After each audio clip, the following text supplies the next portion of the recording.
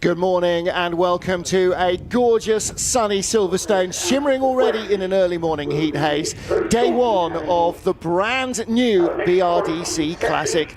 Hello everybody, Martin Haven, and alongside me Bruce Jones in the commentary booth, ready for the start of the first of our live qualifying sessions in the shadow of the British Grand Prix circuit. And Bruce, a fabulous play area for historic cars, lots of space, lots of speed, and the Formula Junior cars, which we're going to start our coverage with today, are always entertaining. Well, frankly, you could have the thinnest track in the world and they'd still find space to go out and play, because this is one of the beauties of these cars from the late 50s, early 60s. They were tiny. They were the same size as the Formula One cars, but tracks seem just huge when they come and play. And there will be a big speed differential between the quickest and the slowest, but at the front end of the field, they have never, ever disappointed.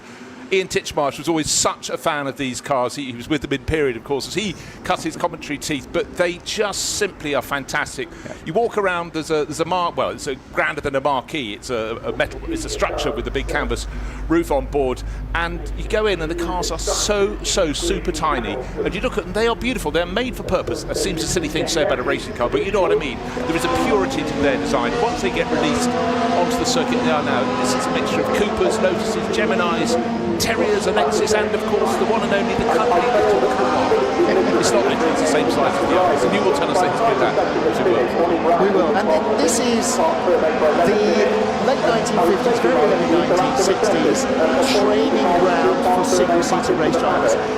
Those of us of a certain vintage, Bruce, you and I are in the same category there, our first Scare Electrics cars look like these. This is what racing cars look like still in little boys' heads. A cigar tube with a wheel on either corner and a driver's helmet in the centre. And some of the big drivers came through this, some of the big Formula One drivers, guys like Bruce McLaren and the Brabhams of this world, came through here as drivers, but also critically some of the car brands that went on to be very major names, Lotus and Lola and so on, also sold a lot, designed a lot and sold a lot of these customer cars, and that was the sort of money that started those small firms for Eric Broadley, for Colin Chapman, and lots of young designers cut their teeth as well. There were lots of very short-lived names. Alexis would be a classic. Koala, there was only one ever of those, but lots and lots of young drivers, young engineers got to cut their teeth in Formula Junior. There were small engine cars, 1 litre up until 1960, and then 1.1 litres. The Cosworth FVA was the engine of choice, the Ford engine.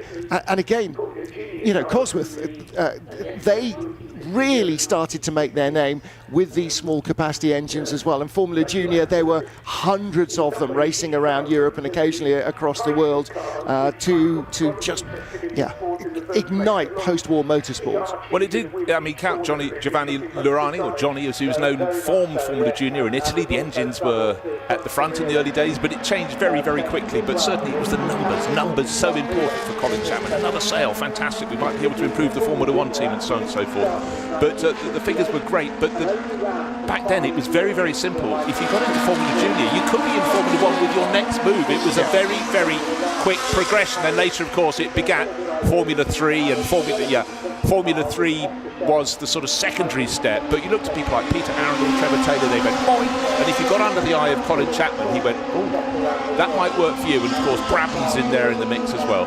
So going around the opening lap, we're still waiting for the laps to be completed, but your point at the outset, look how much space they have to play. But the thing you need in Formula Junior is line, that's important. It's not losing your momentum, so you've got to be hyper smooth, and that's never a bad training ground for motor racing, is it?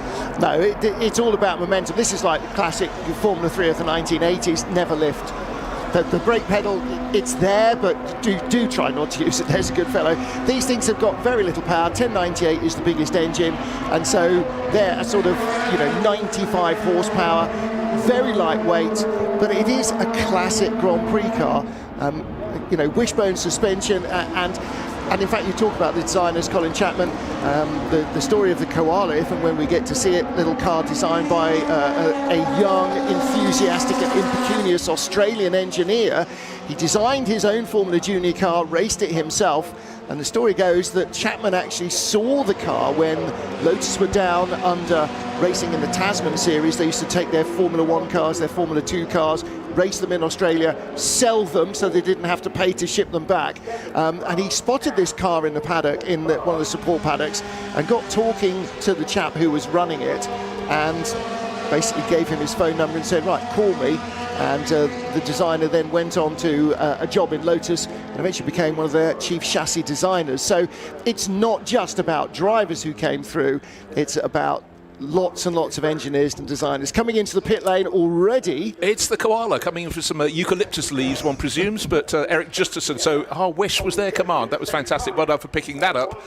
We saw quite a lot of Rufus Flan earlier on. But waiting for the first flying lap to get on the board. But again, this wonderful shot just showing how much space they've got to play. And it is a multi-class category, but most of the success you would expect to come from the latest cars. They were developing quickly. You're talking Lotus 22s, 27s, Cooper T59s. Already seen quite a lot of Sam Wilson. He always goes well. Andrew Hibbert. All right, the first lap's beginning to come in. And actually, it's the Magic Merlin, car number 57. Callum Grant at the wheel, red with the yellow stripe. Oh, dearie me, nearly completing a lap, but visiting the gravel. One of our earlier runners there, sitting out in the dirt. I think that's Paul. It's not Paul Clark. We'll work out when the dust has settled who precisely has had. Okay, so 138, that's Neil Hodges in Gemini Mark II. And a classic view of a front-engined Formula Junior car. Now, when Formula Junior was introduced, 1958-59, Grand Prix cars predominantly had the engine at the front. Cooper was already leading the rear engine revolution, but the big marques, Ferrari certainly still had front engine Grand Prix cars. Many of Lotus's most successful early cars were front engined as well, and so that you have that sort of big tail behind the driver, the boat tail. That's where the fuel would sit. But very quickly, as the 60s dawned, the more modern cars came through with the engine behind the driver. It allowed for much better packaging, better balance, and that means lower frontal area, and when you've got no power, better speed. So Callum Grant, kind of 57, fastest of the lot so far. These cars are all in the slightly later category, basically from the 1st of January 1961 to what was effectively the end of the category at the end of 1962 when it was replaced by Formula 3. But these cars, 1 litre cars, at this stage, we're just heading into the 1.5 litre Formula 1 era as well, away from the old 2.5 litre cars. So you are not very far away from a Grand Prix car. You were probably closer then in Formula Junior to a Grand Prix car than an F2 driver is now to an F1 car. Well, it depends if you want to talk to George Russell or not, because quite frankly, when they're not deploying battery power around somewhere like Spa-Francorchamps, where they were, the Formula 2 cars were quicker. They had more power to play with, but that we can park for now.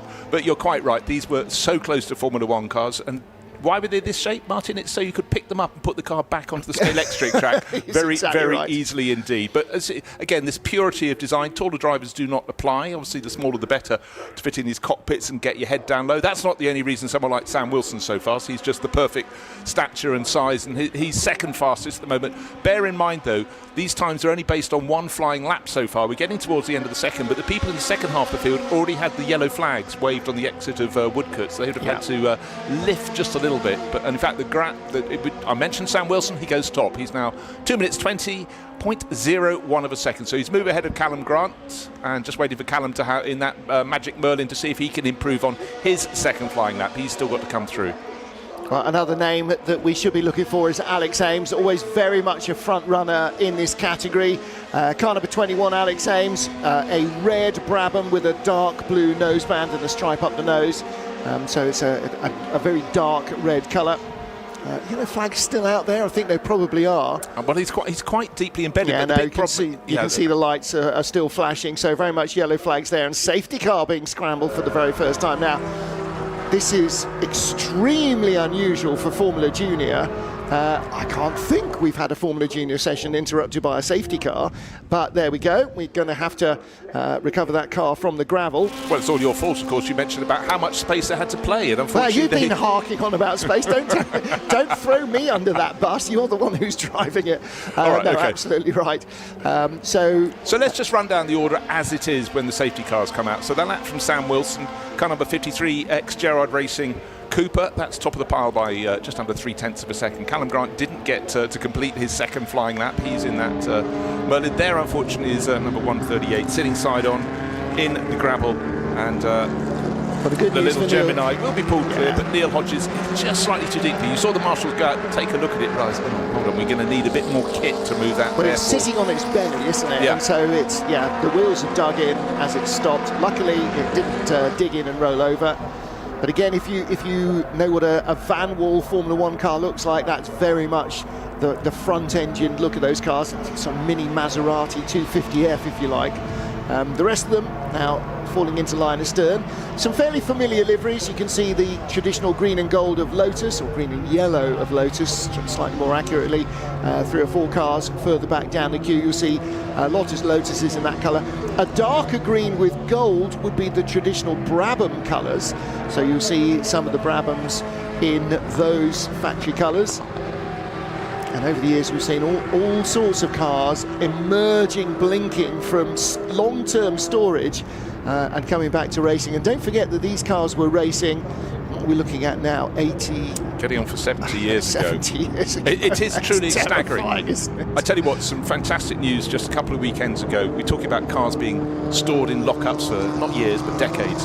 Stateside is going to be a massive movement because we just had the announcement United Road Racing Club of US has been formed. You can imagine the States people going, hold on, when that first meeting comes, I've got something I can bring out. So it is a stirring the pot, and we love to see cars being brought out. But the Formula Junior Historic Racing Association have been going on under Duncan Rabagliati for decades. Have a phenomenal racing scene at home and abroad, and you could just see why. They are so. There's second place car there. There's Callum Grant, red with a yellow stripe. That's the ex-Dennis Welch Merlin. And that's always a front runner. Nice to have something a little bit different. Of course, Merlin went on to make cars for Formula Ford, as did so many of these manufacturers. But again, it was the bread and butter that kept the money coming through the gates, but also brought in other people. Could that be anything other than a Cooper? Of course it could. Dark green with those Cooper white stripes down its nose. That's our fastest car. That's Sam Wilson.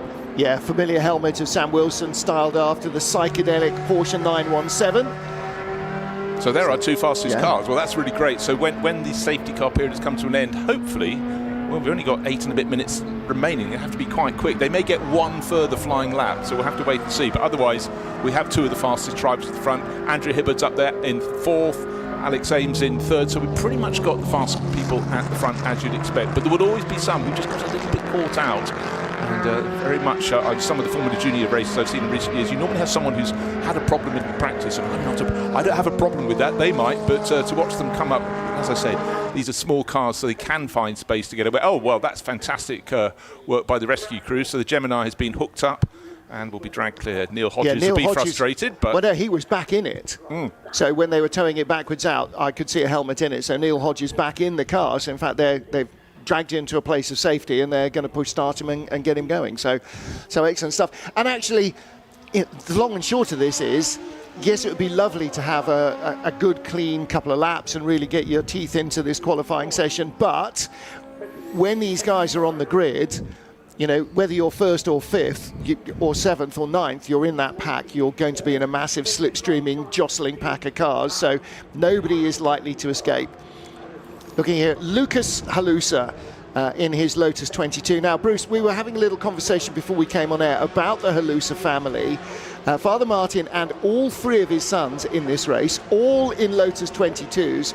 And I was saying that I was looking at it last night and thinking, I must just Google how many Lotus 22s were built in 1963 and what percentage of that output the family own. It must be something like 25% at least of all the cars that were made.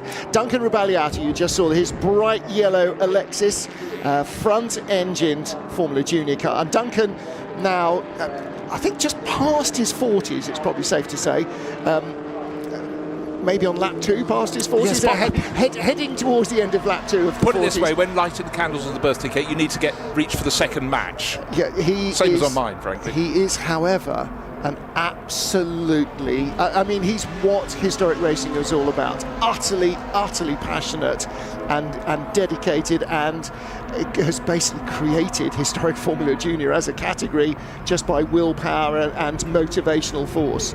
But also what is so lovely about something like historic Formula Junior is the way everybody helps each other out. It's not just a case of, can I borrow your gaffer tape? It goes far deeper than that, and you know, it is for the greater good. And a lot of these drivers actually aren't, a lot of these drivers are in the same car they've been racing for years, but lots of them aren't as well.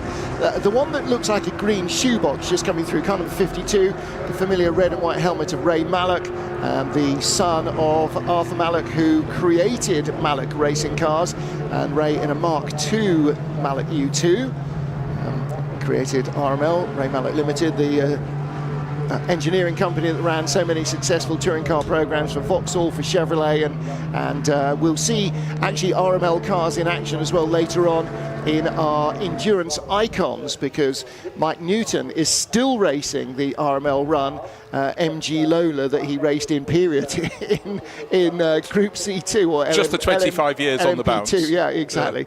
Yeah, still racing it and still winning with it. Still engineered by Phil Barker, the man who engineered it in period. So yeah, lots of history there. But yeah, the Mallock, a very unaerodynamic looking car compared to most of the rest of the field. Yes, but what they had there was incredible mechanical grip, and that was everybody's friend. And people might have said, yes, you sort of joked, it looks a bit shoeboxy. It certainly does. But if it's effective, it suddenly becomes a little more attractive in the eyes of most of the viewers. And cheaper and easier to build and maintain, perhaps, than something a little more flighty and thoroughbred, like a Lotus, like a Lola, like a Brabham. You were going to pay Mallock, I mean, that's the story of where the name came from, the Charles Atlas "You Too Can Have a Body Like Mine" adverts that, again, comic readers of the 1960s will remember, and that was it. You too can have a car like mine. Arthur Mallock built the car for himself to go racing, but it was also very much as a car that customers could assemble. And again, you know, from racing Mallocks, particularly in the clubman's categories, so many drivers, but more importantly, engineers. Guys like Adrian Reynard, for instance, started, you know, developing his own clubman's car. Patrick Head, etc., etc. So you go through the chart. But yes, I mean, teams were inimitably so much smaller. So still waiting for the safety car to withdraw. Now it's green flag. Just as I say that, we go green flag, the engine notes go up. So will anybody be able to topple Sam Wilson? He's a 0.281 of a second clear. And there he is, car number 21, Alex Ames, now starting to give chase, but he needs clear track, and that's precisely what he has. So watch out for car number 21. At the moment, he's down by, well, best part of 2 seconds. Clock counts down, 3 minutes flat. So he might get a flying lap in. Don't forget, we are starting and finishing everything in the traditional place at Silverstone, in front of the, quote, heritage, or whatever it's called this week, pit lane, the proper pit lane, the old pit lane, not in front of the wing. So that's where the timing and scoring starts. So Alex Ames in this Brabham, and again with that familiar Dayglow banding on his helmet, always easy to spot in a jostling pack. Ex-Mike Hailwood car, because don't forget, everyone thinks that Mike Hailwood came across from an incredibly successful time as King of the Isle of Man later on in the 70s, but he did actually compete 63, 64, 65 in Formula 1, so literally came out of these, there is the ex-Hailwood car, into Formula 1.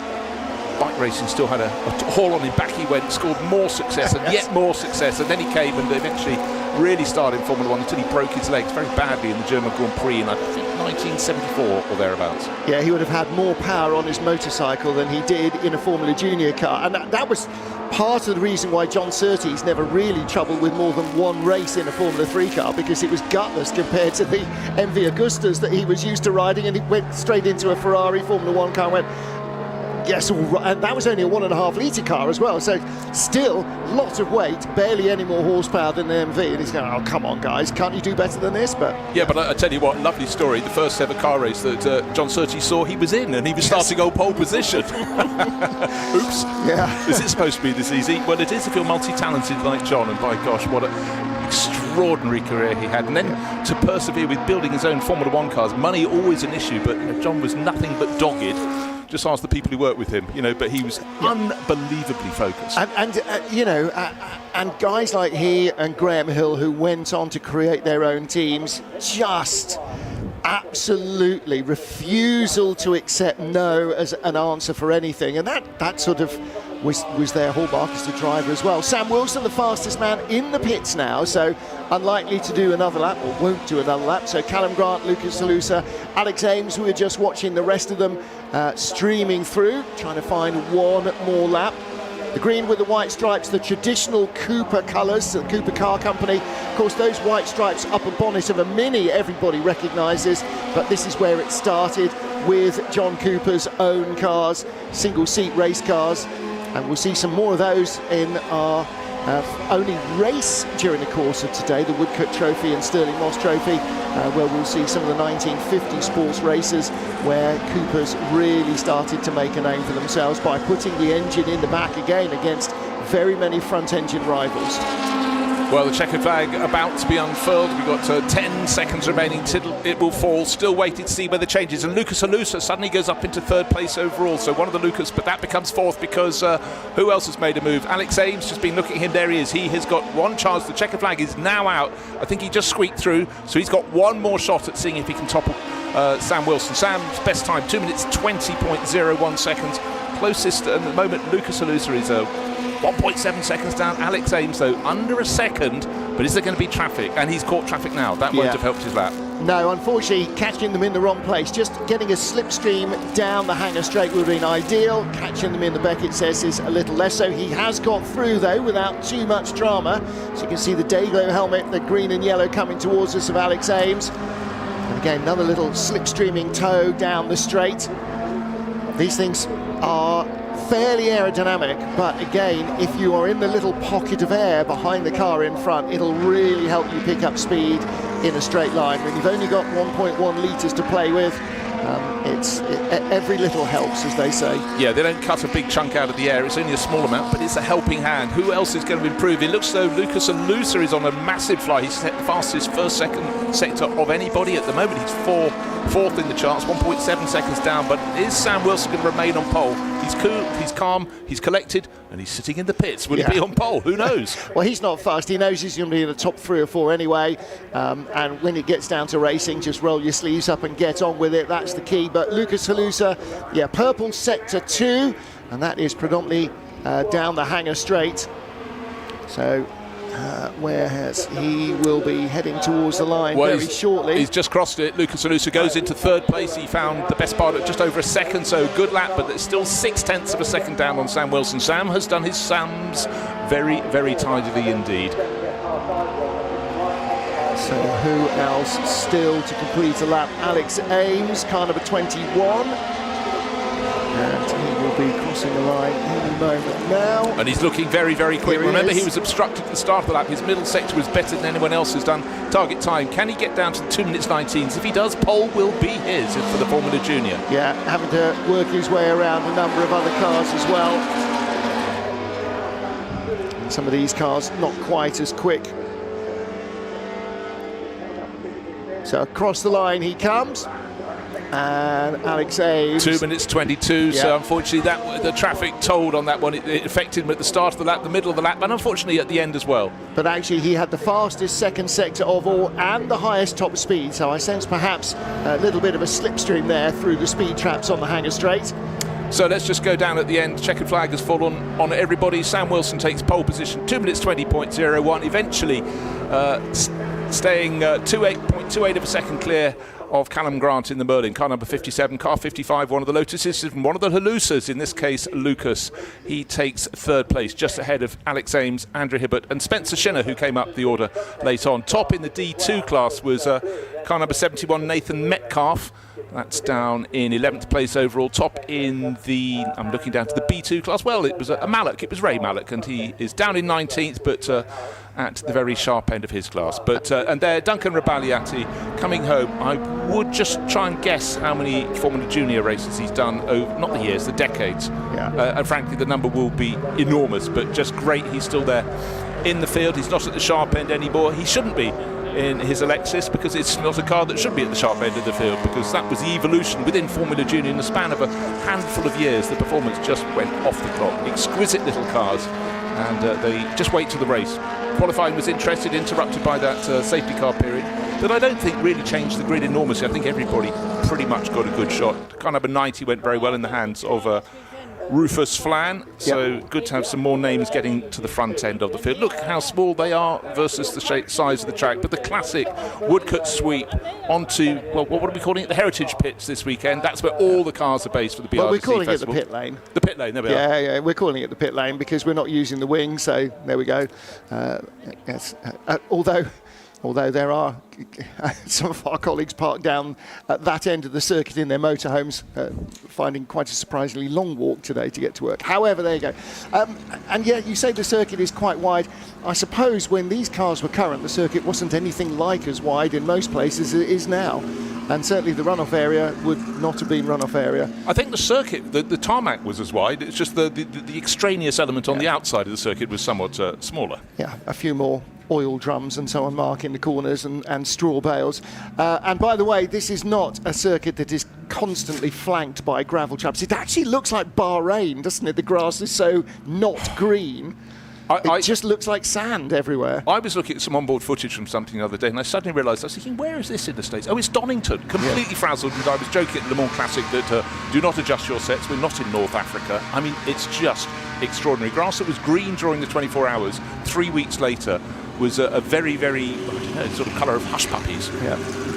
It is absolutely baked dry here at Silverstone. So Formula Junior has had its qualifying session, and those cars will race first thing tomorrow morning, Saturday morning, 9 a.m. They'll be the very first out, and it is like having a double espresso or two in the morning to get us underway, and they'll race again on Sunday morning. So Sam Wilson, fastest of all, from the Merlin of Callum Grant. Top Lotus, 22 of the Halusa family. That's really narrowing it down. Was Lucas. Alex Ames's Brabham makes it 4 different marks in the top 4. End of Andrew Hibbert, Spencer Shinner, Rufus Flan. Expect to see these guys, Stuart Roach, Philip Buchhofer. They're all very familiar names if you've watched any Formula Junior race. I just want to point out, don't be confused by the graphic on the right-hand side. That's their in-lap, their last lap. Right. So the fastest side was 2 minutes 20.01. It wasn't the case that Sam Wilson had suddenly become a little tardy. And further down, Ray Mallock in his U2 Mark II is the fastest man in his Class B2. The fastest in Class D2, which are the fastest cars without disc brakes, with drum brakes, 11th place, which was car number 171. Oscar Trapez. That's Nick Metcalf, I think. Nathan Metcalf. So there we go. So that is Formula Junior. Thoughts from Bruce Jones, and then I'll be replaced by Graham Goodwin. Well, what a great way to get the televised streaming here of the BRDC Festival underway. This arrangement, 48 cars went out to play. Small, nimble, not punching much of a hole in the air. Not a lot of momentum to be had, but what could be found, the likes of Sam Wilson would grab with both hands and get the flow around the Grand Prix circuit. Unfortunately, a little bit of a rotation there and a car getting spun into the gravel, and that one had to be recovered, but the safety car gave cover for that to happen, and then it was a case of safety car released them with just over 3 minutes to go out. That was time for one lap round and another flying lap, and at the end Sam Wilson had already parked up. Alex Ames, car number 21, was having a go and looked possible that he might topple those ahead. Lucas, 55, came home in third place. Ames, though, was obstructed at various points around the lap, so he couldn't improve. But pole position went to Sam Wilson with blue and green helmet, car number 53. So Cooper beat Lotus, Lola, et al., including the Di Tommaso and the Koala. But first session done, that's qualifying for the Formula Juniors.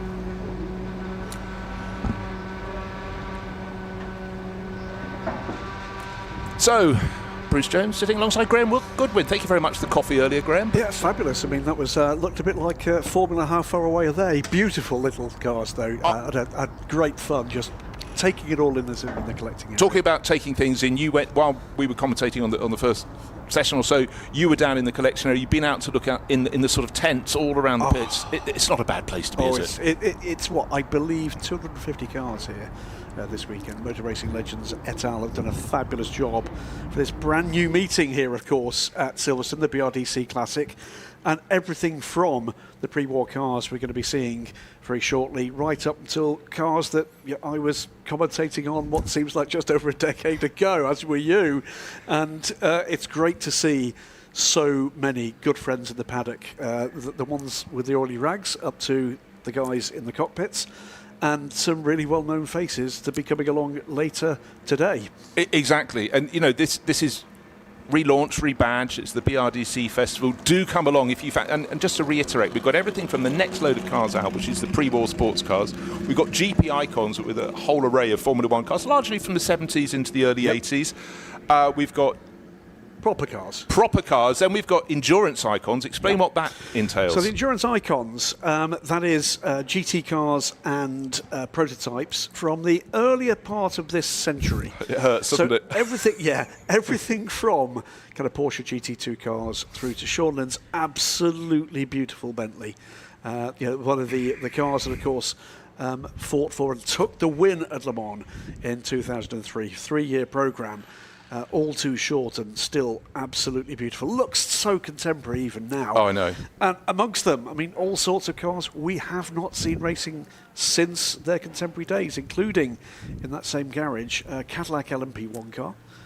One of 2 or 3 that I know have been in prep for some time, but Max Lynn, Sean's son, will be out in that car later today. Then we've got the GT3 cars. Now, GT3 celebrating its 20th anniversary. So I was here for that very first race. I suspect you were too. And it was a scene of wonder to walk down this pit lane and see an entire pit lane chock full of brand new cars from, I think, 7 or 8 manufacturers. I think we've got 10 or 11 represented here. There are some spectacular cars and some still contemporary drivers aboard some of those cars.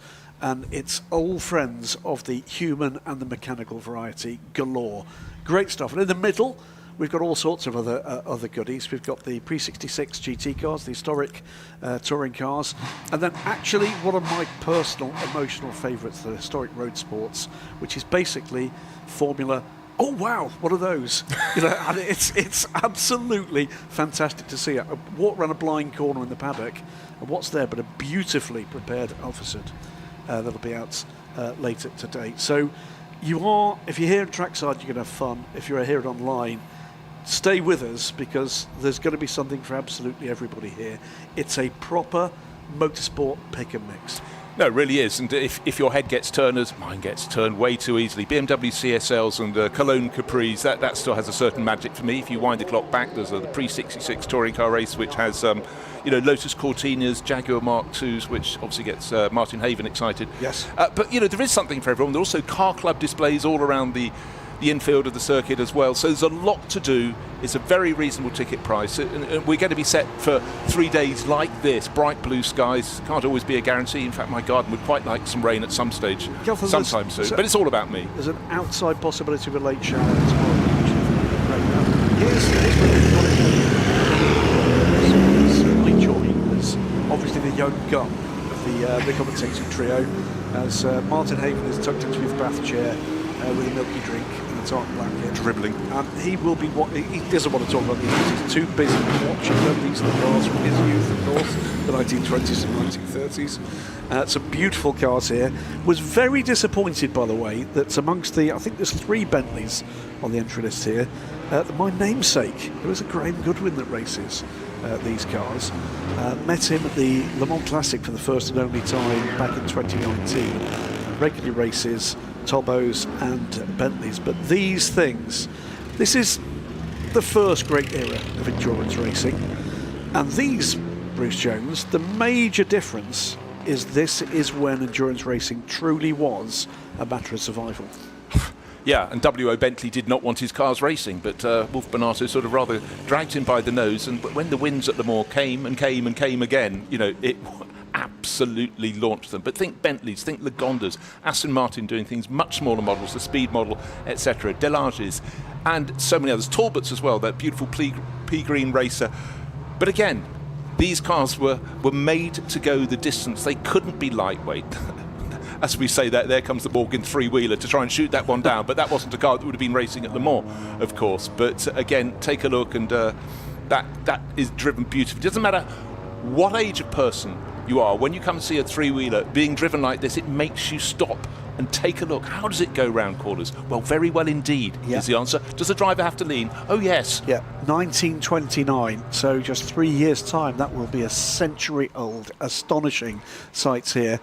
Still, by the way, the odd name in amongst this that will be familiar to contemporary race viewers. Richard Bradley will be out in the family-owned Aston Martin Ulster, which I think he's driving again with his dad, and watch for him close to, if not the top, of the times in this qualifying session. The other defining thing about this grid, Bruce, is we talk about Bentleys, we talk about Jaguar SS100 in this, Bugatti, Alfa Romeo. These are the cars that established that brand. This is where it started. This is year zero. 100%. Now, actually, that's rather good. We just happen to be looking at the BMW in the field, 135. Rather younger than the others, 1939. Cheating, yeah, absolutely so. Vijay Mallya, of course, former boss of Force India Formula 1 team, sharing with Pat Blakely-Edwards, who runs it for Blakely Motorsports. But this was a car, bear in mind that after the Second World War, we ran a lot of cars that were based in the early 30s because no one had thought of anything different. But if you told me, when you look at that BMW 328, that had been designed after the war, I'd have believed you, because its technology was so far ahead of its time. Looking at a Bugatti, that classic shape. And there's a figure somewhere, that's Martin Halusa, run by Dutton Bugatti. I believe the figure for races won by Bugattis was 1,000. Wow. Because pre-war, any sort of seaside town worth its salt, wanting some tourists, would quickly put some straw bales out and arrange a race, particularly around France. These were the cars to have, and they went on for year after year. And they were small, they were nimble. In fact, the drivers had to be small and nimble. Look at this little Bugatti. Not much space for someone who's had the family pack of donuts from Tesco, that's for sure. You were looking at me when you said that. No, but it was young Martin who sent him out for donuts. Absolutely. But pretty little cars, aren't they? And if you're listening for anybody from the contemporary Bugatti factory, you could add to that total. Just come on, get to my Bugatti. But these cars require bravery and commitment, I think it's fair to say. Not just financially. Yeah, exactly. And in the case of the Bugatti, very small feet, so they can actually fit down the football. So just going out of shot was the BMW 328, the one I was talking about, with Vijay Mallya on board.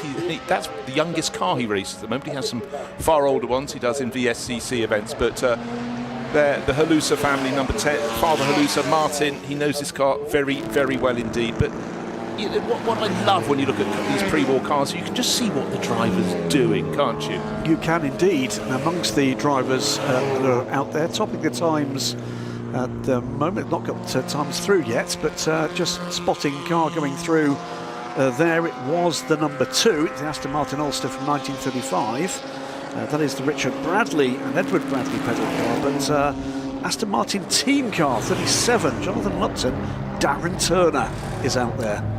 It's not the only car Darren's racing this weekend, so just waiting for the pace to come through. It looks so Rudy Friedrichs is going to go to the top in an Alvis Firefly. That'll be car number 18. Rudy has an amazing collection of cars. I always find when you've got someone who has a strong brand allegiance, you think you are literally just working your way through the list, picking out the very best. Wouldn't we all love to be in that position? It would be a lovely thing to do, but one thing to be a collector, there's another thing to be an enthusiast that takes it to the next level. Pretty much all those collector cars, to get to the stage where this is not just not competitive but safe, those cars have had an absolutely not restoration to get to the stage where this is even thinkable, never mind possible. Oh well, look, these are better prepared than they would have been in period. You know, there is no shadow of doubt. Technology has helped with that. So still waiting for the first times to come through, but track conditions absolutely perfect. And again, looking at Vijay Mallya. Let's say again, you get a view from this shot, but it is a perfect day. I've just had an hour just wandering around the paddock into and out of garages and amongst a couple of the car clubs. This is the perfect day and the perfect weekend to come along, bring your friends, bring your family, and come motor racing at Silverstone. It's just free range. It's wonderful. It is, and access and accessibility and everything is wonderful, but actually it's importantly just a few degrees cooler than it has been in recent weeks. We've done an awful load of hot race meetings. I remember at the start of the Spa 24 hours it was 39 degrees. Nuts. Doing a double stint, no thank you. I remember Valentino Rossi said after he did do a double stint as it went into darkness, he went, the last 6 laps bit hazy. It's like he's in the room. Yes, I know. Can you see my balance on the chair? Just so natural. But great stuff. See the heat haze. Yeah, it's wonderful on the longer stops. And again, working the wheel even in a straight line. Car number 18, That's fastest of Elvis. all. That's the Elvis Firefly. And Rudy Friedrichs has, as predicted, gone top. You could say on top and how. He's fastest by 8 seconds. But at the moment, he only 10, 12 cars have set a flying lap. So he was one of the first cars out of the pits. And just to give you a guide, his first flying lap was 24 seconds slower than the Formula Juniors of Sam Wilson. Wow. So he's got more power, but he's got an awful lot more weight. But again, you can see how Rudy is just so comfortable with the dynamics of that car. If you're new to historic racing, you've really got to work those tyres. They're not going to give you a lot of give at all. You've got to be on top of them. And that very much, you sort of the stance of the driver in the cockpit, the way he's working that hard. This is a big physical car to drive. It is Make no indeed. mistake of it. I recall one of my very, very few opportunities to sample a car of this vintage came for the opening of what is now Rutland's Museum back in the day. And we were picked up. I was back in government service at the day working for the tourism minister. And that came with some very early lottery funding. We were driven to Brooklands from Westminster in a blower Bentley. Of course you were. I was astonished at the performance of that car. What shove that thing has. In the rain, by the way. Naturally, but we always like to joke that torque is our friend. It most certainly is your friend in these cars. That's it. You think of the engine format, straight 8s, straight 6s. They did things differently back then. Of course, with Bentley, they discovered if you stuck a supercharger, it went rather better. But, Rudy Friedrichs is absolutely pushing here. It's 2:44.1 was his first flying lap. I think he's going to better that again here. 2:44.1 becomes... No, it doesn't. It's a 2:45.1. So maybe a little bit of traffic. He's got some traffic again here. Still that 8-second gap. And again, if you look at his car, of course, it is a two-seater. It's a sports car racer, but the tonneau cover is zipped down or buttoned down to cover the other side of the cockpit. And that's the interesting part. This is where that two-seater wheel started, of course, and it survives today. The move to take the next iteration of LMP2 to a centre cockpit, that's been binned off. They will retain that effective de facto two-seater look, and it started with these cars. This is, as I said before, year zero for endurance racing. And obviously, it is a two-seater in the case of the Bugatti, a 1.5-seater, or unless you've got a very narrow friend. Yes, I mean, I think when we see the Bentley a little later, there is a two-seater version of that car. One of the very early cars was re-engineered so that it can get a vestigial second seat in full passenger rides. But talking to Howden Haynes at Progressive Engineering, where I believe that work was done, the work that was required to achieve that was, let's put it this way, not inconsiderable. So all sorts of electronics that had to be moved to places where they were not designed to be to make sure that that was possible. So whenever you have a pre-war race, there is a law. It has to have at least one Fraser-Nash in it. We're looking at the BB family car run by Oselli, 1932 Fraser-Nash TT Rep. Racing begat sales, and of course success on an event. Fraser-Nash very much grabbed this. The Rep. It wasn't a replica. It's just this is what we use to win to win our class at Le Mans or whatever. And you too can have one. You can buy one, which will fill our coffers. But the Fraser-Nash Club around Europe in particular, but particularly in the UK, is phenomenally strong. A lot of these cars get passed down, generation to generation. They're small, they're nimble, they're dynamic, and what is not to like? second quickest now, under 6 seconds back for the little Fraser-Nash.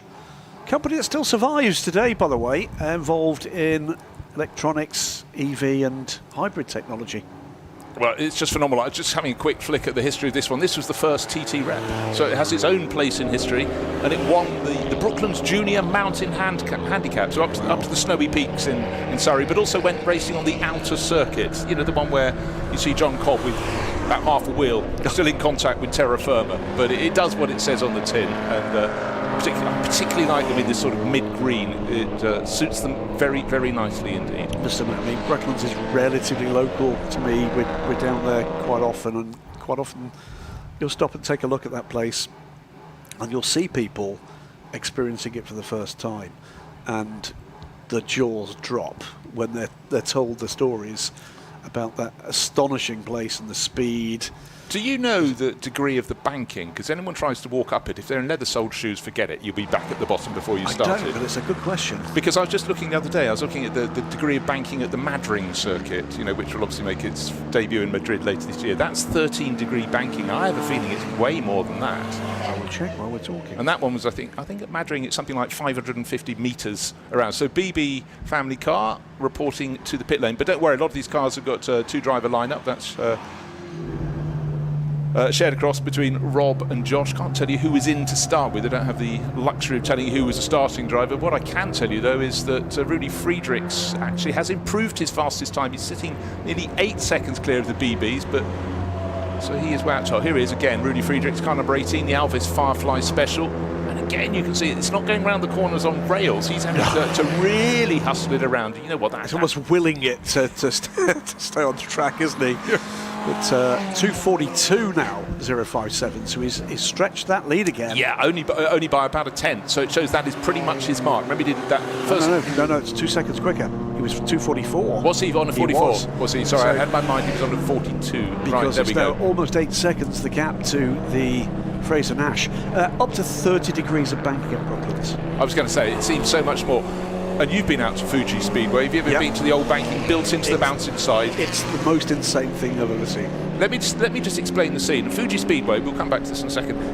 The straight, it now goes quite well, and then it dips down to the right. It used to continue, and there was a bank curve. Was it built? No, it was cut into the mountainside, and it went through about 210 degrees. Yep. And then came back in over a crest into that. Yeah. Which was eventually its downfall, because the whole place was originally just designed as a NASCAR circuit. And they didn't quite complete that, built the original road course. But that, I have to say, when you see it, and you see it in terms of the depth to which that crest plummeted, it's not a surprise it didn't survive. Oh, we forgot to mention one other element, that the corner dropped away as it went along with the mountainside. Oh, so indeed. from entry to exit, through all these degrees. So I walked up there to take some photos, brand new camera lens I bought 2 days before, dropped it as I slipped. But anyhow, first of all, come to the BRDC Festival here at Silverstone. Second stop, Fuji Speedway, put in your book for next year. Worth a visit. Relatively new museum there, by the way, fabulous place. Hopefully we'll be going to take a look at that, Martin and I, when we revisit for the World Endurance Championship later. And if you're here at Silverstone, keep an eye on ticket sales for that, because World Championship Endurance Racing is back. I'm delighted we're having a chance. We talked about Bentleys, they were coming out to the circuit. This is a 1928 model. It's the Wiltshire family car, 1928, Bentley 3 litre. After racing, it was used to tow a plough. We were talking about having grunt, having horsepower, but more importantly, having torque. And again, compare the driving position in this. Look, you're up high, big, solid car, huge engine out front, 3 litre engine, long in front of you. You compare it to the driving position, for example, of Martin Halusa in his little Bugatti Type 35. One would be looking at the other one's navel if they were side by side. Because 10 pre-war Bentleys, by the way, on this grid, from 1924 through to Blower Bentleys in 1930. They are absolutely fabulous beasts. I was said a little earlier, the collecting area for Formula Junior, one of these cars is being manoeuvred to go back to the paddock, and one of my moments so far is one of our competitors here with, I presume, young son, and just about school age, and was looking up and almost got a rick in his neck looking up to the top of this car. Yeah. Fabulous. Memories of bringing my son, I'm sure the same with your kids as well, Bruce, to experience these cars for the very first time. These are moments they will not forget. Look, it's a treat for us every single time we see them, but it's even more when you can go, yeah, this is the history. And it might not be your thing, but this is the history of motor racing, and there is evolution, and obviously it spills over into road cars. Great we're having a sight of some of the Aston Martins in the mix as well, and the Lupton Turner car, that's car number 37. It's a 1930, very early Aston Martin. It's a team car running in green. A lot of those, of course, will be running in red later on as well. But Jonathan Lupton sharing with Darren Turner, so just checking that's not a different Turner helmet. I don't believe it is. But that's going well. At the moment, it's 4th overall. What have we got left on the clock? 8 minutes, and quite a few of these crews have yet to put their second driver in. I would suggest that Richard Bradley hasn't had a go yet, because his car is down in 18th, shared with Father Edward. Car that's been racing continuously since 1946. That is nuts, isn't it? Don't put them away, race them. We were talking earlier, before you came on air, about Formula Junior and the pleasures of watching some of these cars roaring back up the grid. Sort of hope Richard doesn't get in that car, because I'd like to see him attack this field. That would be you're a devious man, Graham. Great thing to see. But a good script writer. But 2015 Le Mans winner, of course, the LMP2, Richard Bradley. And the team he took part in to that victory, KCMG, one of their earlier prototypes, is in the Endurance Icons field later, Pescarolo. In fact, the only KCMG prototype he never drove.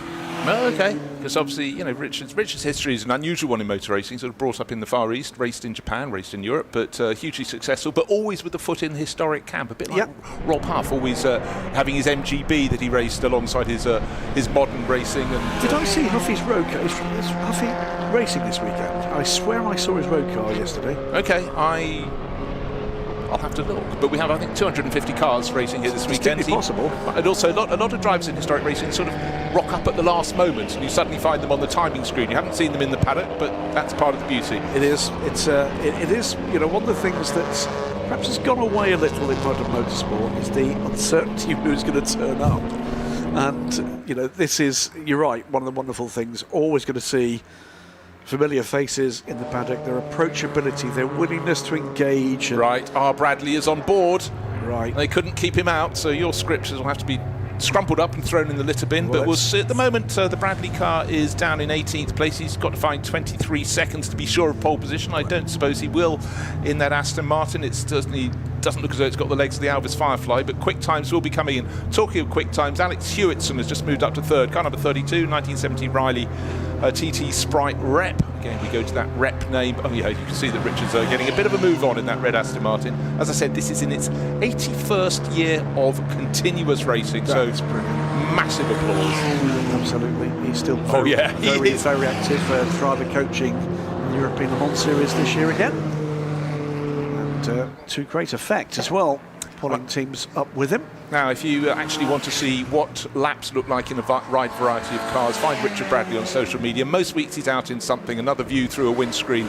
And actually, really interesting if he's got a record of how many competition vehicles he has driven. That's a good one. It's going to be absolutely vast, and I really do think it helps a driver in every way and form to race as many different things as they can. Get him in for 5 minutes during the Endurance Icons races to... you might need more than 5. But it's one of those guys, isn't he? Callum Lockie another, Ian Flux another, that I've got somewhere. Fluxy gave me a list. I say list, it's a book of the cars that he's ever driven, raced and tested. It is enormous. Look, if you go in a historic racing paddock now, a lot of drivers will turn up, you know, sort of the hired hands, if you will, but they're not hired, they're doing it for fun. And you go through the list of cars they race in one meeting. Yes. It could be a lot, but another name to throw in that is someone like Carl Jones. He'll be out in the BMW M3 later, or just they are around, they're quick, and they... Yeah, I mean, what a luxury in your life where you race contemporary stuff when you were a single-seater driver, maybe moved to touring cars, maybe did prod saloons, etc. I'm thinking of sort of Carl Jones's career, British Touring Car Championship, but then you get to drive the old stuff too, and you suddenly find him in a Jaguar D-Type or something, but also they have all that knowledge to pass on and to bring on drivers. This is what a lot of historic racing is about. If someone can afford to buy a historic racing car, that probably is quite pricey, but they want to get the most out of it, most out of themselves. It may not be something that puts them on pole, but... Richard Bradley's found 10 seconds on that lap. So he has. So he's up into 5th overall. He's now 10 seconds down. Callum Lockie, I think, just popped up in 3rd.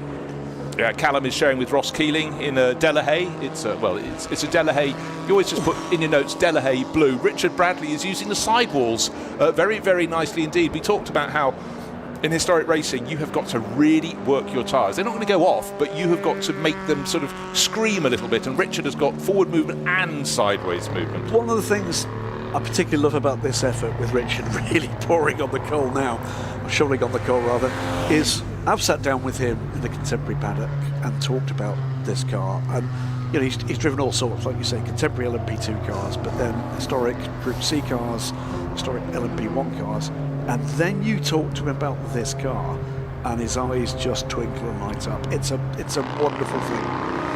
One of the privileges of our life, sorry, Bruce, is the opportunity to sit with these guys and talk these stories. Look, and racing drivers can be divided down the middle. Some can race, they can be quick, but they have no real feel and love for machinery. But Richard's at the other end of that pendulum swing, and every single detail. And if you've known this car, it's been in your family forever and a day, but also they're constantly being worked on. I remember speaking to him, I think he'd been driving a Maserati 6CM, so a Grand Prix car, and he said, we're not getting the most out of it. And you could just see it was a problem. He was prepared to, the nettle with both hands shall be grasped. But again, it comes down to that driving experience, the feel, and also he now knows what to expect from a historic car. Whereas if someone's just parachuted straight in from junior single-seater racing, modern racing, it's going to take a while to really understand what you're looking for. What is the potential of this car? And it is here's the difference. You're looking at it right now. Would I come to Silverstone for 3 days to watch a parade of these cars? I would, because I love them dearly. But boy, these things are not being paraded. And I think that's the beauty of it. When you watch the way he's attacking this circuit with that car. He is, by the way, going significantly quicker on this lap by the look of things. He has just gone through, actually with a bit of traffic, not improved in the second sector, but did improve in the first. He's got about a second and a half to find to move up from 5th to 4th, because the number 99 car moves now into 3rd position, just 8 seconds off. That is Ewan Getley and Lewis Fox in a 1924 Bentley 4.5 litre. Well, it's the best of the Bentleys at the moment. Still time for another flying lap for everybody who's out there. We've just got over a minute remaining on the clock. This is the pre-war supercars of their time. What you have to understand is just how special these were in period, and particularly the very earliest one. What was on the road at the time in 1924? Well, precious little. Not a lot. And nothing with any performance. And then suddenly, made for purpose. But what is the purpose? The purpose is going fast. And Richard Bradley, he did not improve. He was very close. 300th. He was a whisker down, but he has time for this further flying lap. Where the traffic will fall is the big key for him. Again, as he came by the Bentley, and looking up at it, again, what just exemplifies historic racing. The hand from the Bentley driver to say, yes, I've seen you come by this way, and the wave of acknowledgement from Richard in making that pass quickly and safely. It's not quite like that in contemporary racing all the time. You just need to look for it. I'm sure it's there. But anyhow, Rudy Friedrichs, I mean, what an astonishing job he's done. Hasn't he just? He's in the pits, but he's sitting on his margin has come down because Pat Blakeney-Edwards has got onto the BMW 328. Vijay Mallya started. He has suddenly gone up into second place. Blink of an eye. Still got to find 5 seconds. Not going to do it because the checkered flag is falling right now. There we are. The qualifying is over for the pre-war cars, but plenty of drivers out on track setting faster times, and the BB family car has just gone from 5th up to second place overall, 3.5 seconds down on Rudy Friedrichs. Rudy can't reply. The Getley Fox Bentley also just cruising over the line. It looks though that will be their best maker, trying to see what Richard Bradley can do. He's down into 6th place now, this late flurry of tyres, but he's still got this lap to complete. Don't think he's going particularly quickly on this lap, Richard, but looks to me as if Edwards is pushing hard, and this could be a lap to watch. I think there is still performance left in this BMW. But you look at that, and as I said, this is 1939, but even in 1939 times, it was probably more like 1945, 1950 in terms of what a leap forward it was in terms of the technology. And you put it alongside one of the Bentleys, anything looks small next to a Bentley. This looks absolutely tiny, but what's under the skin is what really counts in this one. It was a period of time for all sorts of reasons that technology in Germany was advancing at a rapid rate. Of course, the silver hours in Grand Prix racing, but all the way across the offering, Germany was showing us what they were bringing to the show in all sorts of welcome ways in this instance, maybe less welcome ways in others. Yeah, but anybody who was there at the 1937 Donington Grand Prix when the silver hours arrived, as if from another planet. I mean, you rocked up with the ERA feeling I'm Jack the lad, and suddenly you realised Jack wasn't going to be at the front of the grid by some considerable margin. Martin was telling me that when he was there as a teenager, I think at that stage, how shocking it was. So, final few cars coming through. There was no improvement from Richard Bradley, but we could see he'd already backed it off. You know what, though? He probably saw doesn't want to stress the car. He'd like his father, Edward, to get a race in it. And again, it comes down to familiarity.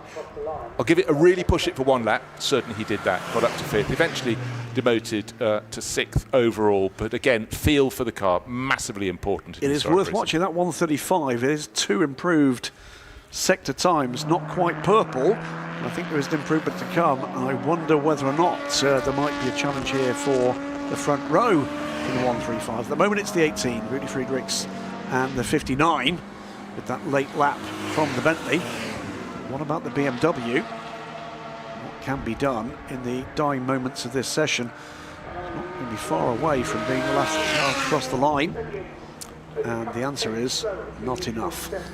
Well, 3rd is still a very, very good starting position. One presumes the driver who went first in qualifying will be the start driver, so Vijay Mallya, I guess, will start that, and maybe that will be the story in the race. Pat Blakeney-Edwards trying to make up ground later on, but Rudy Friedrichs really got the job done. Car number 15 there, one of the many Bentleys. That's Parker on board, not the chauffeur.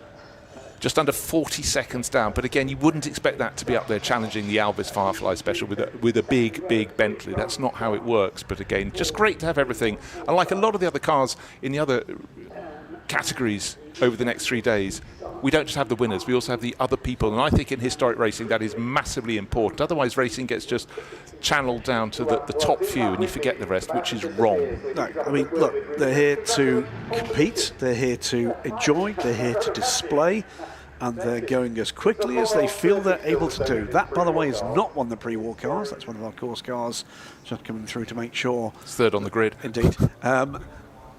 And that is the overall classification, Bruce. Yeah, so Rudy Friedrichs got the job done. Best lap for him, 2 minutes 42.0 seconds. And the BBs, Rob and Josh, 2 minutes 45.6. So they were in their Fraser Nash TT rep. BMW 328, Pat Blakeney-Edwards on board at the end, moved it up into 3rd place overall, 2 minutes 46.8. Getley and Fox, they went very, very nicely. Car number 99 working its way up to Ewan Getley, Lewis Fox with their Bentley, 4th fastest, and 5th was Keeling and Lockie. Eventually car number 38, which was the Delahaye. Didn't see too much of that, but and then the Bradley family car with that late improvement from Callum Lockie. In fact, one car we didn't really talk about. Car number 8 moved up to 6th place overall, and that was John Burton, Nick Finberg in that glorious, unique Alton Jaguar. Look forward to seeing that in the race. So real mix of cars in the top grouping, and certainly some sleepers there that will work their way forward. But what a mix with the Delahayes, the Aston Martins, the Bugattis, the Bentleys et al. That was the pre-war sports car field. Majak is the name of the championship, and drivers out there warm. There's Callum Lockie about to walk into the camera and being not quite run down by one of the rivals there, which was a 2nd place BB car, Fraser Nash, coming in the background. So what an array of cars. What a fabulous Friday morning. Everyone's skived off work to be here at Silverstone. Good to see you. Thank you for coming, Graham. But again, it's looking at these cars and just realising how quickly they had moved on from what was being produced just a decade earlier, and then after the interregnum of the Second World War, how things, it took a while to get going and then to start making advancements. Wasn't the money around, but for me, just looking at these cars, even if they were just competing in your local hill climb, there was something about them. But then when you think what they had to do at Le Mans, which was the big one for them, and then the tourist trophy races and some of the circuits they were competing on there. Have you ever been to the Ard circuit in Northern Ireland? No. Oh, you've got to. Oh. Then you think, how fast were you going in your 300 SLR, Mr. Moss? But you say they're all over, don't you? I mean, look again, can there be 3 more different cars, 3 wide? Delahaye, Bentley, and the tiny little Derbyshire family, Morgan. But the driver setting the pace early on was Rudy Friedrichs. He was a late entry with his Alvis Firefly Special. He went out, he put himself about 8 seconds clear of anyone else. The others did come towards him through the course of the session. The BBs with their Fraser Nash TT rep. Here it is, kind of a 59, but they couldn't get close. Eventually got down to within 3.5 seconds. But Rudy Friedrichs got out. He did 2 really special laps and left the target for those behind to chase. The Lupton Turner Aston Martin going very nicely. The Delahaye very much in the mix. The Keeling Lockie car, there's Callum Lockie at the end of the session. That former British GT Championship. But Friedrichs, he got the job done. There was a late challenge from Vijay Mallya's car in the hands of Pat Blakeney-Edwards. That was the Getley Fox Bentley in the mix as well. Here is 135. That's the BMW. Pat Blakeney-Edwards right at the end of the session having a tilt, but pole stayed in the hands of Rudy Friedrichs.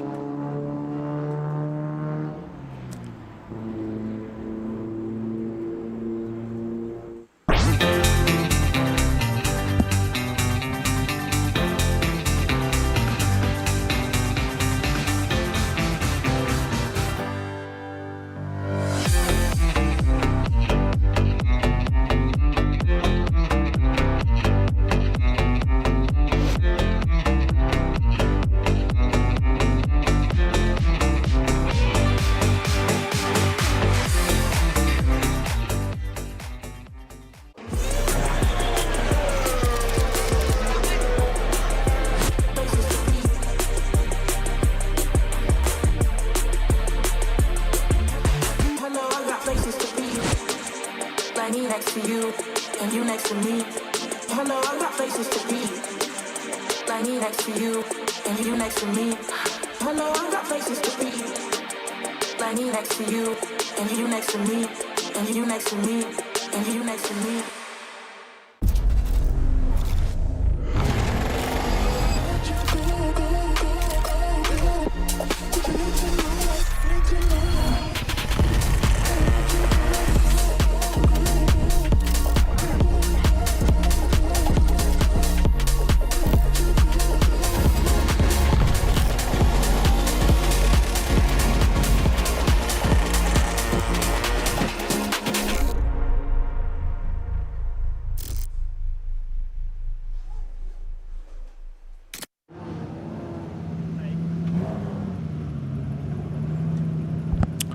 GT3 legends, it's a thing. Historic racing for GT3 cars. It seems to have happened in the blink of an eye as I look at the Audi with the leopard livery on board. I know it was a few years ago, but surely enough to not to be in historic racing. But oh yes, 2006 to 2013, that's the first period of historic racing. A lot of the drivers in this race would have been competing in these cars when they were fresh, when they were new, when they were contemporary.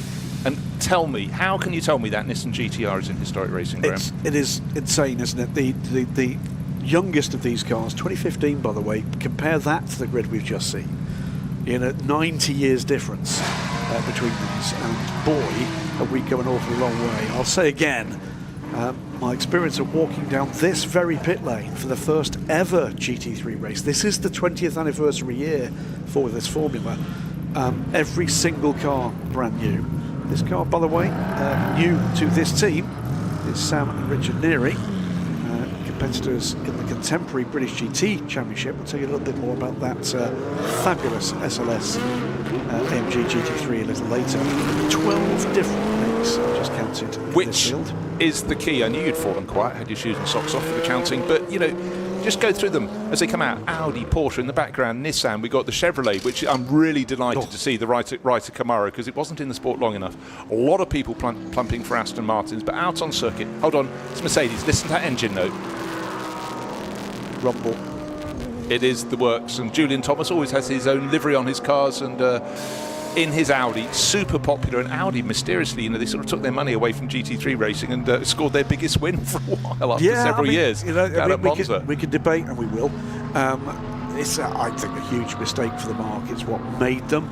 Is the factory and customer racing programs. They've moved on, of course, now into Formula One. And good luck to them, but I think that will prove to be a mistake for that mate. There's another SLS one. I think we've got 3 in this grid, one of the Black Falcon cars that you'll be familiar with, the Nürburgring 24 Hours. Certainly I am, from the years where I was kind of part of commentating on that event as well. The Nissans, the block of flats on wheels, if you like. And by the way, later on in the Endurance Icons, we've got the GT1 versions of this car as well. Indeed, I walked down the pit lane yesterday looking in the garages and got a little bit confused. Hold on. Oh, that's the GT1. That's a Michael Crum car, isn't it? Anyhow, more of that later. But looking here, the body shapes, you think, how can a car, you joke about the Nissan being the block of flats. Obviously, it's much, compare it to a Ferrari 458 or an Audi R8. It's so big. But bear in mind, GT3 rating allowed us to have the Bentley Continental, BMW M6, Ford Mustang now. So we can talk a little bit about balance performance. We can. It's brought in with GT1, of course, back in the day, but it's enabled what unquestionably is the most successful formula, certainly in modern racing. Thousands of cars have been in action in countless championships and races around the world from, well, I think it's 14 or 15 different manufacturers. We have 12 of them here. This right here, Bruce Jones, is a proper history book of the first decade of this formula. It's wonderful. It is, and I've only just started reading Gary Watkins' brand new book about 20 years of GT3. It's sitting on, I think Martin Haven's reading it at the moment, just behind us. But, the whole essence to me, it's close racing. The balance of performance, just in a nutshell, the idea is that they will look at these cars, they'll work out what its maximum speed, maximum lap time, or minimum lap time should be, and try and balance it so all the cars would achieve a similar time. Of course, they'll achieve it at different points around the lap. It's a very clever formula, but it must work. As you say, potentially 15 manufacturers, and how many other forms of motor racing? I know the World Endurance Championship at the top level, of course, in the hypercars and the GT3 cars that are commensurate with that. has an incredible array, but you think across the years, how many years you've had only 3 or 4 manufacturers in the championship, and that makes it a little bit less interesting. And now, you've got this variety coming, cars coming round, and again, it's almost like a kind of parade of what's possible here. Fabulous, fabulous cars, and pretty much everywhere now you go. I was watching, you fell down the YouTube rabbit hole a couple of days ago, race in Panama. No, sorry, Guyana. I apologise, Guyana. GT3 cars in Guyana racing in the rain. Absolutely amazing stuff. The Blancpain liveried Lamborghini Gallardo. These cars built in period by Reiter Engineering, as was the very black and very loud Camaro you'll see later. Lamborghini taking their GT efforts back in-house with the Hurricane and now the Temerario, of course. But that is such an interesting element that someone like Reiter Engineering took charge of that project for them. Also on the track we've got, I think, just the one Ford GT, another German company, Maytag, said, we want to take that racing, we want to put you back. Now, if they made that decision now, Jim Farley would go, no, we'll do it in-house, because the big boss of Ford is a man who just makes things happen in motor racing. McLaren's in the mix as well. That is the Zach Brown pedalled car. I think Zach is pedaling this one with his son. With Maxwell, yeah. We don't know who's on board at the moment. Not sure at the moment. But you'd think Zach will put himself in first, though. I'd have thought. Yeah. But that car, principally with British GT and later Macau experience, that car on the podium at Macau, I believe twice. Yeah, with Danny Watts. And Richard Beans as well in that car. Yeah, Danny was someone who just seemed to absolutely come into his own at Macau, very, in Formula 3 and the gear race. And again, we're talking earlier about how there's runoff here. There isn't any runoff at all at Macau, by the way. It's what might be regarded as terminal. As the likes of Lawrence Vantor learned, well, saying to his cost, he won the race upside down, didn't he, some years ago. But time's beginning to come. 2:01.084, by the way, for the number 21 car. And that car is the Frederick Wakeman Audi 2012 car, red and white car. And again, you look at your entry list and then look at the timing screen. There's another name alongside him, /Ward. So Chris Ward? That one will presumably Chris. I think see Chris in the paddock. Yeah, he's definitely around racing many things, but maybe it's another one added. But Fred Wakeman, he jumps out of it sort of, generally in a Cooper Jaguar or something like that. And, this is the thing about historic racing. And I think GT3 has excited so many people. I mean, yes, you were foolish to sell all the ones you had in your garage because suddenly they doubled in price when it became a historic category. There is the brown car, and obviously it's rather fitting, of course. Zach raced that in British GTs, and is just it's great. He's now running the Formula 1 team, but that's United Autosports again, an evolution of their race livery. It seems quite plain in comparison to the ones we have now, which are very different indeed. Yeah, I'm pretty sure that is Zach at the wheel of that car, and he'll again be in action in the endurance icons with a newly acquired GT2 Ferrari 458, another fabulous beast. It's a fabulous beast, by the way, referring to the car and not to Zach. This is the 888. Von Oeynhausen family's father and son competing both in BMW Z4, so they've also got an Audi R8. But the Z4 didn't have a V8 engine in its road range, but to come in GT3 racing, it was decided it should. And that is the best sound in it's the an astonishing sound. field. It's an astonishing sound, isn't it? I mean, there's almost no other V8 that sounds like it. I can hear it through the window, and it's a kind of, it's not a screamer and it's not a rumbler, it's somewhere in between, and it is utterly bewitching and magnificent. Sound is such an important element of of any form of racing. I still do what I used to do as a child, which would be standing trackside and close my eyes and try and guess which car was coming. Because I'm quite sad like that. But this is a car that was raced by a young Joe Osborne in period. Now, of course, he does a lot of commentary. Whatever happened to him? Don't know. He's an astonishing person to talk to about these cars, because I did a race with him a while ago. He wasn't bragging. He was just explaining the difference between, of the 10 manufacturers in the field, he'd driven 8 of their GT3 cars. Yep. So he's the perfect person with really, really clear analytical explanation. But it still looks good, sounds good. It's going pretty well for Marcus von Oeynhausen, but the sharp end is still, it's probably Alvaro Parent at the top, sharing with John Showbridge, car number 477. First car under 2 minutes this weekend. It is indeed. So 477. That is another Audi. It's a 2013 car.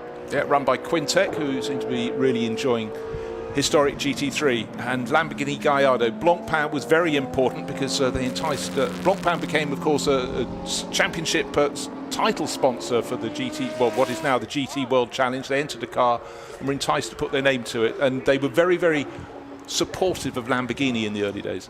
Just going through in second, by the way, and that's Nick Sampson in the number 68 Aston Martin. It's the red, black and white car. Ex-massive motorsport car, briefly a contender in the early days of GT3 racing in the European Le Mans Series. Danish team, there it is. I think 68, is it not? It is.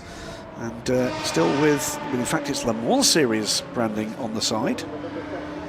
Well, I suppose red and white, that's very much your Danish race livery, of course, and not long ago at Le Mans, well, quite a long time ago, before Tom Christensen, it'd be Jack Nellerman racing at Le Mans for Denmark, and then since Tom Christensen came and just kept on winning, the number of Danish supporters at the circuit almost outnumber British ones. It's astonishing, not just competitors, it's spectators, it's competitors as well, and barely a weekend goes by without us seeing Danes on the podium, whether or not it be in the European Le Mans Series, in the FI World Endurance Championship. And what an example that is of where one shining star can influence the choices of other people in a relatively small nation.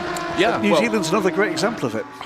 New Zealand's got more circuits than Denmark has, and so obviously John Nielsen was in the mix as well, and then of course Nicky Thiem, Marco Sorensen, all their success in the Dane train as it was at the time in Aston Martin terms. And still we're getting new talent coming forward. Happy to write about one of those new talents just this week, Theo Jensen. Oh, and that was a spin from the 68. That was Nick Sampson. He was been demoted to third fastest because the new name at the top is the Wakeman Ward car number 21, which is at the top of the field. Did he spin? Was he pushed? Anyhow, doesn't matter. It was with another of the Aston Martins. It was the XTF Sport car, the blue and yellow car.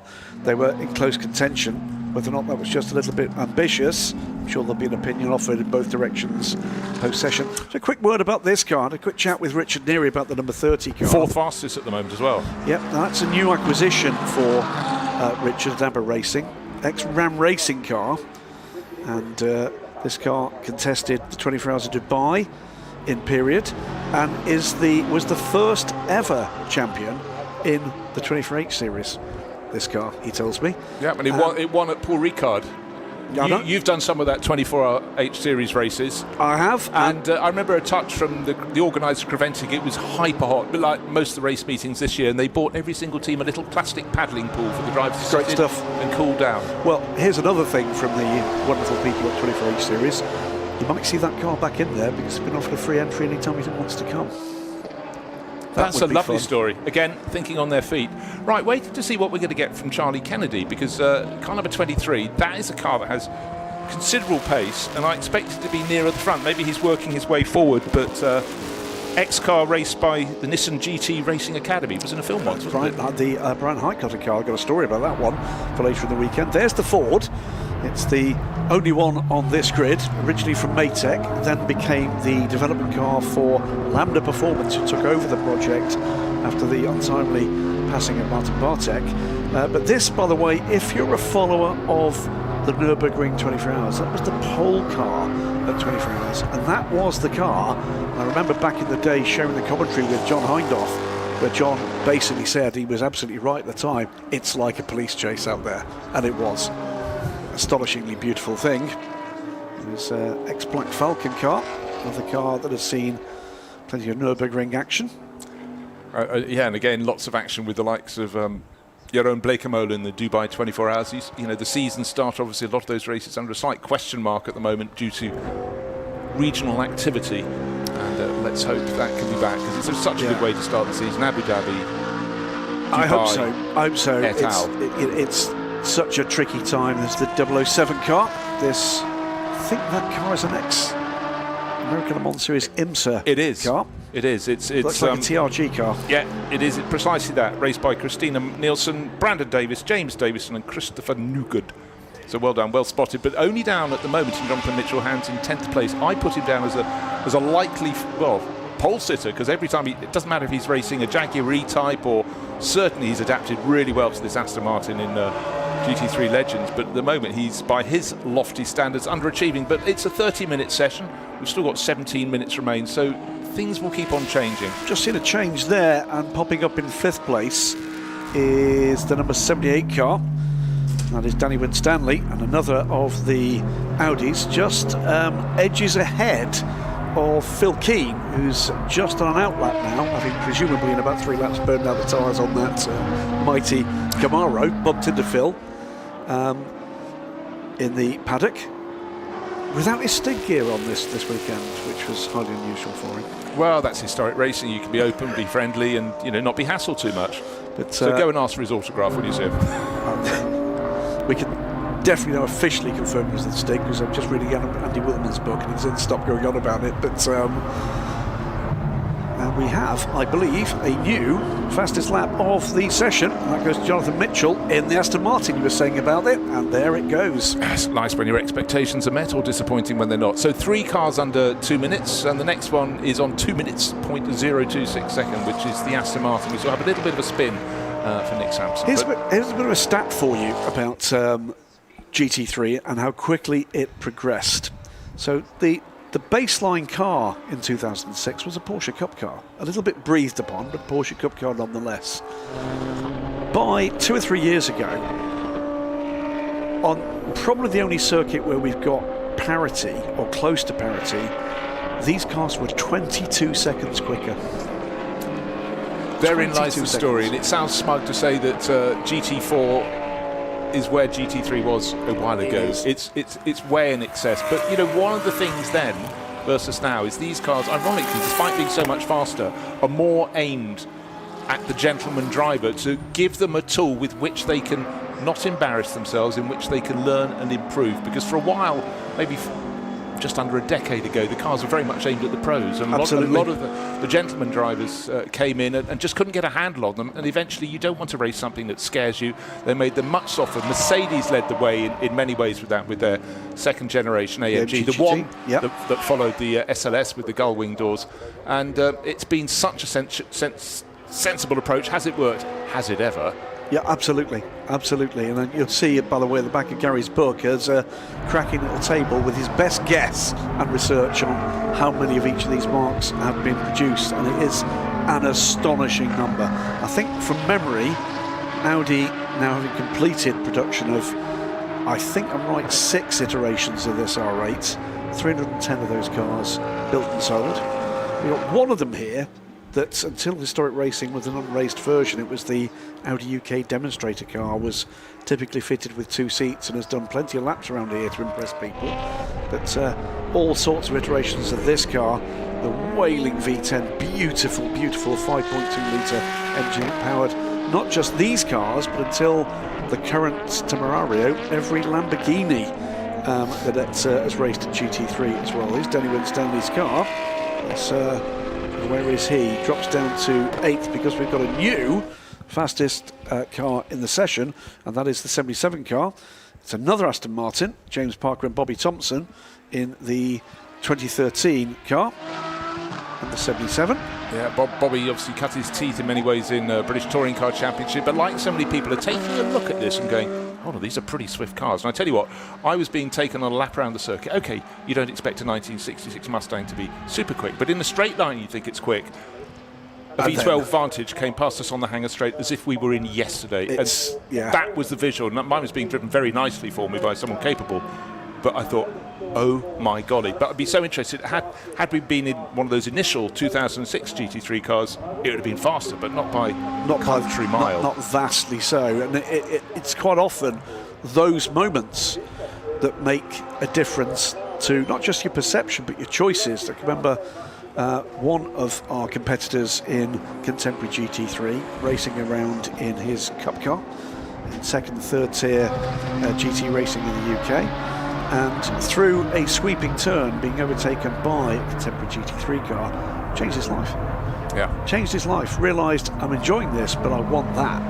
And has never looked back. I won't embarrass him by saying who it is, but he has gone on to some real success. Yeah, well, It is, and there's another thing. I've got friends who do various forms of historic racing, and then they looked at the costs of running a GT3 car. Obviously, the price of buying a GT3 car has suddenly gone up rather precipitously, but the costs of running them relative to other forms of historic racing that do not have this level of grunt of technology, they're pretty similar. Yeah. And the whole idea, these cars increasingly were made to be able to do 24-hour races. They have to be robust. That's a helping hand. Here's Jonathan Mitchell, fastest. In fact, it's just improved. It's just gone 0.6 of a second clear. 1 minute 58.8. So he's wound up the clock. He obviously got riled by us going, why are you not at the top of the timesheets? And he's coming back.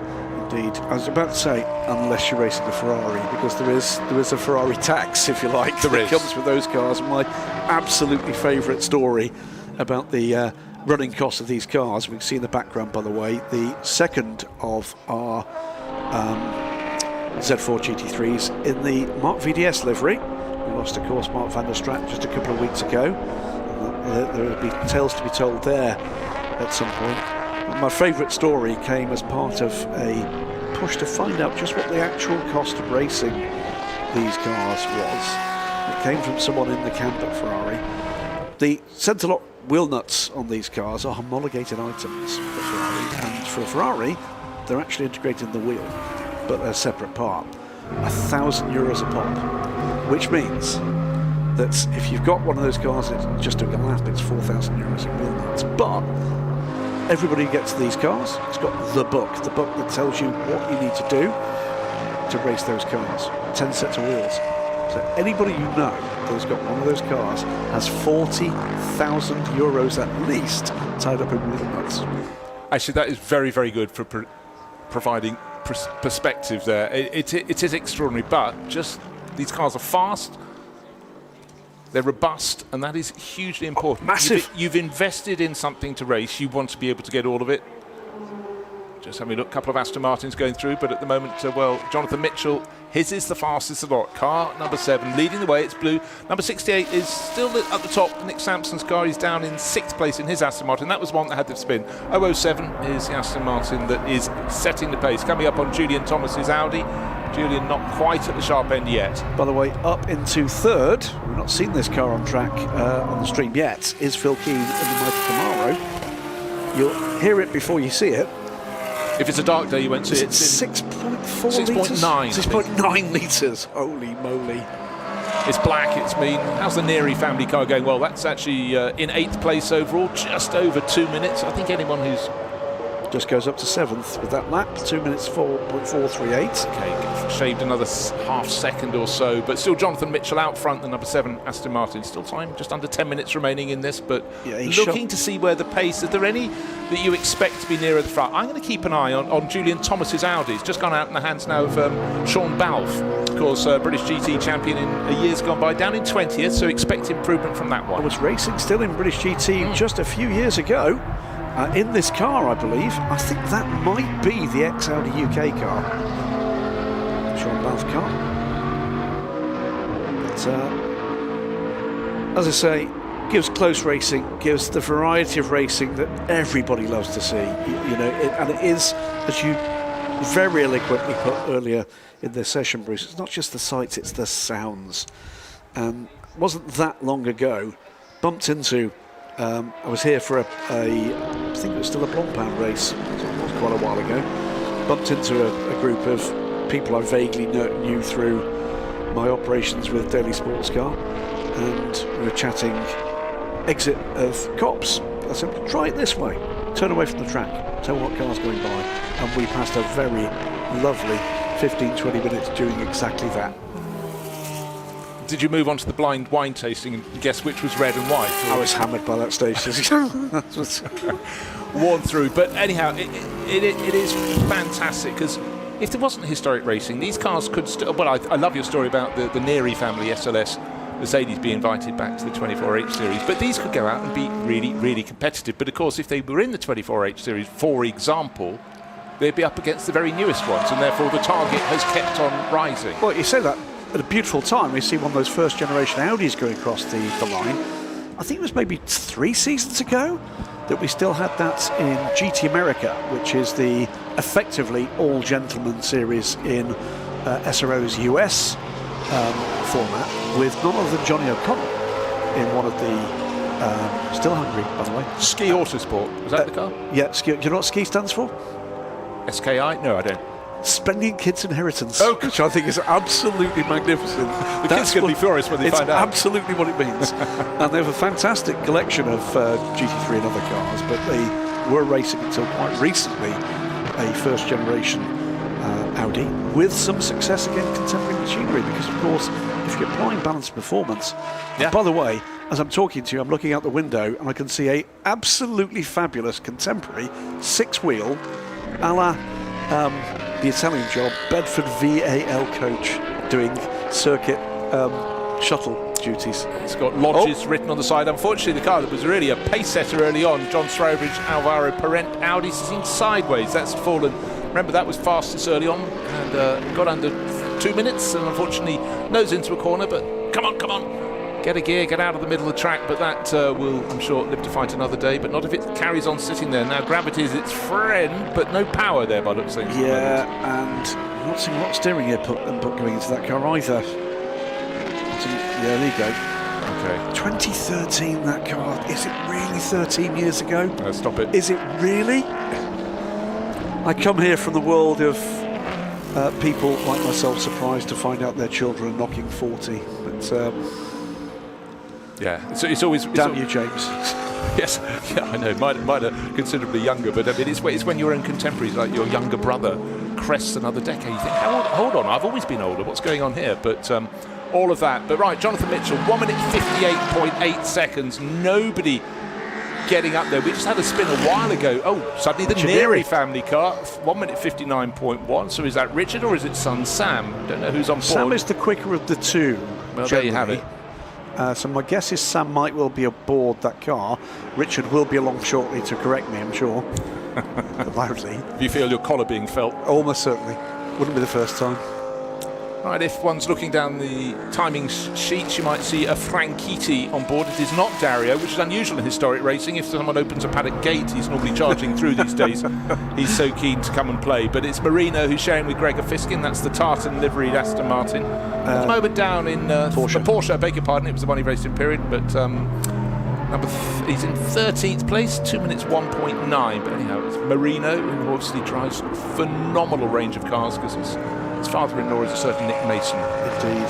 One of the great garages. We got the Camaro. At last. It's the Rolling Thunder. So Phil Keane, it's the 1300cc budget model, I don't think. So sort of 5 times that sort of cubic capacity. And Reiter Engineering have done a lot of great things. I think it's a real shame that it was fairly short-lived in GT3 terms. Yeah, this is the 10th of 10, I believe.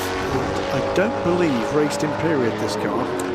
But fascinating story about the Camaro in GT3 racing. Hans Reiter indeed did get, through his Sareni, S-A-R-E-N-I, concern, the clearance to build and develop these cars. And Sareni, by the way, the first 2 letters of his 3 children, is the name of the organisation. But there were 2 other runs at doing it, and at least one of those cars, I think from the Netherlands, I remember my friend and colleague Marcel Tenkat writing about this in period, exists somewhere in Germany. It is a proper GT3 car, but it's not one of these. Oh. And there were 3 competing bids to do it. Because the V8 racing team ran them in a metallic blue livery about 10, 12 years ago. That were these cars. These were these ones. Yeah, the other cars never raced. Okay. They were never homologated, but they did attempt to get that homologation. And but this is what did.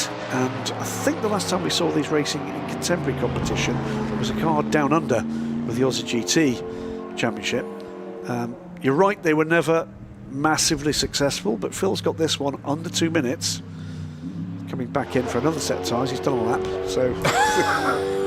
His excuse was the heat haze. Right, so the fastest car is now this one, car number 30, so we think it's Sam Neary. And he's found more than half a second. He's done 1 minute 58.4, which puts him ahead of Jonathan Mitchell's number 7 Aston Martin. He's on it here as well. 4/10 of a second, and looks though he's... Well, we need a longer shot to find out if he's got any traffic near him, but anyhow, another lap about to be... well, that's, of course, the other pit lane. He's got to work his way around the lap. And if you're just joining us for the BRDC Classic, we're using the pit lane that runs between Woodcote and Copse. All the cars are based over here. Some in pit garages, some in the tents behind, which are very grandiose, fantastically labelled. You can work out which all the cars are, which the championships are. We talked of the Marino Franchitti, Gregor Fiskin car. It's the Porsche. And just looking for any improvement. No, it's in 15th place, but it still needs to find 3 and a bit seconds. But this is a car with a history. Yeah, British GT in period. Remember watching and writing about this car in period. Gregor, one of the great gentlemen of the sport. Marino, British GT champion back in the day, sharing car with Kelvin Burt. And, I can recall one of my very early trackside attempts at writing about the British GT Championship at Snetterton, of beloved memory back then. It was... What, did your notebook get blown out of your hands? Horizontal rain. Nervously making notes from on the Pratt purchase. Driving rain. Hours race. And it was only after the race they realised the guy had been literally sitting shoulder to shoulder with, for a full hour, was Dario Franchitti. Oh, really? I'd not realised at all. That's your level of focus. There you have it. That, I think, is the car that briefly held the top spots. That's the white Aston Martin. That is the... It's a bit further down. It's the Graham Davidson car. Oh, right, so Graham, another British GT another champion. TS Sport car. I don't think this is his championship-winning car. Won that championship with Optimum, I think, back in the day. Right, well, what I've got in my notes, he was... this car he shared with Johnny Adam and Darren Turner in the 2016 Spa 24s. Did he? And then Maxime Martin, several years later, 2018. It's a 2014 car, but he shared it.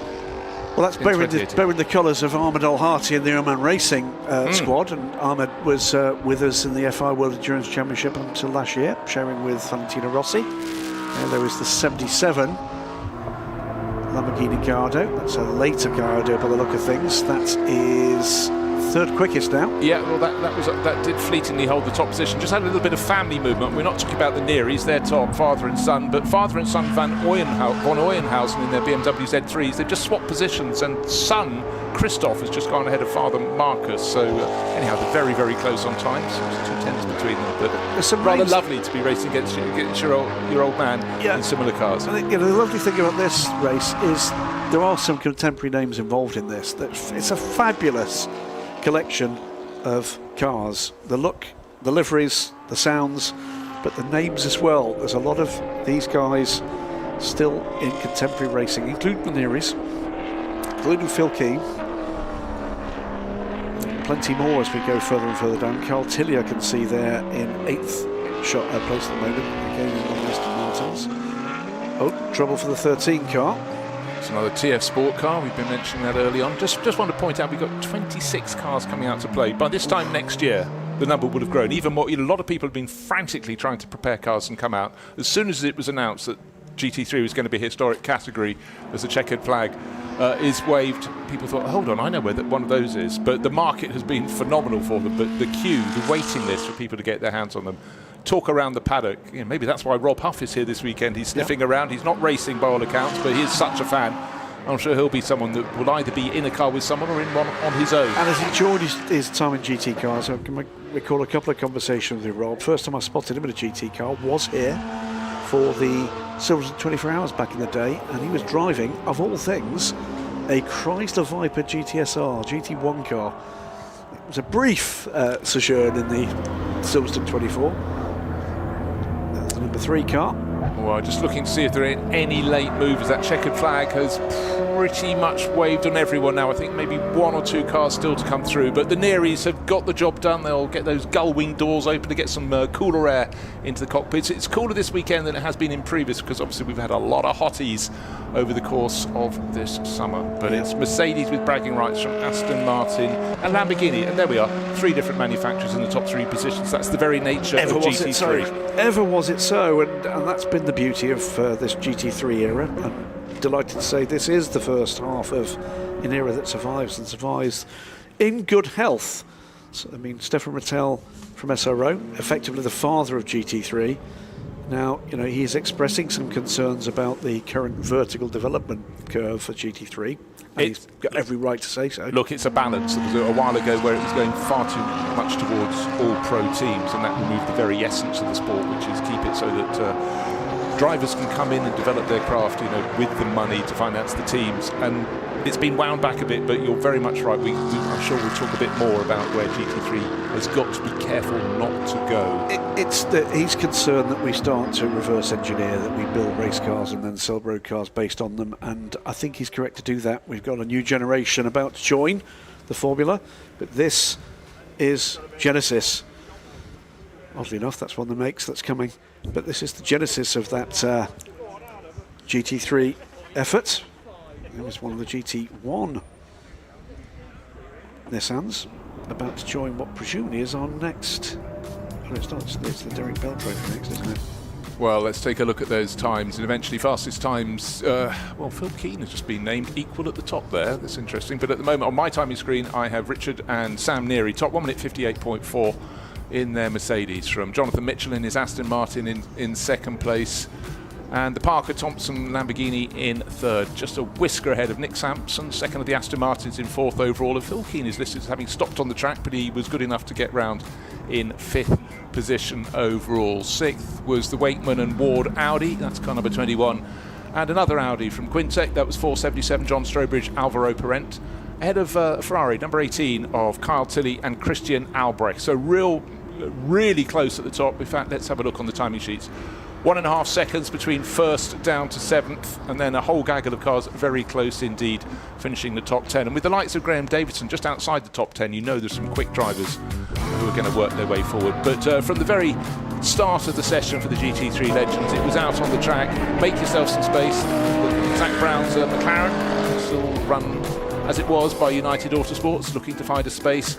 And certainly Nick Sampson going very nicely indeed in car number 68, the red and white Aston Martin. But the blue and silver gull-wing doors of the Neary family, Richard and Sam, eventually came to the very top. Alvaro Parent did a great job for Quintec in the Audi as well. Again, looking super crisp all these years on. But Jonathan Mitchell, well, he took a while to get going, and as soon as he started being confident, made a space in that 007 Aston Martin, he went to the top. But as I mentioned, he wasn't to stay there. Wasn't toppled by another Aston Martin, but at the end he was toppled, but it was by the Neary family SLS Mercedes with its gull-wing doors, and Richard started it. Sam finished the job and eventually took pole position by 0.4 of a second. But the whole session was just a glory of the various manufacturers who competed in GT3, continue to do so. But in the end, car number 30, victory in terms of qualifying went their way. They took pole position and were all set for a cracking race. Fabulous stuff.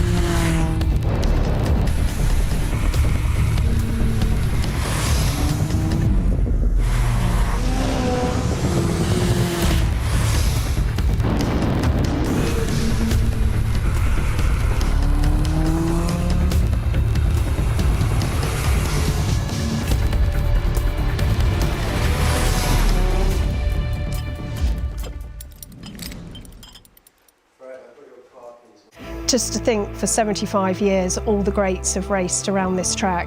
Having the track right outside of your office, it's such an amazing place to work. The passion that everyone has here and the collaboration is just second to none. You're part of a team that delivers some of the biggest sporting events in the country. I would describe Team Silverstone in one word as incredible. I would have to say unstoppable. Family. Amazing. It's a very, very proud feeling to say that I work for Silverstone.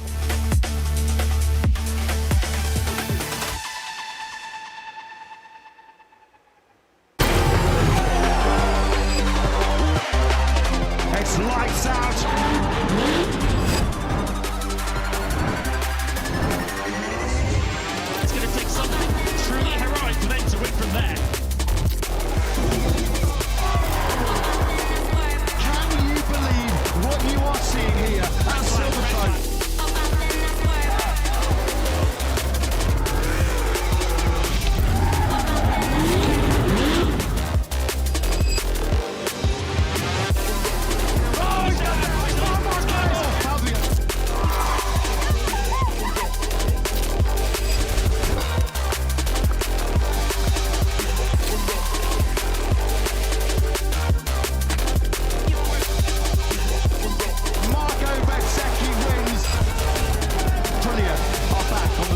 top of the podium.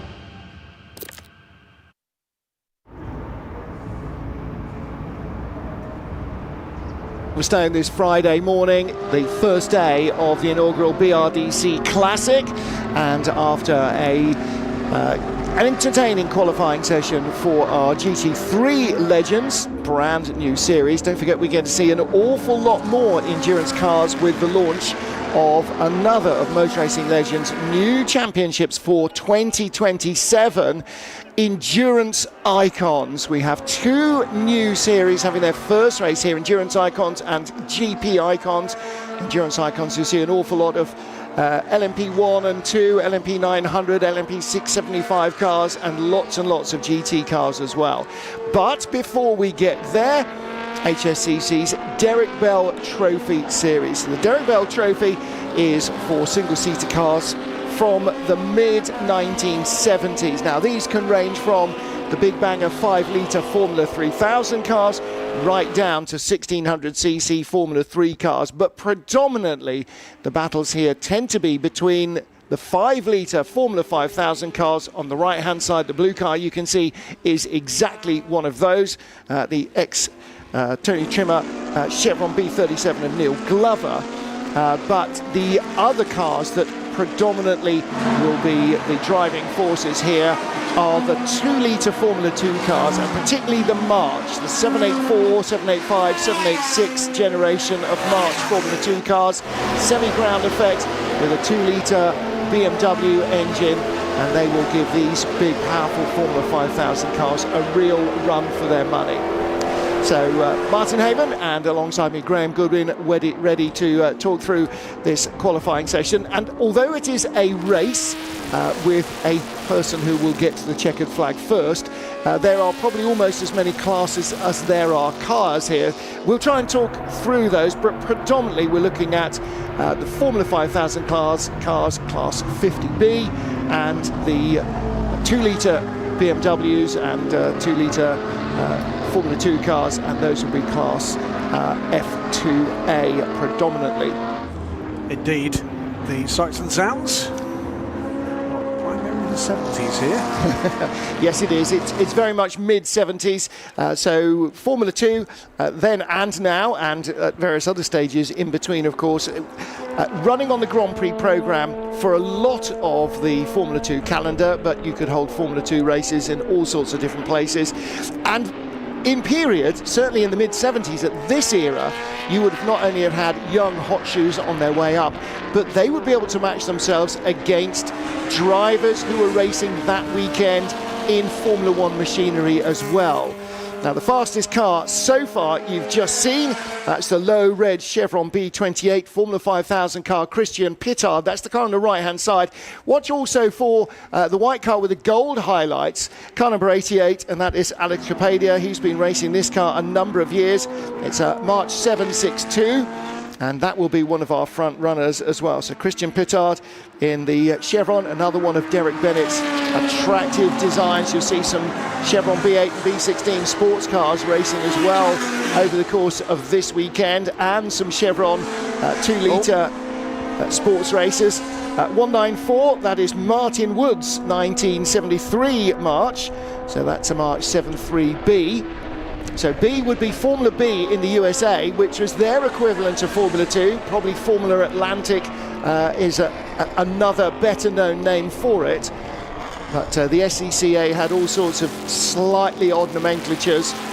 As happens in contemporary motorsport, global rules tend to be slightly modified for the US domestic market, and that allows work to proceed in a slightly different direction. So Alex Capadia, just seen the car number 88 go to the top of the timing screen ahead of that Chevron Formula 5000 car, the pale blue car that we saw a moment or two ago of Neil Glover. Capadia still racing occasionally in contemporary racing, but doing more and more historics. And a lot of driver coaching. Alex, yes. He's a fantastic driver coach. He's been part of some really successful sports car programs, but showing that he's got it behind the wheel here. One of the fascinating things about this formula for me, Martin Haven, is that you see the progression of understanding of experimentation of success with aerodynamics in this period. And through coming now and pushing on hard. The other part of it is the names behind the chassis in these Formula. In some cases it was the founding, the defining part of the commercial package to get these teams, these organisations to Formula One. In other cases it was frankly the business of getting as many customer sales as they possibly could, alongside sometimes a work's effort in international racing to show the best that they could. Well, yeah, Alex Capadia on an empty track, really flying. 2-litre BMW engine was absolutely the benchmark in mid-70s Formula 2, and for a period these shovel nose marches were the car to have. Whether you were in a factory car, likes of Mark Surer and so many others came up through Formula 2 with BMW behind them, moved on into Formula 1, or whether you were an impecunious privateer, they were still impressive. You see just in front another earlier version of that iteration. I'm sure Alex at the moment pushing on hard, there'll be a grin as wide as his face when he's done with this. Currently with an improvement in second for the number 7 car. Currently just a smidge less than 3.5 seconds clear, leading this session, 12 minutes to go. Yeah, Neil Glover in that pale blue car. Now, it was entered as a red Chevron B37. It's certainly not red, just need to have a little look. This is not a Chevron, this is very distinctly a Lola, so kind of a 46. This is Gary Lapidou in the Lola T400. And the Huntington mark again, very successful in Formula 5000, very successful in many customer categories, so they'd have been making contemporary Indy cars as well, and Formula 2 cars, and Formula 3 cars. Notably, by the way, first time I've seen that on my recent visits to Silverstone, Lola branding in the technical park Yes. now, with the company revived in the hands now till Bechtolsheimer. And that is the home for their Formula E team. So in fact there's 3 or 4 Formula E teams here as well. Andretti Dragon Racing have been based at Silverstone for a number of years. So yeah, that's their new home. No longer Huntingdon based, but moving here to the home of British motor racing. So Gary Lapidou chasing the man who was second quickest, but he has now, he is third quickest, Christian Pittard. So Gary Lapidou right behind Christian Pittard, and Pittard slowing and coming into the pit lane. Lapidou does the same. So Alex Capadia, the yellow highlights to the number, that is category F2A, so Formula 2 cars clearly by their name. Well, to give you an impression of just how quickly he's going, his nearest class contender is the 37 car. That car is for Alex Collins, a Chevron B35, and the gap is 13 seconds. Yep. Graham Edelman and Mighty Mouse Martin Stretton out in one of those as well. Not the same car.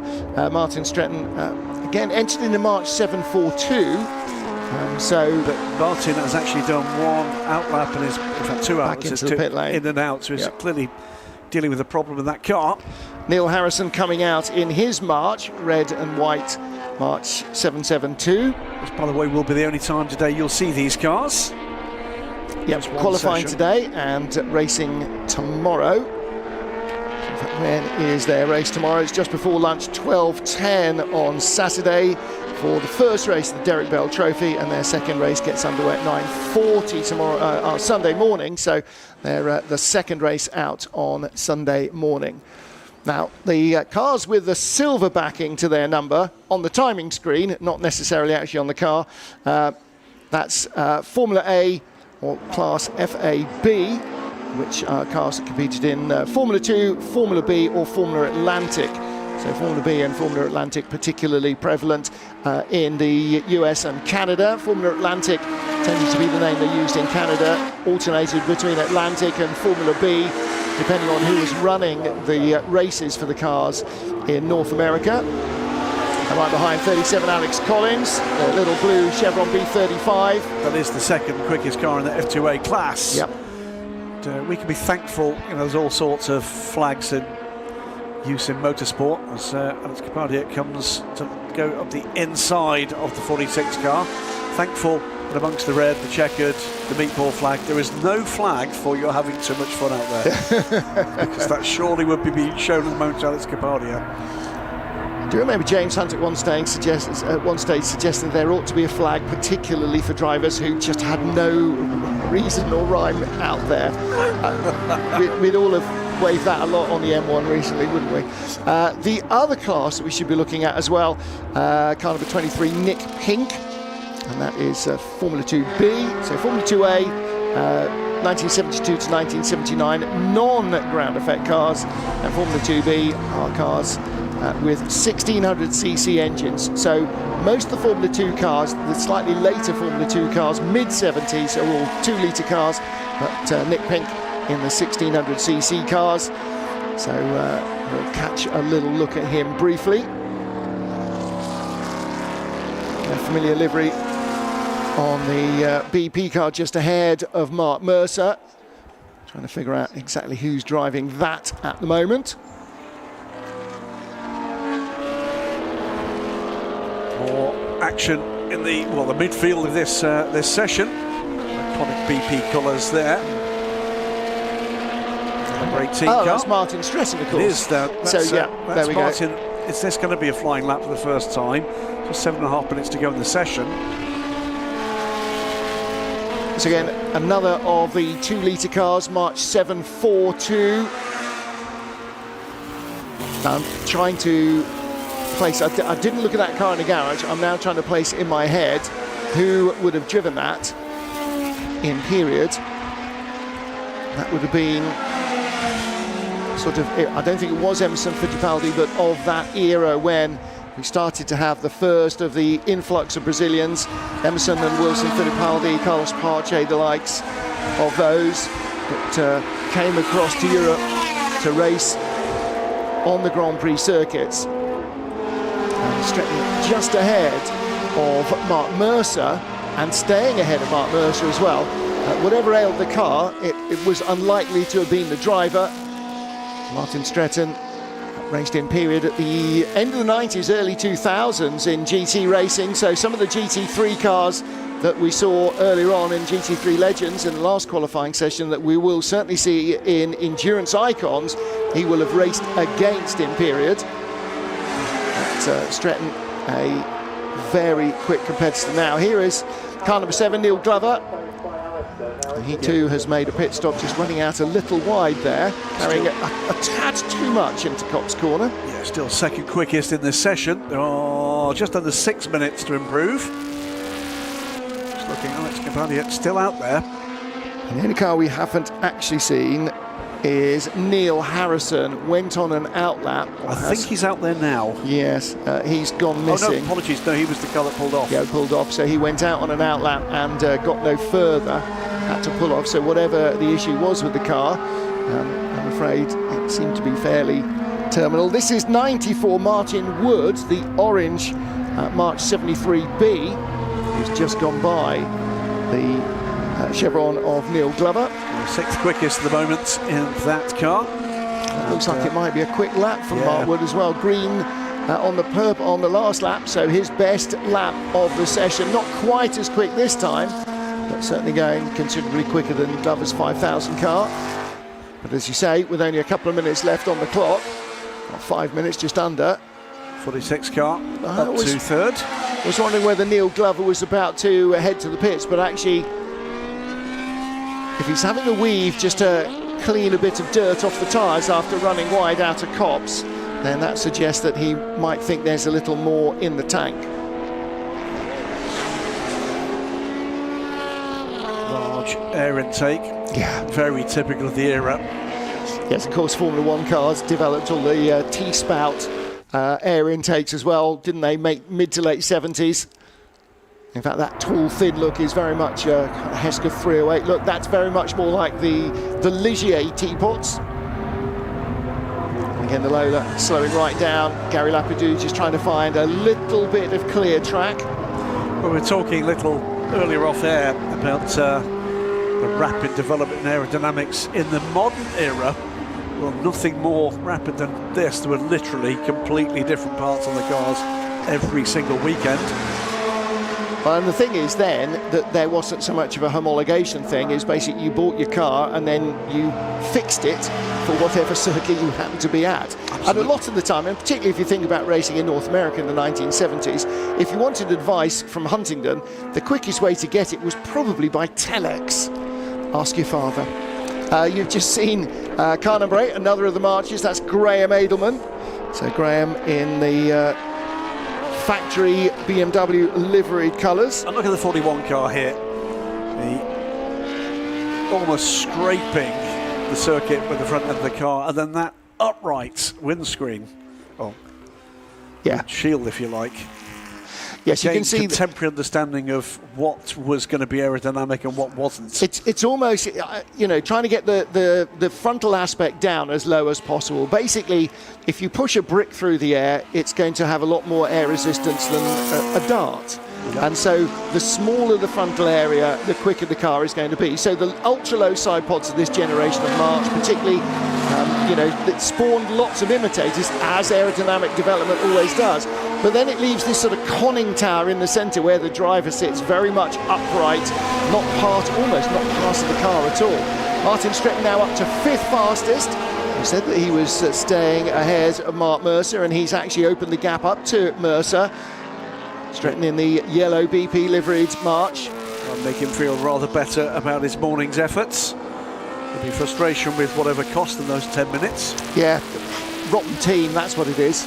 Cars run by Martin Stretton Racing. Oh, drat.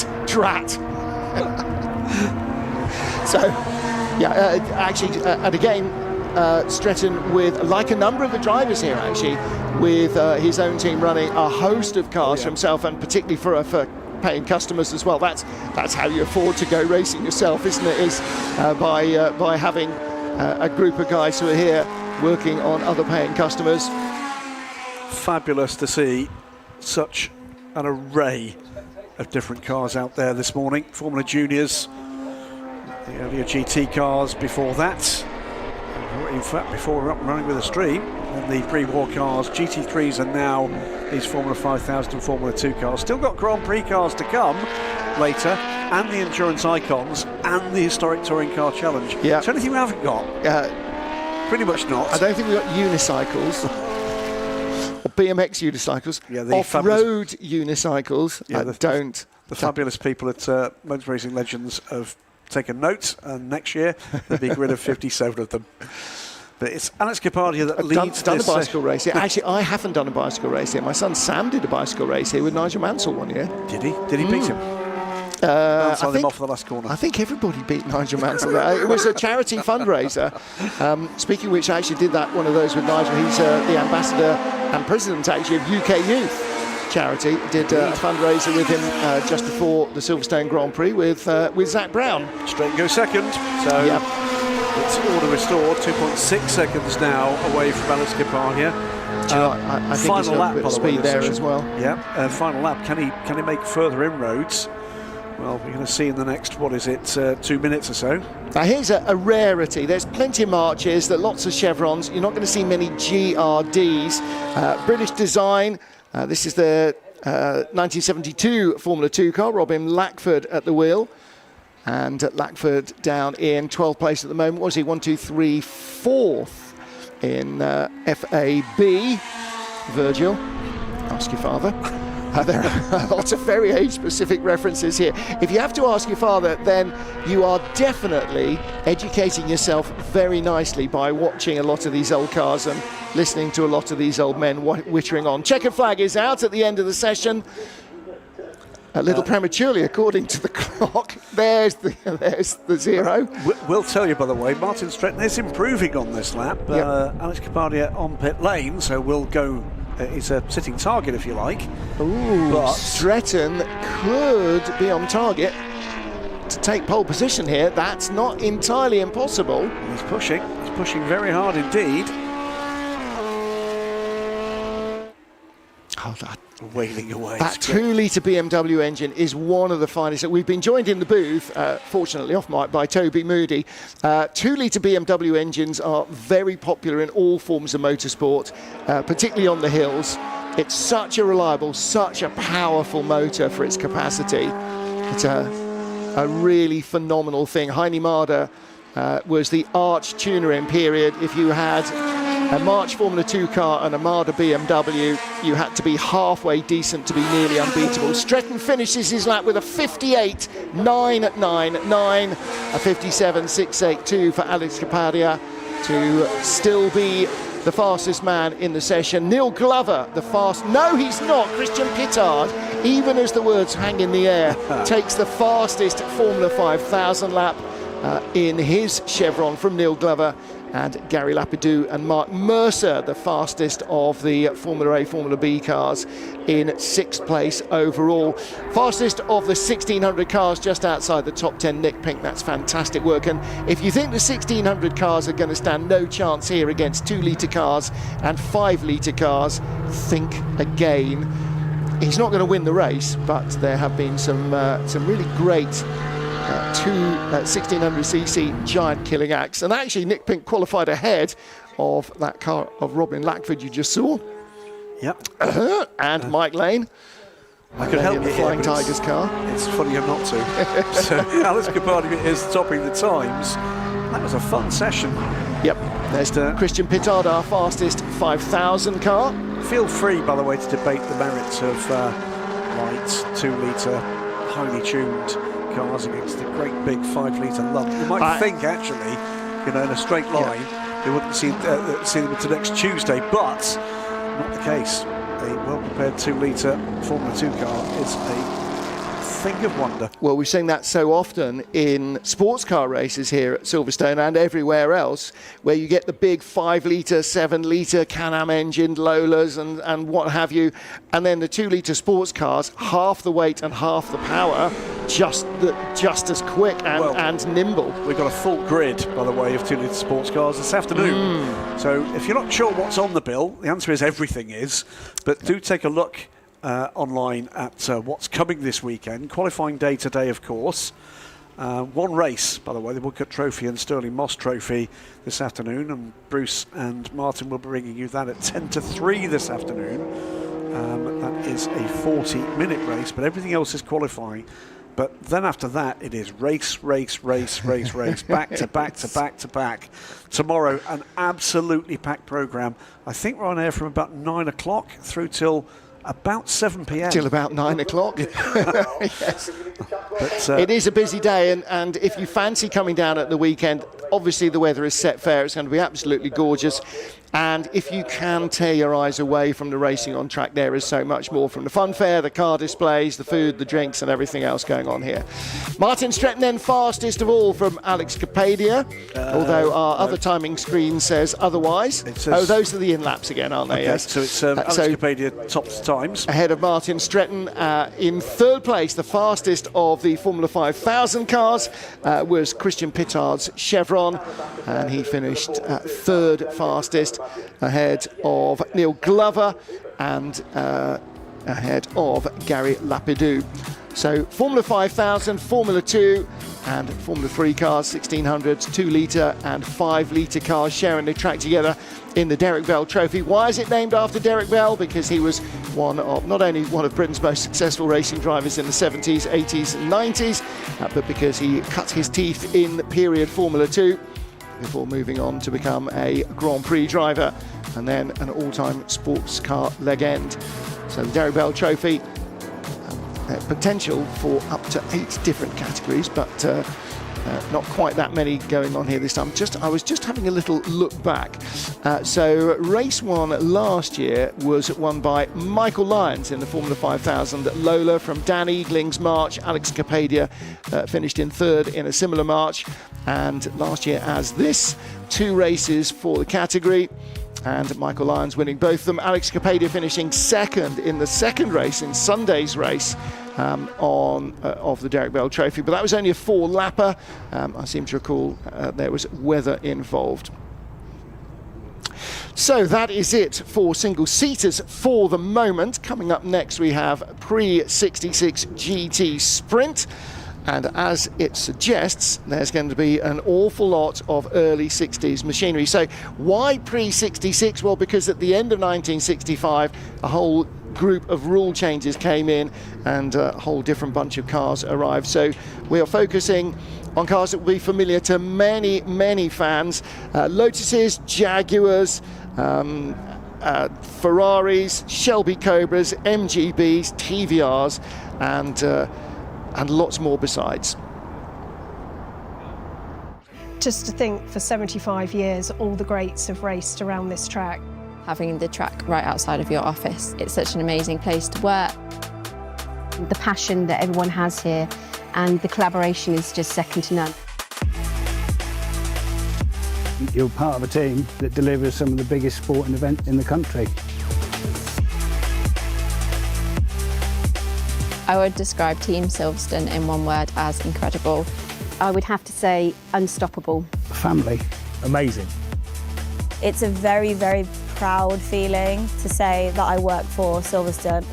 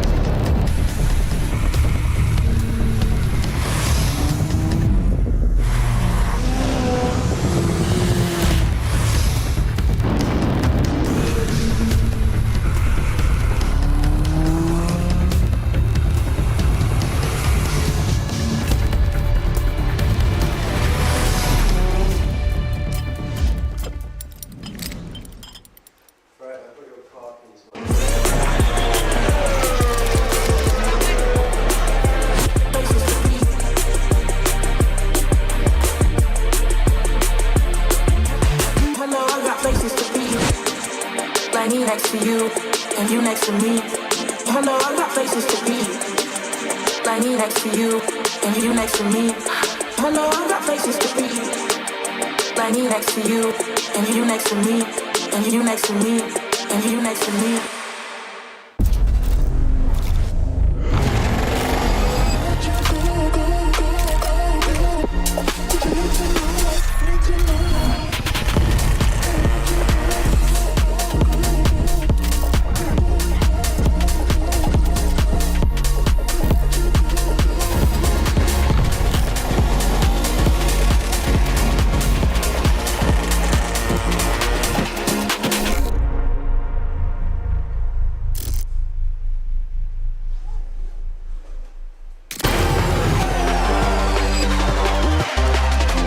Lights out!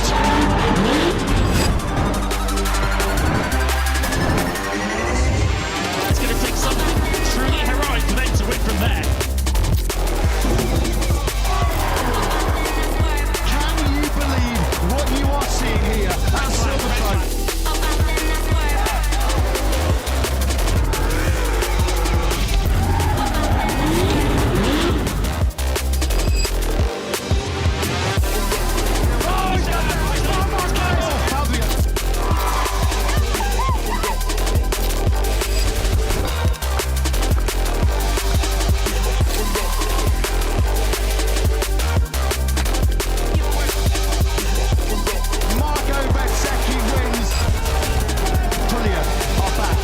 Step of the podium.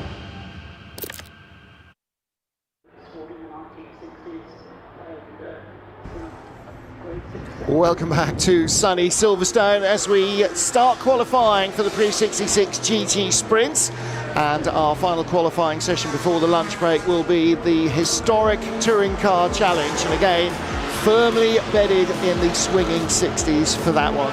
Then a whole new era for motor racing legends with a host of mouth-watering Cosworth-era Grand Prix cars in GP Icons presented by Goodyear, the new partner for their top-tier classes. Our first race of the weekend is the Royal Automobile Club Woodcote Trophy and Stirling Moss Trophy, followed by qualifying for 2-litre sports cars, HSCC Road Sports, the Endurance Icons, a 30-minute qualifying session, and the GT3 Legends will be back for their second qualifier at 5:30. A long time before dusk, so they won't be running into the darkness, but that will be setting the grid for the second race of their weekend. So plenty going on throughout the course of the day. During the lunch break, all sorts of classic car club and other demonstrations on track, but turning our eyes trackside for this pre-66 GT sprint session.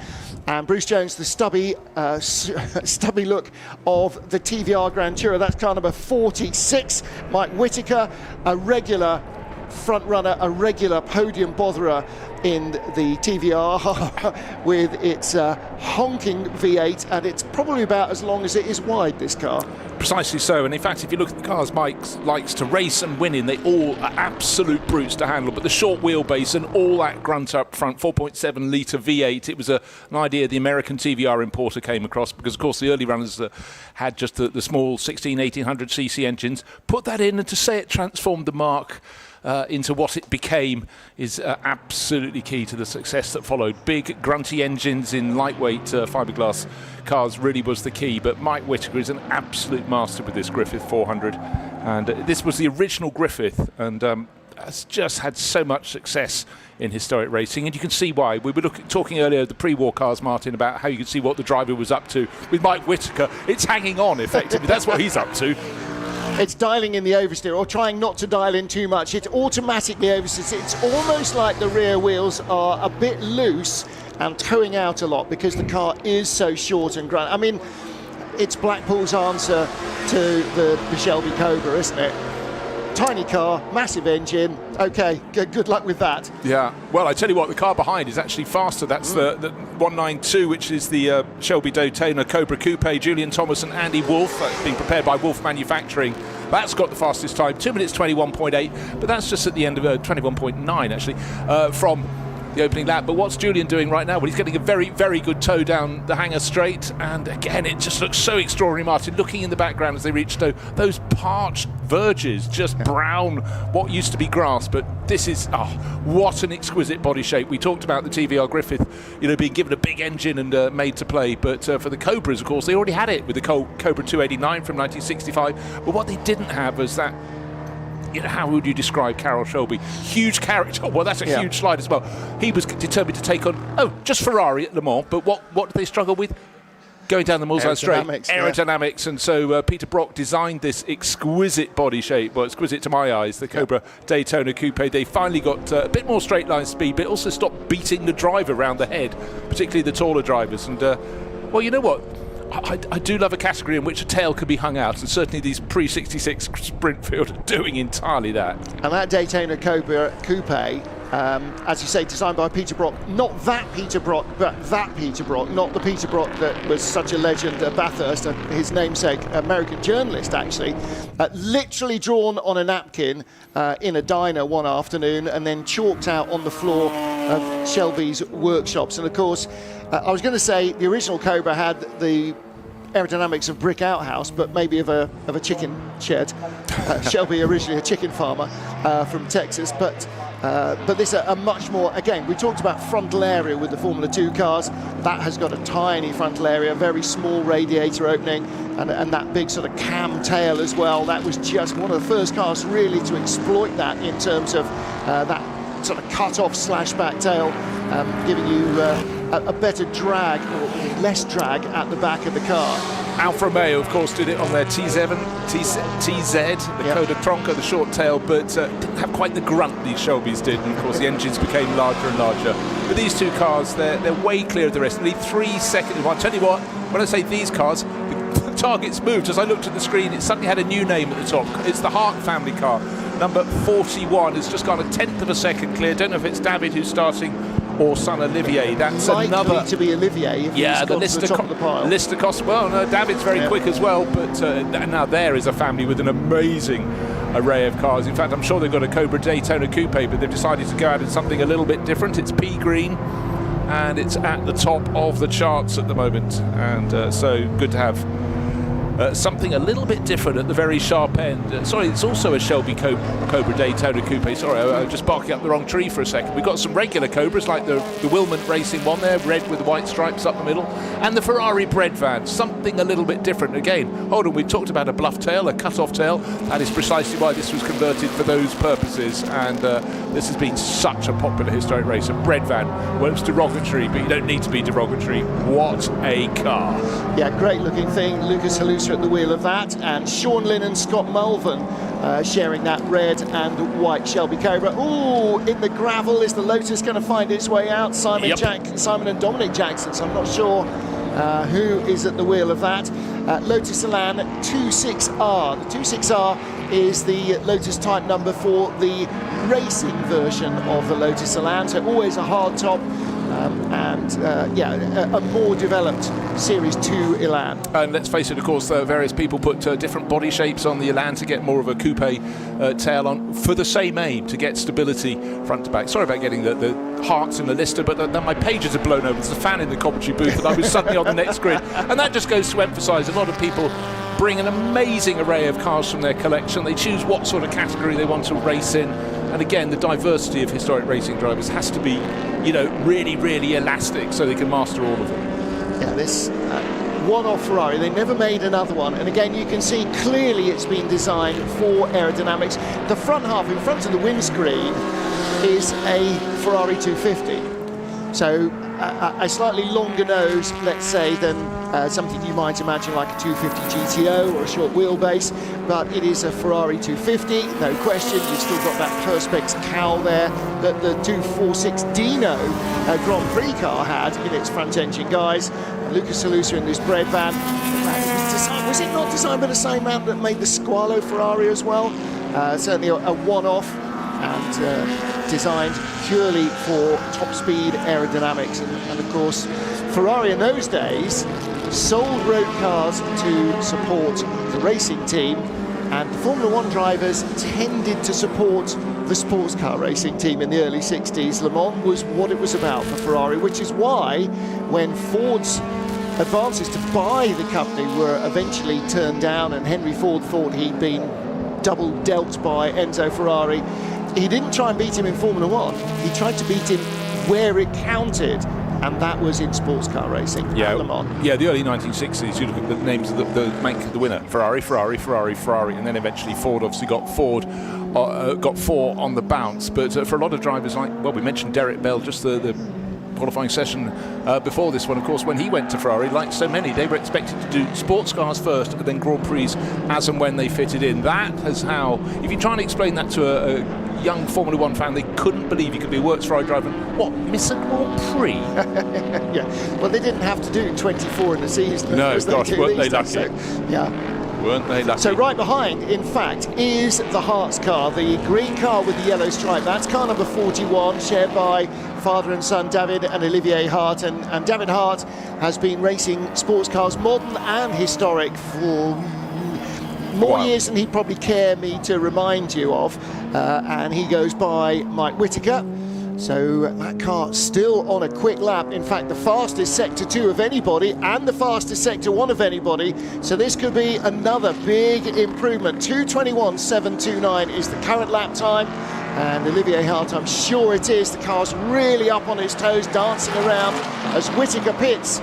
Across the line comes car number 41. And that's gone to a 2:21.310. So half a second quicker than his previous best, and half a second quicker than the new second place car, and that's car number 192, and that is Julian Thomas and Andy Wolf's Shelby Cobra. So that has actually gone second quickest ahead of Mike Whittaker, and that was the dark car with the white V on it. There's really dark blue that Julian Thomas uses on all his cars. And that is, I'm sure that is Olivier Hart at the wheel.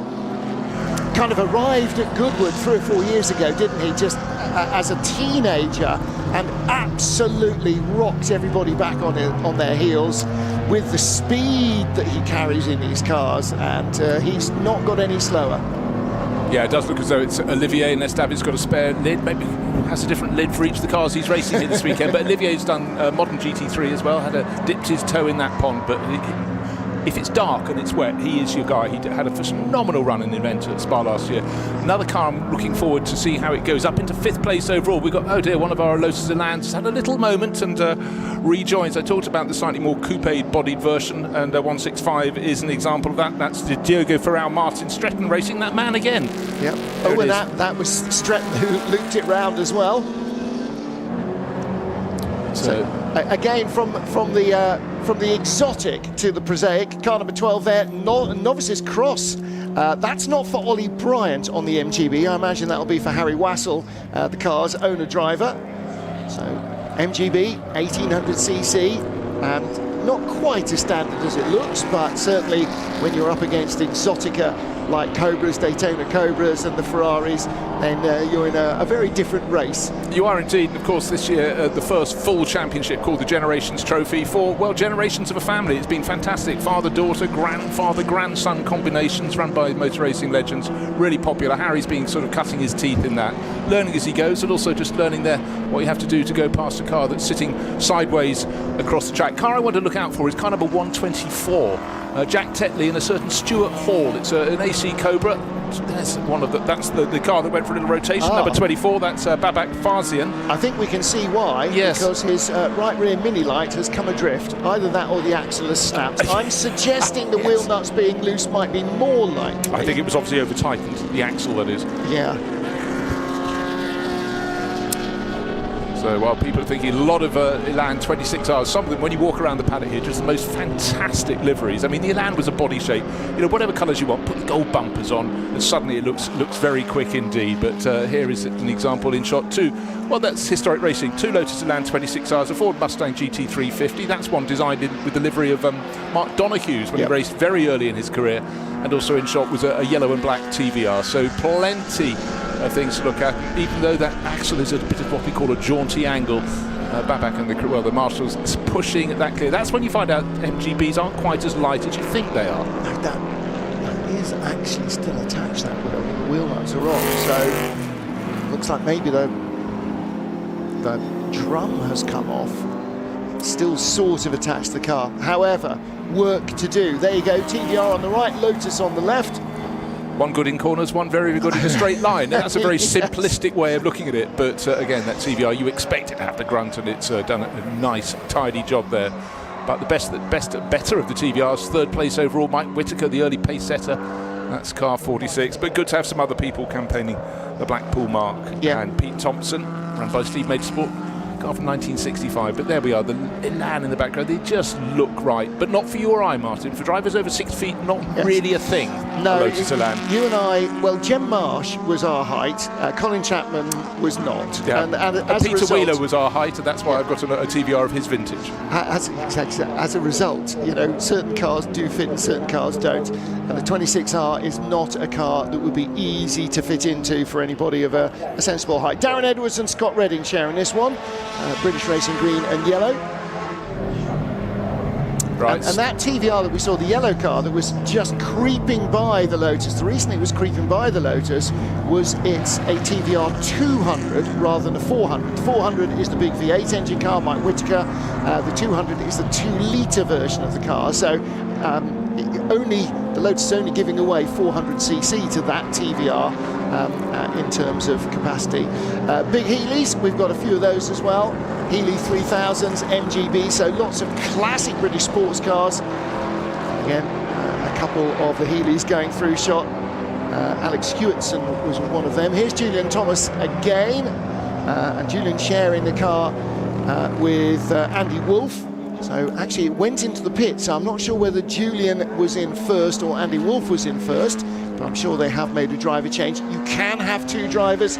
You don't have to. 93 Simon Alexander, for instance, driving alone in that tartan red MGB with the white roof. Classic BMC Works colours. And again, Julian Thomas with a cricket jumper stripe on that car. The dark blue with the white V colours that he has on pretty much everything that he races. Right, Mike Whittaker still in third place, that number 46 metallic, mid-blue metallic TBR Griffith 400 looks fantastic, but he's got a challenge coming on, because up into fourth place, I think possibly Alex Ames has got on board the Bread Fran Ferrari. Seems such a name that's almost derogatory, but it absolutely isn't.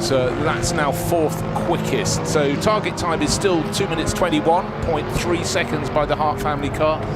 What's Mike Whittaker's pace? He's been into the pits, he's come back out, so he's effectively just starting to wind it up on this lap. I expect a bit more from him. He's 3 seconds down at the moment. So we've got two of the Shelby Cobra Daytona Coupes, the sleeker cars, and then the short but very, very loud and proud TVR. There it is, car number 46, Mike Whittaker. As we saw in the early laps, he wasn't waiting for heat to come into his tyres, he was forcing the heat into his tyres by sliding it around. Look how fat those rear tyres are. That's where the grip is, but he's got to balance it. Still quite a dead weight in the front, that 4.7 litre Ford up front. Yeah, blunt and brutal, and that's the car. Just to make that entirely clear.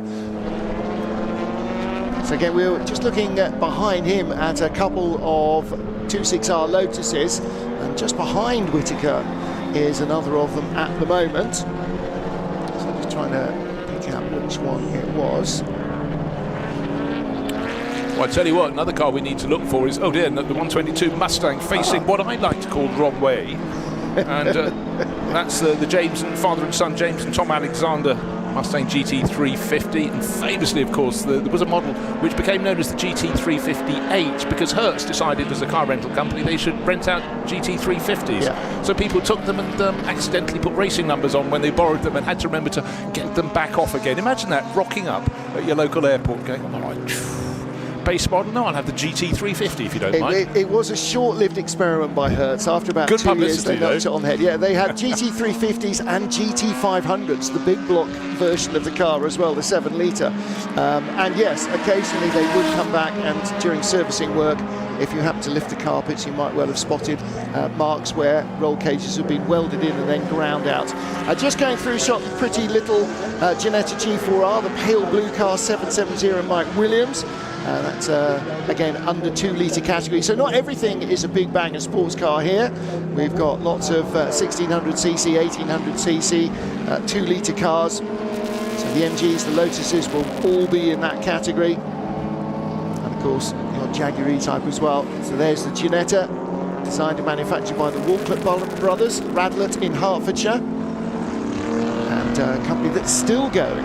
Well, of course, revived in so many ways. In the past 15 years or so, their junior level sports cars have been the way in for many people, including a certain Lando Norris and others. Admittedly, that year Lando was escaping from school and racing in about 3 different single-seater championships and really clocked up the mileage. That door appears to be pulling away at the top, or certainly the plexi window. Well, on a day like this, keeps it a little bit cool, but... yeah, unfortunately, frameless windows with glass work. Frameless windows with plexiglass tend to be a little less rigid.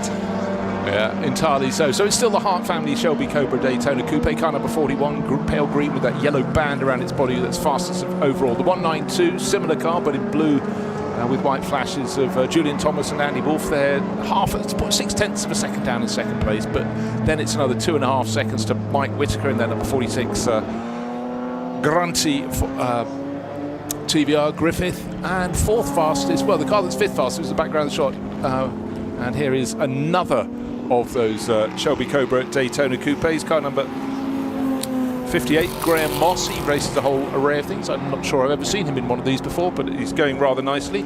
That is a 59 that has been hastily adapted to look like an 8, isn't it? Yes. That's definitely not the way you would normally write an 8. So congratulations to whoever wrote that, because Rob Beebe's MGB has already been pre-entered as car number 59, so Graham Moss's Shelby Cobra as 58. Looking here at another of our Lotuses. This is Darren Edwards' Scott Redding car. Now this car has just improved, so I've lost them on the timing screen now. So our British Racing Green machine, car number 3. Max Lynn and Andrew Haddon, Max and Sean Lynn, his dad, doing a lot of racing together. Now that's what I like to see, lots of commitment from the Lotus and from car number 59, Rob Beebe's MGB. But the beauty about the BBs is the fact we've already seen them out this morning showing a Fraser Nash TT Rep. This is the diversity of machinery. And a lot of people, when they come here, they might come here, they've had a car in the family forever and a day, and they see something else being raced. Like someone might be looking at this and go, oh, I really I'm under 6 foot, I'd like a Lotus Elan 26R. Yeah. I'm under 5 foot, I'd like a Lotus Elan 26R. Yeah, no, Formula Junior. But actually, I didn't see Rob Beebe in the Fraser Nash, but the way that he's driving the MGB is exactly how you're supposed to drive a Fraser Nash, with its solid rear axle just sideways. Right, looking for movers up front. The Tetley Hall number 124 is going better and better. That was a fairly late entry. Shelby Cobra metallic blue, I beg your pardon. And that is up into 4th place overall. Still needs to find 4 seconds to take pole. That's still with the Hart family, but we've established, I think, it was the white helmet of Olivier Hart driving early on. And if you look for a pale blue helmet, now that is Father David, who will be out around the track. But yes, David's last lap was 2 minutes 27. So yes, son Olivier getting faster and faster across the years. I tell you what, that MG is losing nothing to the Lotus. All right, he's got another couple of 100cc, but the Lotus probably weighs a couple of 100 kilos less than an MGB, even in fighting form like this MG. So doing a great job at Rob Beebe. Just want to throw one little number at you, 53. Why am I saying 53? That is how many cars started this pre-66 GT sprint session. Have they got a good field for this race? Have they ever? The diversity is phenomenal, but it's only when I started scrolling down the timing screen and down and down and down, I realised just the full spread. Down to Simon Alexander. We picked out his red and white MG earlier, but he's the one bringing up the tail of the field at the moment. Up front, where are the movers coming? Now, car number 33 is going better and better. That is a Lotus Elan 26R. Cameron Jackson shared with Murray Shepherd. That is up into 6th place overall. So that is the only one in recent laps in the top 20 that's making moves. Another car rather further down the field. Car number 13 is also getting up and going. Sean Lynn sharing with Scott Morvan. So it's a Shelby Cobra. And we expect that one to be rather closer to the front, and it's certainly going that way. What's left on the clock? 4 minutes. So I think Scott Morvan will be at the wheel at the moment. He's got to find a fair bit of time, but it's in his remit to get that car definitely into the top 10. Look at the little blue and yellow Lotus chasing the 65 Mustang notchback down the straight. So the 350 Mustang with a 5-litre V8, and the Lotus just drives around the outside with its 1600cc. Buffalo Girls. I mean, this is the joy. I saw some fantastic footage the other day. Horatio Fitzsimon, who's done a lot of his racing in historic racing, made his name living over stateside, and he was going around I think it was Sonoma, so what we used to call Sears Point, and he was in one of these, a Lotus Elan 26R, fighting with a Ferrari 250 LM. Talk about different things. And of course, 250 very quick in a straight line, but a well-driven 26R Elan around the twisty circuit. He really made it work. So it's wonderful. It's the yin and the yang, isn't it? At Sears Point, that you can imagine the Lotus being better. Put them at Le Mans. Yeah, you wouldn't see the Ferrari for dust. It was made for long straights and high-speed corners, not for the twists of Sonoma County. But this car going really well. Cam Jackson and Murray Shepherd, not sure which is at the wheel at the moment, but both seem to be putting in the laps really quickly. Yeah, it's a very well-balanced driver lineup in that one, so good to see. But still that time, 2 minutes 21.3 seconds set, very early on indeed by Olivier Hart. Car number 41, Shelby Cobra Daytona Coupe. The car that was fastest early on is this one, car number 46, the stub-tailed, everything really. TVR Griffith. Mike Whitaker knows it really well, but he's still sitting 3 seconds off the pace, and at the moment he's putting laps where he has a good sector time or a good end of sector speed, but he can't knit it together. Yeah, running out of road there at Copse, running out wide over the curbs. In days gone by, that would have been all 4 wheels in the gravel there. The tarmac extended about 8 inches, maybe, beyond the outside of the curb, and then it was a gravel trap. And he's actually slowed the car right down now, backing out of it completely. Car looking fairly pedestrian. Just under 2 minutes till the checkered flag. Whitaker looks like he's going to start 3rd. Probably not going to see an improvement from the TVR. What about this car? Chris Jolly, Steve Farthing in the white and blue and white Mustang. That car currently not in the top 20. A car that might potentially produce more speed, which is malingering right down towards the tail of the field, is one of our one of our MGBs, car number 84, and that is a red MGB, tartan red with a white roof, driven by Ian Stinton, and also down to drive it Martin Stretton. So not sure whether Martin's been in, because we know that he finished the last session. There he is, in fact. So Ian Stinton starting the session, and Martin Stretton at the wheel now of car number 84. It is currently lying in 48th place out of 53 cars, whereas the best MGB is a long way ahead of that.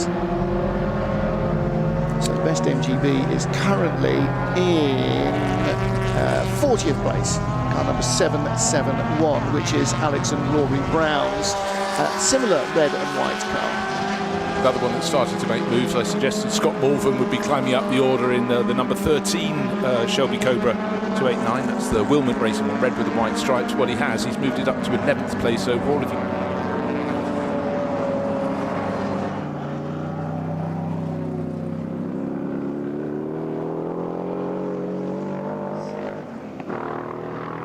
change, but Mitchell is very quick in his E-Type, so he is up to 7th place overall, and running out of time to make an improvement. Run out entirely because the checkered flag, as I look out the window from our commentary box, has been waved. But a lot of people have got this lap to complete, but I don't think anyone, I can't see the pace anywhere to topple David and Olivier Hart. Their number 41 Shelby Cobra Daytona Coupe, top of the charts, but in the top, in 5th place, Alex Ames, sharing that Ferrari bread van, is going better than he has on any other previous lap. If he can find half of a nano of a scintilla of a second, he should be able to gain at least one position. And the car he's trying to topple is car number 124, which is the Jack Tetley Stuart Hall Shelby Cobra, which is just sitting there in 4th place, has taken the checkered flag, but as we look around the lap, certainly the Ferrari bread van, car number 6 on the move. There's Andrew Jameson.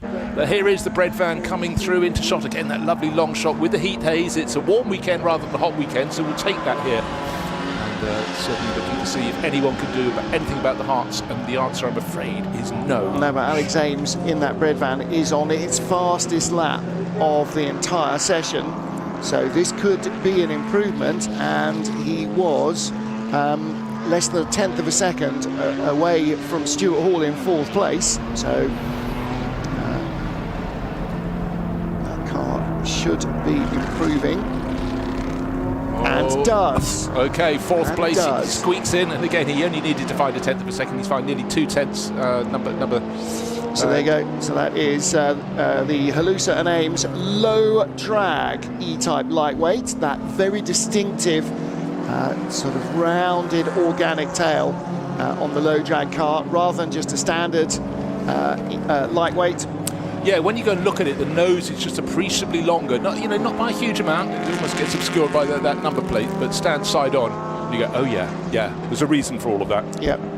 It's like there were so many special E-Types in that period. The Lyndon Knockner car and a whole host of others that were redesigned by owners and engineers. Here's the Hart's car. That is David Hart's helmet, the pale blue with the Dutch colours on it. And so that is the fastest car in the session. Olivier Hart setting the lap earlier on. David is not slow by anybody's standards except his son's. And it's unfair to call him slow. It's just that Olivier is even faster. Yeah, sorry for tripping myself up in this field of Halusas. Doesn't matter which race you look at. There are many of them. When I talked about number 6 being the bread van, of course, number 16 was the bread van with Lucas on board. And that ended up a little further down the charts, 21st position. But everybody has come through in that late charge from the other Halusa car along the low drag E-Type. So again, an amazing variety of cars, and it's rather lovely also within that. See Greg Heacock and Nick Finberg in a 1959 Cooper Monaco. You'd have spotted it from time to time, just looking from another era, albeit, Martin, by just a few years. Yeah, I mean, the end of its career and the beginning of all of these cars' career as sports car racers.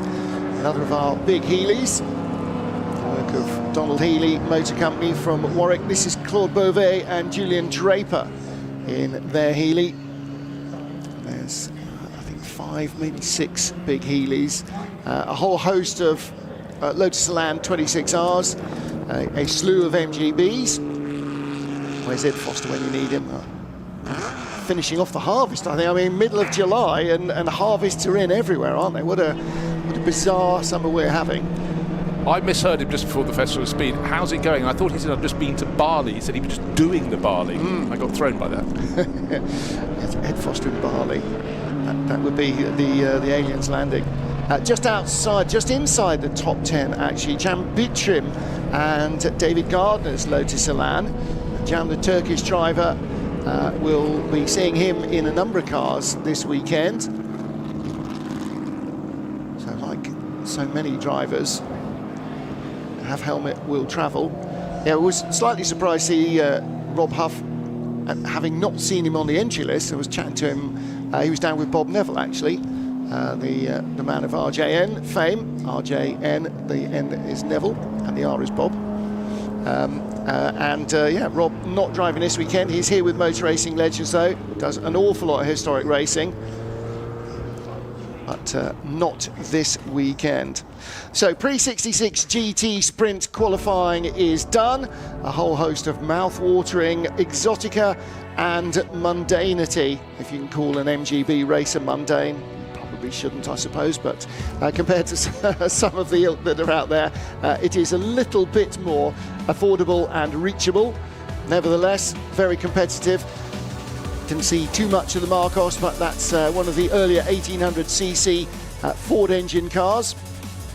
Julian Thomas and Andy Wolf's low drag Daytona Coupe, going very quickly indeed, and only topped by the Hart's similar car. The Ferrari Bread Van ending up just outside the top 20 in the hands of Lucas Halusa. Really a car from very slightly different generation, although age-wise it's still in amongst these cars. Didn't have the punch and the poke. And if you haven't got horsepower, then you've got to make up for that with a little bit of extravagance. Lotuses and MGBs being driven on the lock stops is exactly what we're here for. I'm certainly here for all of that. And the thunder of a Cobra, absolutely, why not? So Alex Ames, fresh out of his historic Formula Junior car, jumping into the low drag E-Type and putting that in 4th place. But the fastest car, a lap set by young Olivier Hart, is the number 41 Daytona Coupe. So that is the car that has qualified fastest of all for the pre-66 GT Sprint, and those cars will be racing twice this weekend. They'll be racing on Saturday afternoon at 5 o'clock and on in fact they're racing just the once, so that'll be Saturday afternoon at 5 o'clock. So that will be an entertaining hour-long 2-driver if you fancy, or 1 driver if you're hogging it all for yourself encounter.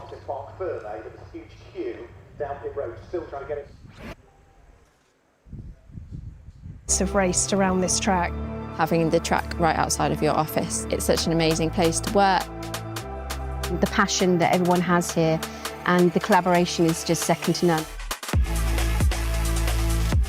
You're part of a team that delivers some of the biggest sporting event in the country. I would describe Team Silverstone in one word as incredible. I would have to say unstoppable. Family. Amazing. It's a very, very proud feeling to say that I work for Silverstone.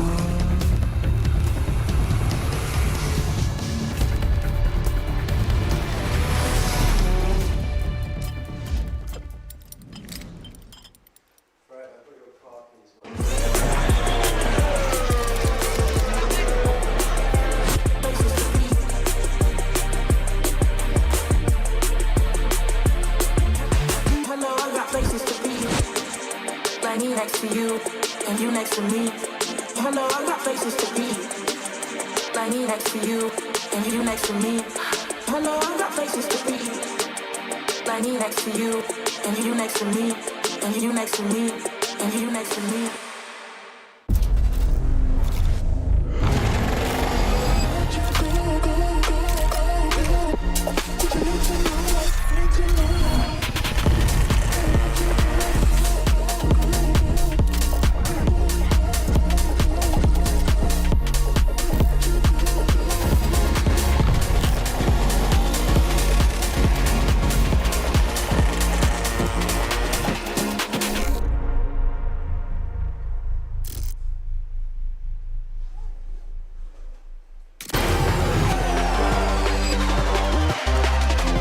Lights out.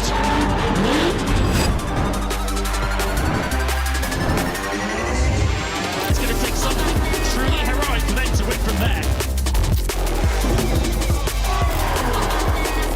Can you believe what you are seeing here at Silverstone?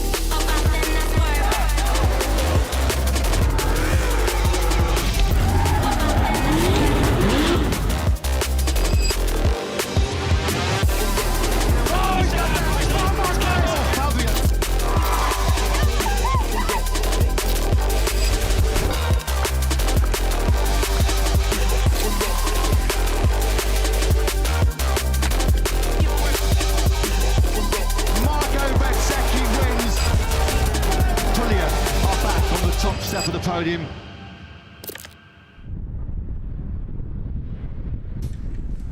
Beautiful signs of life in the classic car fraternity.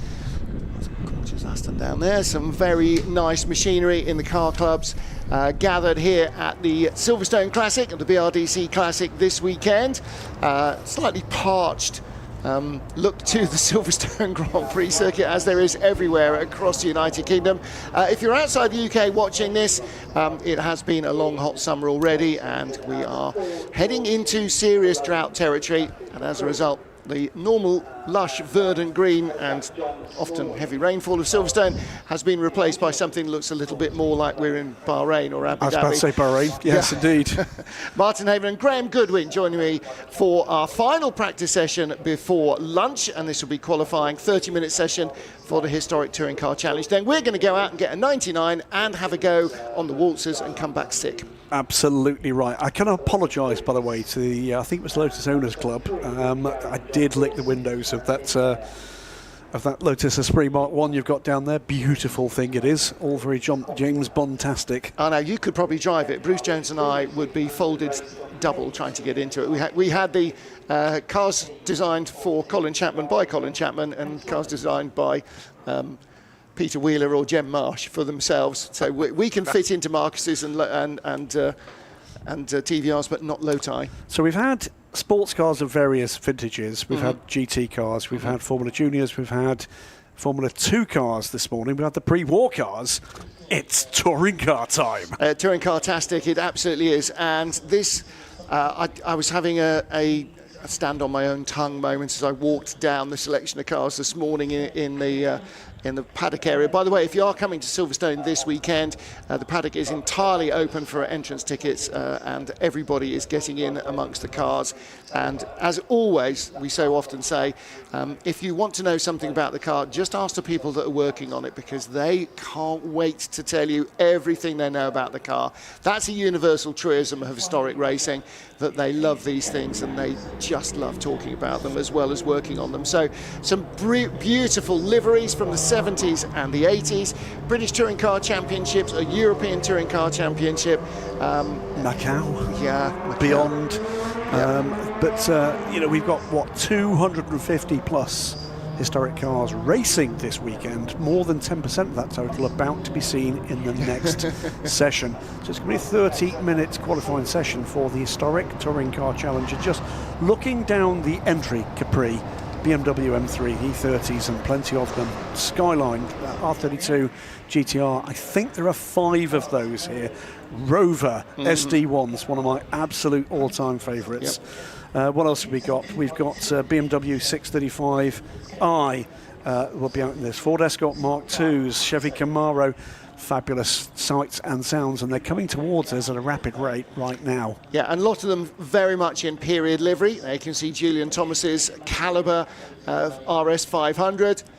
There's the, that's not actually the black and yellow car. Frank Gardner Chevy Camaro, RS 3100 in Ford factory colours. One of 2 Patrick Motor Group Rovers, and the other one in the Daily Express colours as raced by Brian Yogi Muir, the Kiwi, who was a mainstay of 80s. Bastos, Fina, ex-Steve Soper, every kind of livery on an M3 E30 4-cylinder BMW that you can imagine, and some that I've never seen before. Including the Taizan car. Advan, yes. There's an ex-Steve Soper livery car as well. We've got a handful of Nissan Skylines, all in 4-wheel drive. There's the Yogi Muir BMW Rover. You just saw the Nick Whale Ford Escort, Nick racing with son Harry here. So all sorts of machinery from the 70s, the Cologne Capris like this one, and the Ford Escorts Mark IIs, and the Camaro, and into the 80s with the Group 1 Rovers, and then the Group A Sierra Cosworths.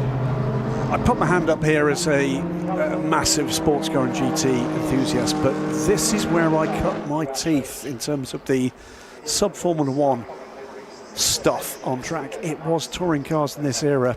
And again, as we were saying earlier with the GT3s out on track, it's the different sights, sounds of these cars, the variety, the massive rumbling monster is that Camaro, and then the streaming Ford Escorts. And the more humble V8, the 3.5 litre V8 of the Rover SD1. All-time favourite for me, I have to say. Still absolutely. love them to this day, still love them. Still got a Scalextrics version of that at home. And E30 M3s, well, we had Toby Moody up with us, an E30 M3 owner himself, not a racing one, but very much a fan. That was the Evo version there in Macau livery. And the RS 500, David Tomlin in that white car with the green highlights and the red dragon on. You'll see a couple of these X-Pac arched Mark IIs. That body style that Zach Speed particularly espoused in Group 1 racing. Fair number of names we'll be seeing in amongst this group. Middlehurst, father and son being amongst them, and their beautiful R32 GTR. Yeah, Andy Middlehurst, Mr. Skyline in the UK for so many years. Raced them when they were a current car in production, slews very effectively, and his garage has been the mecca for any Skyline botherers in the UK over many years. Julian Thomas loves his racing. This is the only car that isn't in his own livery. I just want to stop talking and look at it because it's so evocative of that era of huge power, relatively limited grip. But also, of course, when touring cars came to really major public view, because they were on grandstand, you know, 2 races per weekend, both of them on grandstand the following weekend. And when drivers became household names, the Frank Sittners, the Steve Sopers, the John Clellans of this world, you know. And by the way, Steve is racing this weekend. Yeah, he's here. He builds and races cars now. But yeah, fabulous beast. And then in the background there, one of a number of Cologne Capris of a variety of states of tune. This one is in full beast mode. Yes, this is Gary and John Pearson. Yes, this is the Gary and John Pearson. So Pearson Engineering running that one. It's an ex-Broadspeed car, full Cologne Capri. So RS 3100, the Cologne V6 rather. And there are 2 near identical liveried Fords. This is car number 66, so this is Nick and Harry Whale. And again, it's a replica of a period Mark II Escort run by the Zach Speed team, built in 2023. Nick and Harry, father and son, raced together. In fact, they have raced against each other. When Harry raced the Capri a couple of years ago, Nick was in his own ex-British touring cars, BMW M3. But now they team up together and run this, as they run the iconic auctions business that is based just outside Leamington Spa in Warwickshire. Glorious thing. Yep. And again, amazing the scope that was possible from the same car, isn't it? From literally the kind of the baby blue what was it, 1.1 base spec that the district nurse probably used to have. Absolutely nothing inside it, the bare trim. Yeah, not even an L. All the way up to this one, which has got nothing inside it with bare trim, that's significantly more than the 1.1 had. Chris Landy Middlehurst Skyline. This car, 1990 R32 GTR. And that spit of flame is what in Group A racing, the Peter Jackson cars in Australia earned them the name of Godzilla, the fire-spitting monster from Japan. Fabulous thing. Still to this day carries huge enthusiastic support. Problem here for the 61. Yeah, this is Tom Holbrook, the Dutch driver. Again, that's a Macau livery car. Don't know the origination driving lineup of that. I'll grab my notes in a moment. Have a quick look. Pushing on is the Middlehurst family car, number 7. Goes through, by the way, 2:11.361, the first offer from that car. It's another quicker lap as well, faster in Sector 1 than he's gone, than anybody's gone. You see the understeer in the four-wheel drive car ploughing on through the tighter corners as he comes out onto the Wellington Straight. Just under a second quicker, by the way, than the car that sits ahead of it, Julian Thomas's caliber liveried Sierra Cosworth. I think that's an ex-Lawrence Bristow car. Is it really? Yeah, I think so. One of the possibly lesser remembered touring car drivers of the era. Pearson's third quickest. John and Gary in the Broadspeed Cologne Capri, the dark blue and white machine. Number 7 car, by the way, is closing that gap to his quicker again on this lap. That's going to be another 8.23. Another whole lap. Yeah, so he's now gone 1.2 seconds quicker. So it was a quicker lap for Julian Thomas, but not nearly as quick as I'm guessing that's Chris Middlehurst, a Baltic car at the moment. May well be. Meantime, new third-placed runner is David Tomlin. And that's David Tomlin. That's the white Sierra with the green and the red dragon on it. Little green highlights of red dragon. So David Tomlin has been racing that car a long while. There, just coming towards us, is the less extreme version of the Cologne Capri without all the big arches. There's the more extreme version of it, and that is the Pearson's car, and that is Tomlin in front of them, in fact. I think we call it, that's the club, the other one's the stick.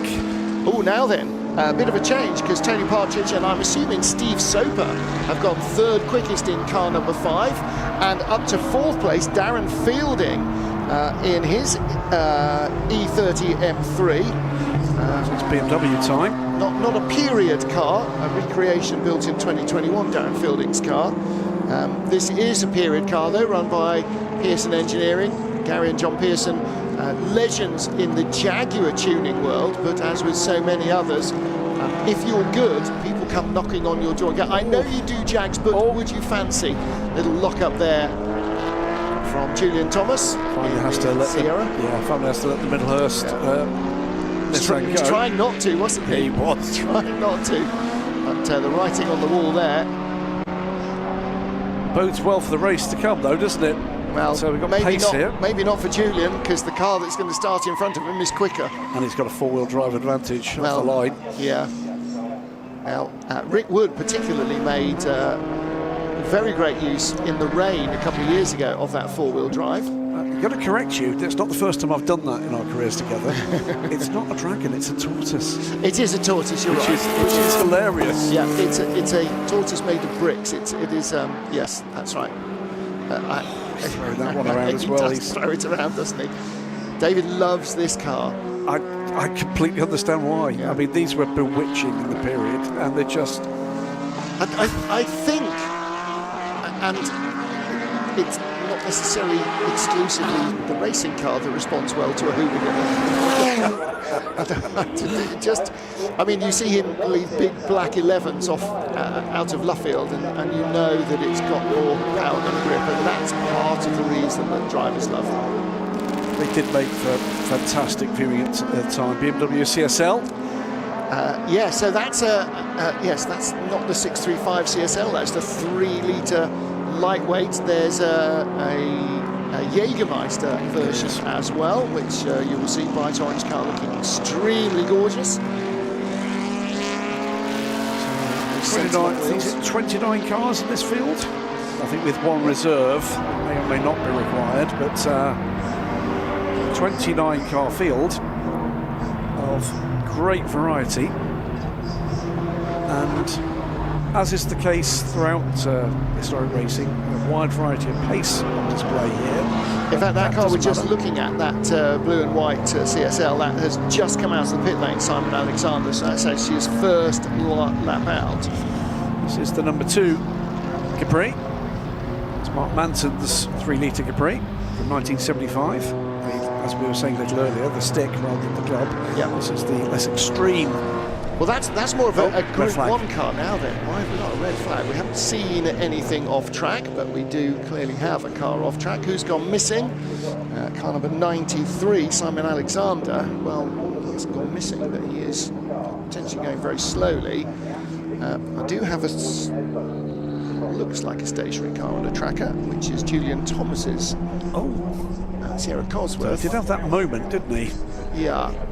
But that was him being entertaining, and he's just gone through shots, so it's not him. No, so that's the other. That was the other one. That's not Julian Thomas. I was about to say, isn't it time that we had a bit of Rover love? I think it's always time for some Rover love. I do love him. Again, Rex Greenslade is the link between Rover and the Daily Express. He was a journalist at the Daily Express, also raced, and Brian Yogi Muir was his teammate. So those were the two drivers.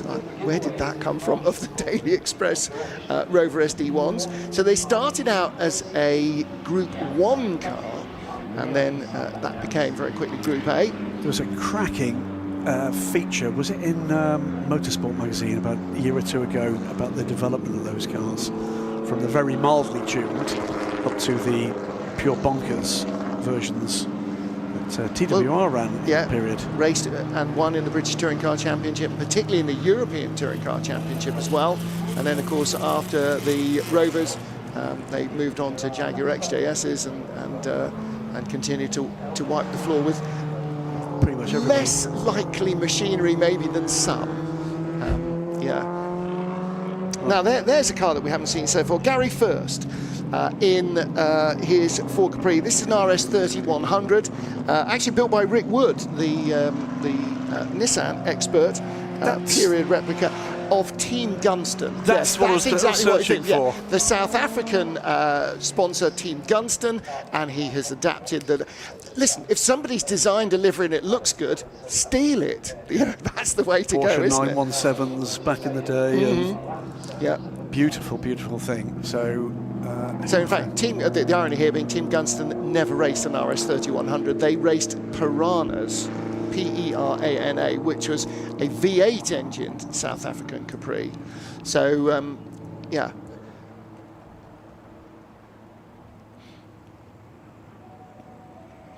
So cars waiting in the pit lane, and they will be released once more. We think not for a drama on track, by the way. No, so hopefully everybody getting ready to go back out. Simo Arthur, by the way, 7th place in car number 126, which is another Nissan Skylines, a Nismo liveried car, actually rebuilt by Rick Wood, but the car not using a Nismo gearbox, actually running a 6-speed Australian Hollinger box. And Simo Arthur is an Aussie. Doesn't make him a bad person necessarily. Background in off-road motorcycle racing, but he's also, getting into circuit racing. So bringing a little bit of the Aussie flavour.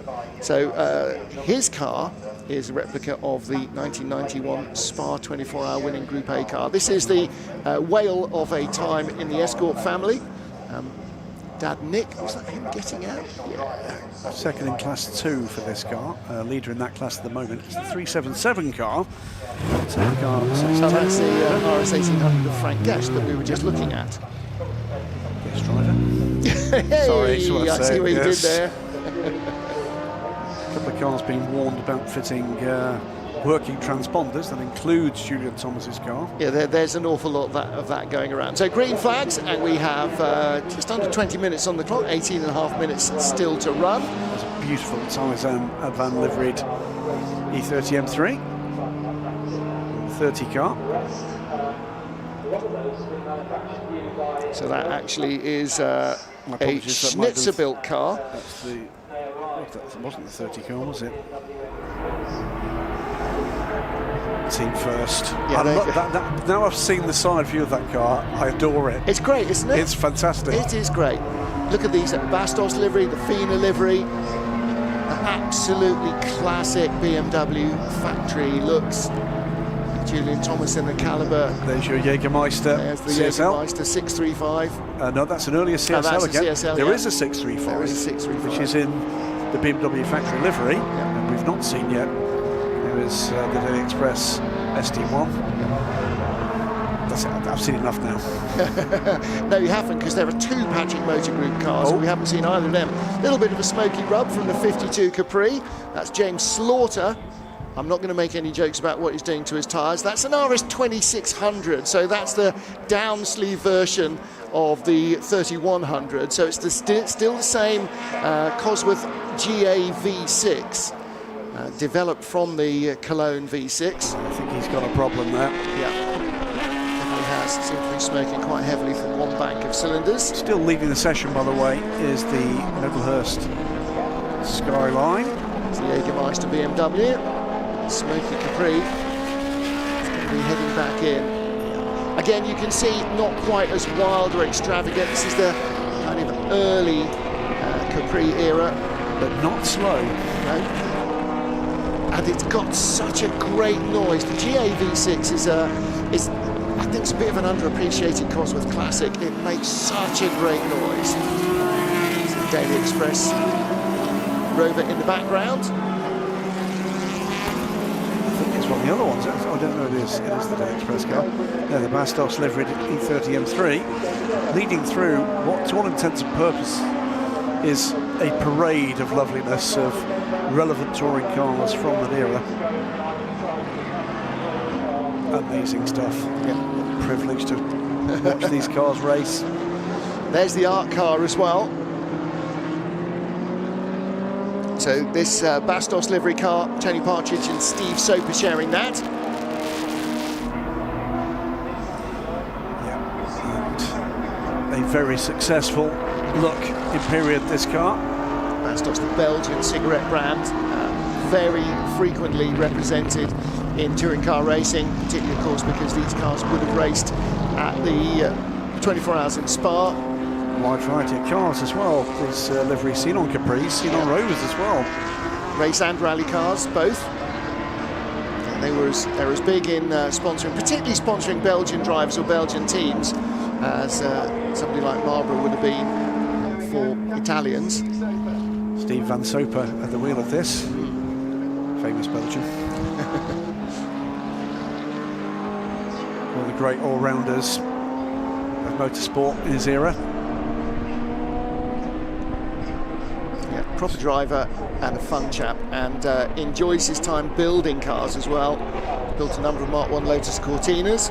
We're seeing a bunch of those as well during the course of this weekend. You know, two distinct eras of Ford touring cars in the same shot there. Well, three if you count the Wales Escort as well. I guess you saw with the Team First car, pretty much with the exception of the truly wild Zaxby's Capris, as far as they could push the Mark 1 Capri at least, and then this car, a defining moment in touring car racing, the Sierra Cosworth. And only came about because Andy Rouse was very good at finding cars that fitted regulations. Oh, trouble, the 61 car again. So Andy Rouse discovered that in South Africa there was a turbocharged version of the Sierra that never came to the UK, called the Mercure, and he went and bought one and developed it as a touring car. And so his turbocharged Ford Sierra gave Ford all sorts of ideas. That is going to be trouble. stationary. So he clearly does need assistance. I think we're going to get some form of interruption here. Look at the detail on this. Who on earth painted those wheel spinners? I mean, goodness. I mean, and again, talk about this. Now, it's one thing if you've got a Bastos car and you've got to replace a front wing. Replacing a front wing on that art car BMW is an entirely different thing, isn't it? 100%. 161, Ernie Graham and Will Graham. That car won Leicester last year. 77 car, 13th quickest for the BMW.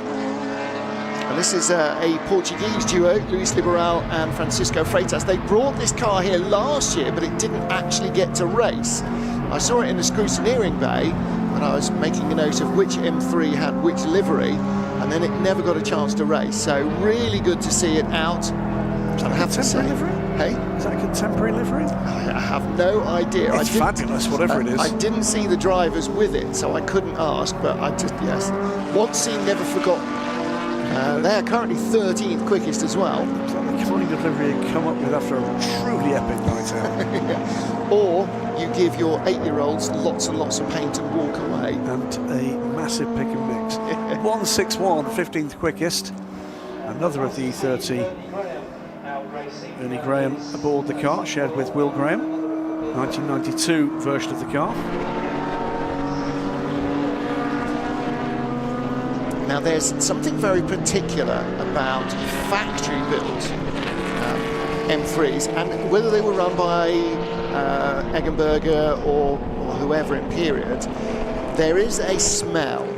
Oh really? Oh, and red flag's out again. Oh, yeah, really? There is, because the exhaust runs under the passenger footwell, there is a heat shield underneath the baffle in the exhaust, underneath the exhaust box, underneath the passenger footwell, because that's where all the electronics sit, inside the car, not underneath the car. And there is a particular smell from this heat shield, and drivers who race them in period know whether or not a car is a replica or an original because of that smell. Because you can't get that anymore, and they don't smell the same. Wow. So there have been drivers who have had to, unfortunately, disillusion owners that it doesn't actually smell like an original, even if it looks like an original or handles like an original. So there's the Camaro in the livery of the great Aussie Frank Gardner. Planet polling thing. Just like Yes. that Camaro. Exactly. So the red flag obviously then for the recovery of the 61. Yeah, and when he stopped there and looked like he wasn't going to move, that sort of felt like it was always going to happen. He's sort of got the best and the worst view, hasn't he? Best view because it must look fabulous. Worst view because it must be terrifying. Miles Griffiths at the wheel of the 54 RS 2600 Capri. This is the one we saw smoking coming in. Le Mans Classic winner in its class in 2023, and there is the Cosworth GA V6. Look at those injectors. Just look at those trumpets. You don't get to say that very often in our world, do you? Not anymore. In fact, we barely ever get to see an engine in our world now, Martin. Well, the more we go EV, the fewer engines there will be to see. So, celebrating dinosaurs. Weekend, yes. Yeah, absolutely. You know, these are things that we grew up hearing and seeing, and in fact, this predates me ever going to a racetrack. But nevertheless, a chance to see and hear these things in action. It's a little bit like being able to go to Aintree and let's watch Red Rum again. You know, we can do that with machinery. We can watch horses that won the Grand National nearly 100 years ago in mechanical terms. If they were carrying it past. Well, exactly. But it is a privilege. It genuinely is. It really is. The amazing thing is, having been to a couple of historic race meetings with people who are not necessarily fans of motorsport, there's still an appreciation of the sounds, the smells, the sights. My 6-year-old grandson's been coming to historic meetings at Silverstone since he was about 2 and loves them. Yeah. And he's heartbroken he's not coming this year because there's nobody here to take him. Bad granddad. We'll restart for 10 minutes. 10 minutes on the clock, and this is going to nudge into our lunch. Excuse me. Yes, that's your fault. Yours. So Yes. the lunch session is due to start at 1:05 and run to 2:15. So you can see that they've allowed a little bit of leeway. Yeah, Jones is off for lunch. He's all right. I gather it's a 30-minute session for sandwiches. Anders Olafsson, Naoki Hattori and David Brabham. Now there is a driver lineup with which to conjure. So Anders Olafsson spent most of his driving career racing in Japan, in touring cars and in sports car racing. Naoki Hattori, clearly Japanese ace. But where did Brabham's name come in? Where did David Brabham come in? Not Gary or Jeff, who raced for Nissan in IMSA. It says Nissan Belgium. 25 years of Nissan Belgium on the side of the car. I think this is a Spa 24-hour race car. So this is a car that's similar. It is indeed. This is Simo Arthur's car. So this is a replica of the '91 Spa 24-hour winner. Green flag, by the way. Anders Olafsson, I last recall, racing at Le Mans in the Ferrari F40. Yep. And those cars are due to come back out, the Pilot F40s and all of those, pre-GT3, but we're going to see a lot of cars very much of that ilk. There aren't any F40s at the moment in Endurance Icons, but it's not fully fledged up and running yet. I should think in the next year or two, an awful lot of the pre-SRO, pre-GT3, the BPR era, if you like, that preceded it, of GT cars, those will be coming out. Well, there's one of the fabulous Patrick Motor Groups. Patrick Motor Group, the big Austin Roverdale, big car dealer network based in Birmingham predominantly. In fact, the forecourt of Patrick Motors was part of the pit lane for the Birmingham Super Prix. That's how much involved they were in motorsport. And PMG Rovers, my Scalextric's car is a PMG Rover because that's the livery that I loved most of all. The Patrick Motor Group did an awful lot selling BMC and British Labour products in the 60s, 70s, 80s, and sponsoring a team of touring car Rovers. So again, you can see even the Zaxpeed Escort coming towards us has got more in the way of air dams than the Rover. Group 1 was a nearly showroom standard looking car, really quite heavily developed under the skin, but looked very similar to the car that you would see driving in and out of the circuit as it was lapping around. And the same here with the Daily Express car in the Tri-Central British Touring Car Championship before it became the Trimoco British Touring Car Championship. 1981 cars, this would have been in my teen years. And formative time, of course, for any young enthusiast. And blindingly obvious where they got the frontal styling from. If you're not aware of that story, absolutely, it's a Ferrari Daytona. Yes. And several of those, by the way, in the paddock, road cars, beautiful things. Well, that's one of the dramas when you come to an event like this, is there's all this stuff on track, but getting in through the car park is a work in itself. It is indeed, these historic race meetings, more than most, of course, because it does draw out not just the car clubs, but people, enthusiasts coming out for days racing in the sunshine and bringing their pride and joy. And quite often the ones that have people stopping and staring are not the Exotica. Habitually, I'd be here in the shed, the family Morris Minor, but unfortunately it is still locked up in its lockup. It's not been out yet this year. It's disgraceful. It won't be happy with you. And it won't be out until September at the earliest, the way things are going at the moment. So unfortunately, the poor old girl has not come out in what has been one of the hottest summers in years. Yeah, that's probably a good idea, actually. I don't suppose the conditions we've had over the last few weeks in the UK would have been conducive to, how can we put this, reliability. No, it'll be fine. Through comes the Middlehurst number 7 GTR, rapidly pursued by a pair of E30 BMWs with Bastos car just letting the other car by. We've got 6 minutes and 16 seconds to go as they cross the line. Now, what we haven't seen is car number 87. It's another of the Rickwood built Skylines. That's currently the second fastest car.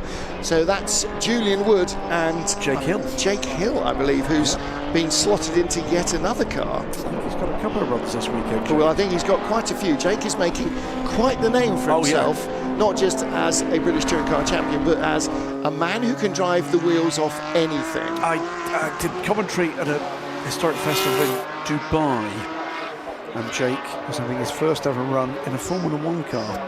And it was one of the oldest on the grid. There is the 87 car. Yep. And suffice it to say that Jake had it in amongst cars that were decades younger. A very quick young man. The one I think that was probably as far from anything he'd ever driven was that little low-slung Can-Am car that he drove up the hill at Goodwood last year. Was it not the Frisbee? It was something that was a couple of inches high and basically was just all V8 and injector stacks of the Shadow. Yeah, that's right. Thank you, Bruce. Was it the Mark 1? The Shadow DN1, yeah. The base of the go-kart with a V8 strapped to the back. Essentially so, yes. Yeah, 7-litre V8 driver go-kart wheels. If you've not seen that car, by the way, viewing public, wait for another 4 minutes and 45 seconds, then go and look it up. Yeah. You won't be disappointed. It is one of the most bonkers things in world motorsport, the history of it. It's almost as if you gave your kid a large cardboard box to make a car with that was only about a foot deep, then sprayed it black and stuck a 7-litre V8 behind the driver. That's sort of what it is, with wheels off a pram. So it looks like something that's been made for the Red Bull soapbox downhill derby, doesn't it? So it is an all Nissan front row, followed by Julian Thomas in that Sierra Cosworth, followed by Soper BMW. Yeah, then David Tomlin's Cosworth, and Darren Fielding in his M3. And that's just all changed, by the way, because up into 4th place, the 126 pops up. It is a 3rd Skyline. It's Morata in the number 126 car. So 3 out of the top 4 now are from amongst our, I believe, posse of 5 R32 GTRs. You are correct. Just counted them all. But all, by the way, pitted together. It makes a fabulous picture. Anybody out there with shottage in mind? Honestly, even if you never see a car racing, you can go home with a camera absolutely bulging with photos here. There's just so much to see. There's a race broken out here. I know. Sierra Cosworth versus BMW M3. This is Group A racing at its finest, isn't it? This was what it was all about. Just trying to pick out which of the M3s. Oh, big sideways slide That's down Simon the rear. Alexander, I think. That is the oh no, it's not. That's Michael Cullen. Yeah. So Michael Cullen, GT racer and now historic racer. So that car is currently in 10th place, car number 69. Often seen on the same grid as his good friend Paddy Shufflett. David Tomlin, 5th fastest, so you can see the Sierra Cosworth a little quicker, particularly on the long-legged Silverstone Grand Prix circuit. Yes, there are more twiddly bits than there used to be. And that's the not Gunston Capri. Spotting Total Motorsports branding on the rear of that car. A team that has been involved in contemporary GT racing, now making a name for themselves in terms of historic restorations, recreation, doing some great things with road-going 205 GTIs. Total Motorsport. That's the fastest car, chased by the 5th fastest car, Darren Fielding, in that Fina liveried M3, chasing A. Middlehurst.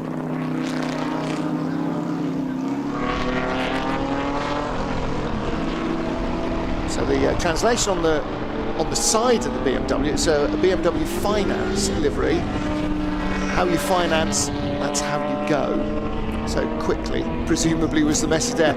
And that car, as you can see from the door plate, car number 8, the Decra livery on the door tells us that was a DTM car. And again, as you were saying earlier, the Evo version of this car. Notably, the big spoiler on the rear lid of the BMW. Fire-breathing Middlehurst GTR coming towards the end of another lap. Still to the fore in this session, to a tune of just a smidge under a single second. But still other cars improving. Yeah, this isn't going to be a quicker lap for the Skyline. Is this a quicker lap for Tom Fielding? It's Darren Fielding. It's not at the moment.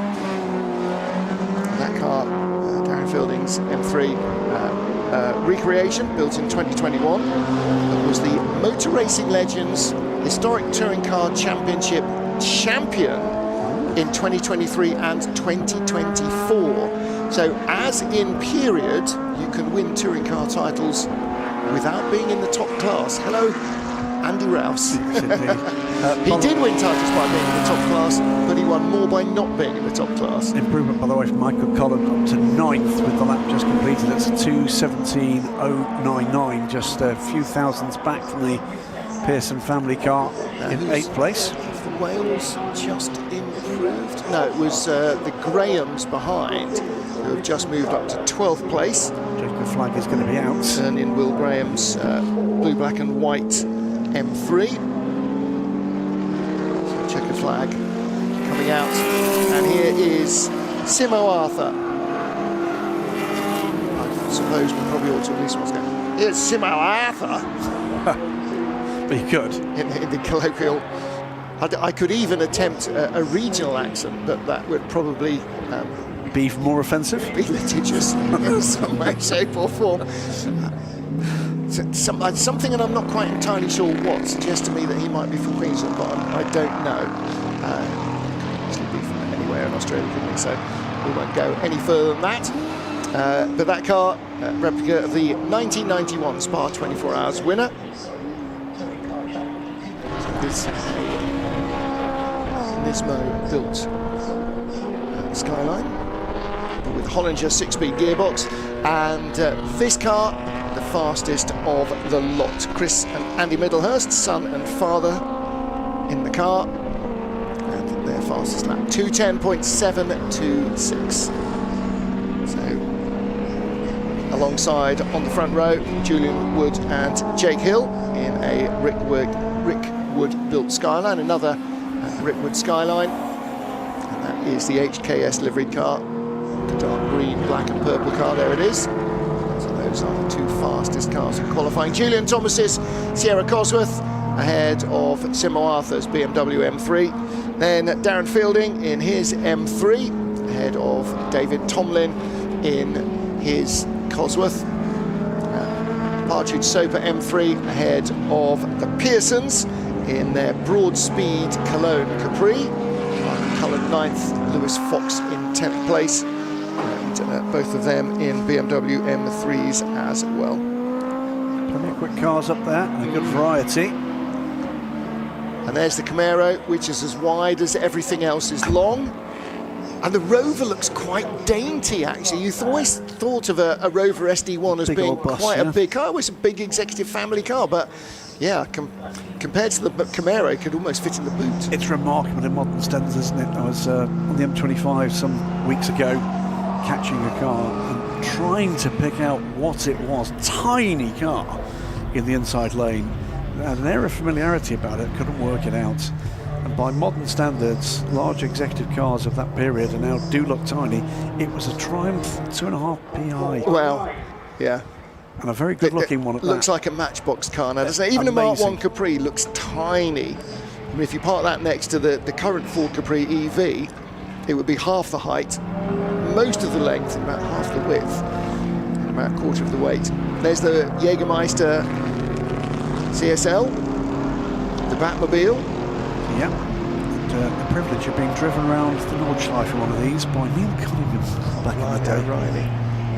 That would have been a lap and a half, wouldn't it? It was. It was not the most rapid lap I've been around there, but you sort of wanted to get out in every corner and just off your cap to the thing. Lots of smiles. Amazing stuff. And that's the sort of thing that, yeah, certainly for fans, those are the cars that they go for. You can see any number of M3s and Evos and everything else going around, but somebody brings something different, that's what it's all about.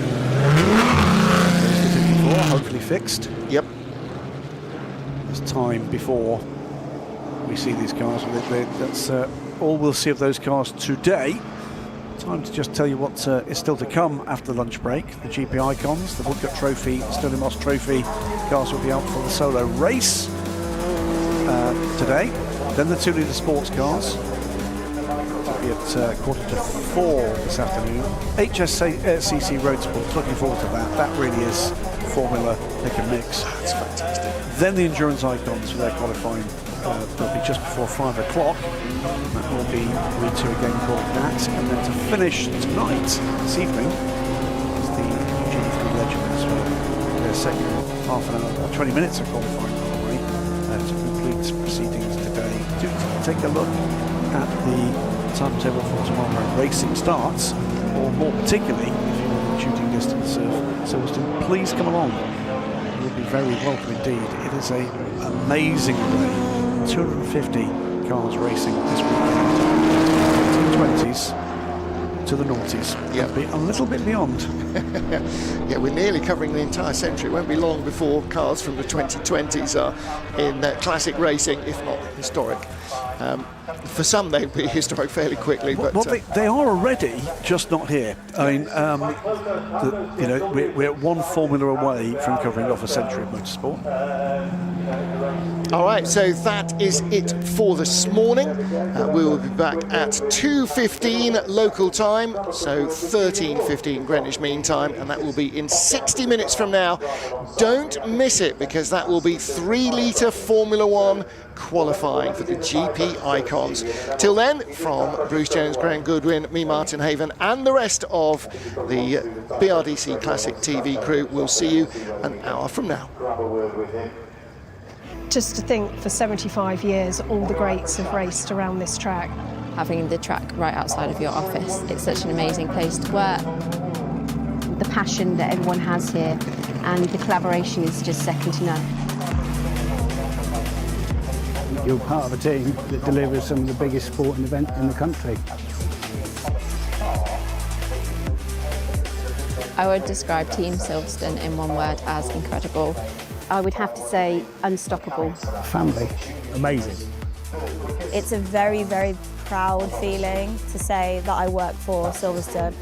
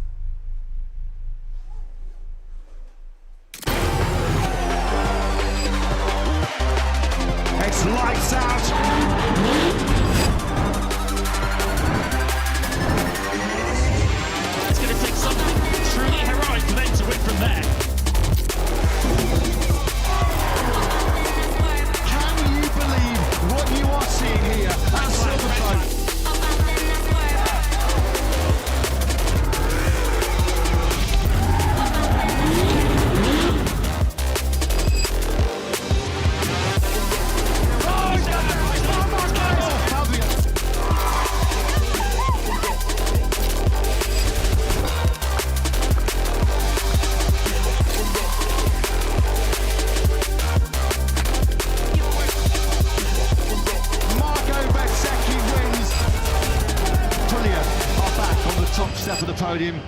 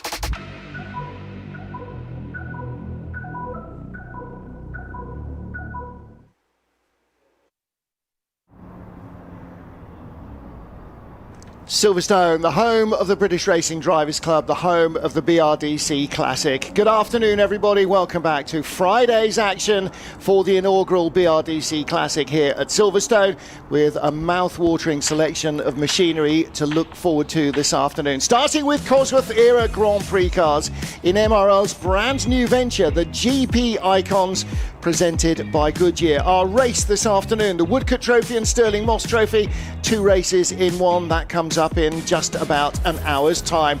Then qualifying continues for MRL's 2-litre sports cars for the historic Sports Car Club Road Sports category for the endurance icons, Le Mans legends from the early part of the 21st century, and a second qualifying round for GT3 legends to complete their qualifying for their races here this weekend. So just one race on the card on what is predominantly a qualifying day today, but the Woodcote Trophy and Stirling Moss Trophy cars, 1930s race cars, will be out in just under an hour's time, so 45 minutes or so from now. Before then, we've got 25 minutes of a very different era of car heading out on track. I'm Martin Haven. Alongside me to start this afternoon's action, Bruce Jones. Graham Goodwin will be in and out during the course of the afternoon as well.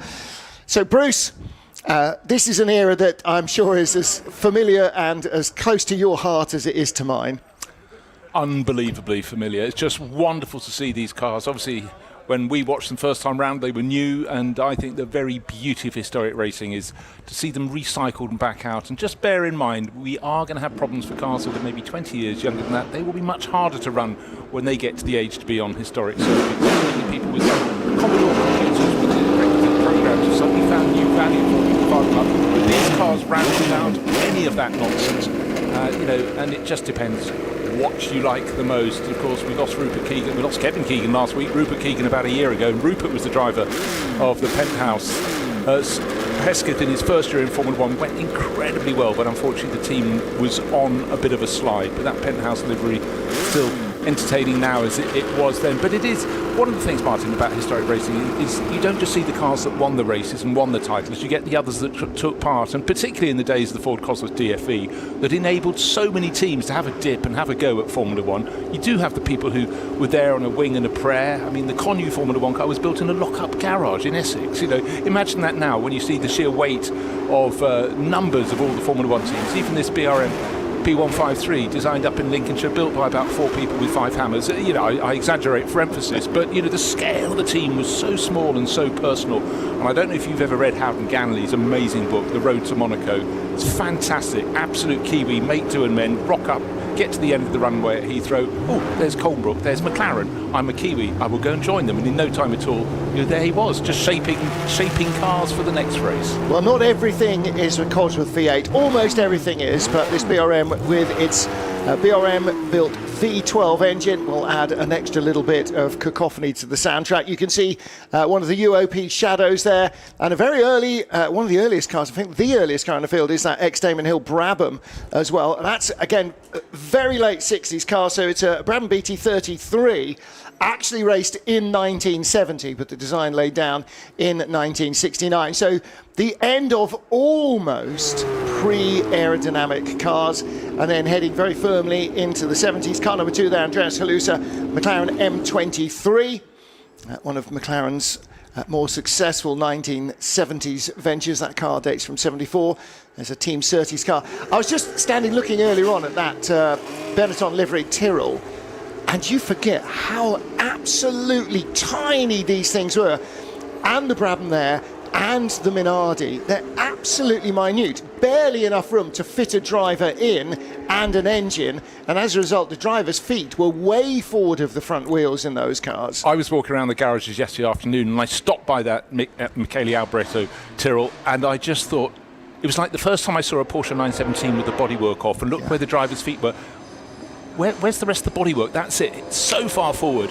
All about the engine, but these cars are tiny. Yes, we've got the Formula Junior cars from the early 1960s and late 50s, but this was at the age. Remember, in 1968, the first wings arrived in Formula 1, put up high.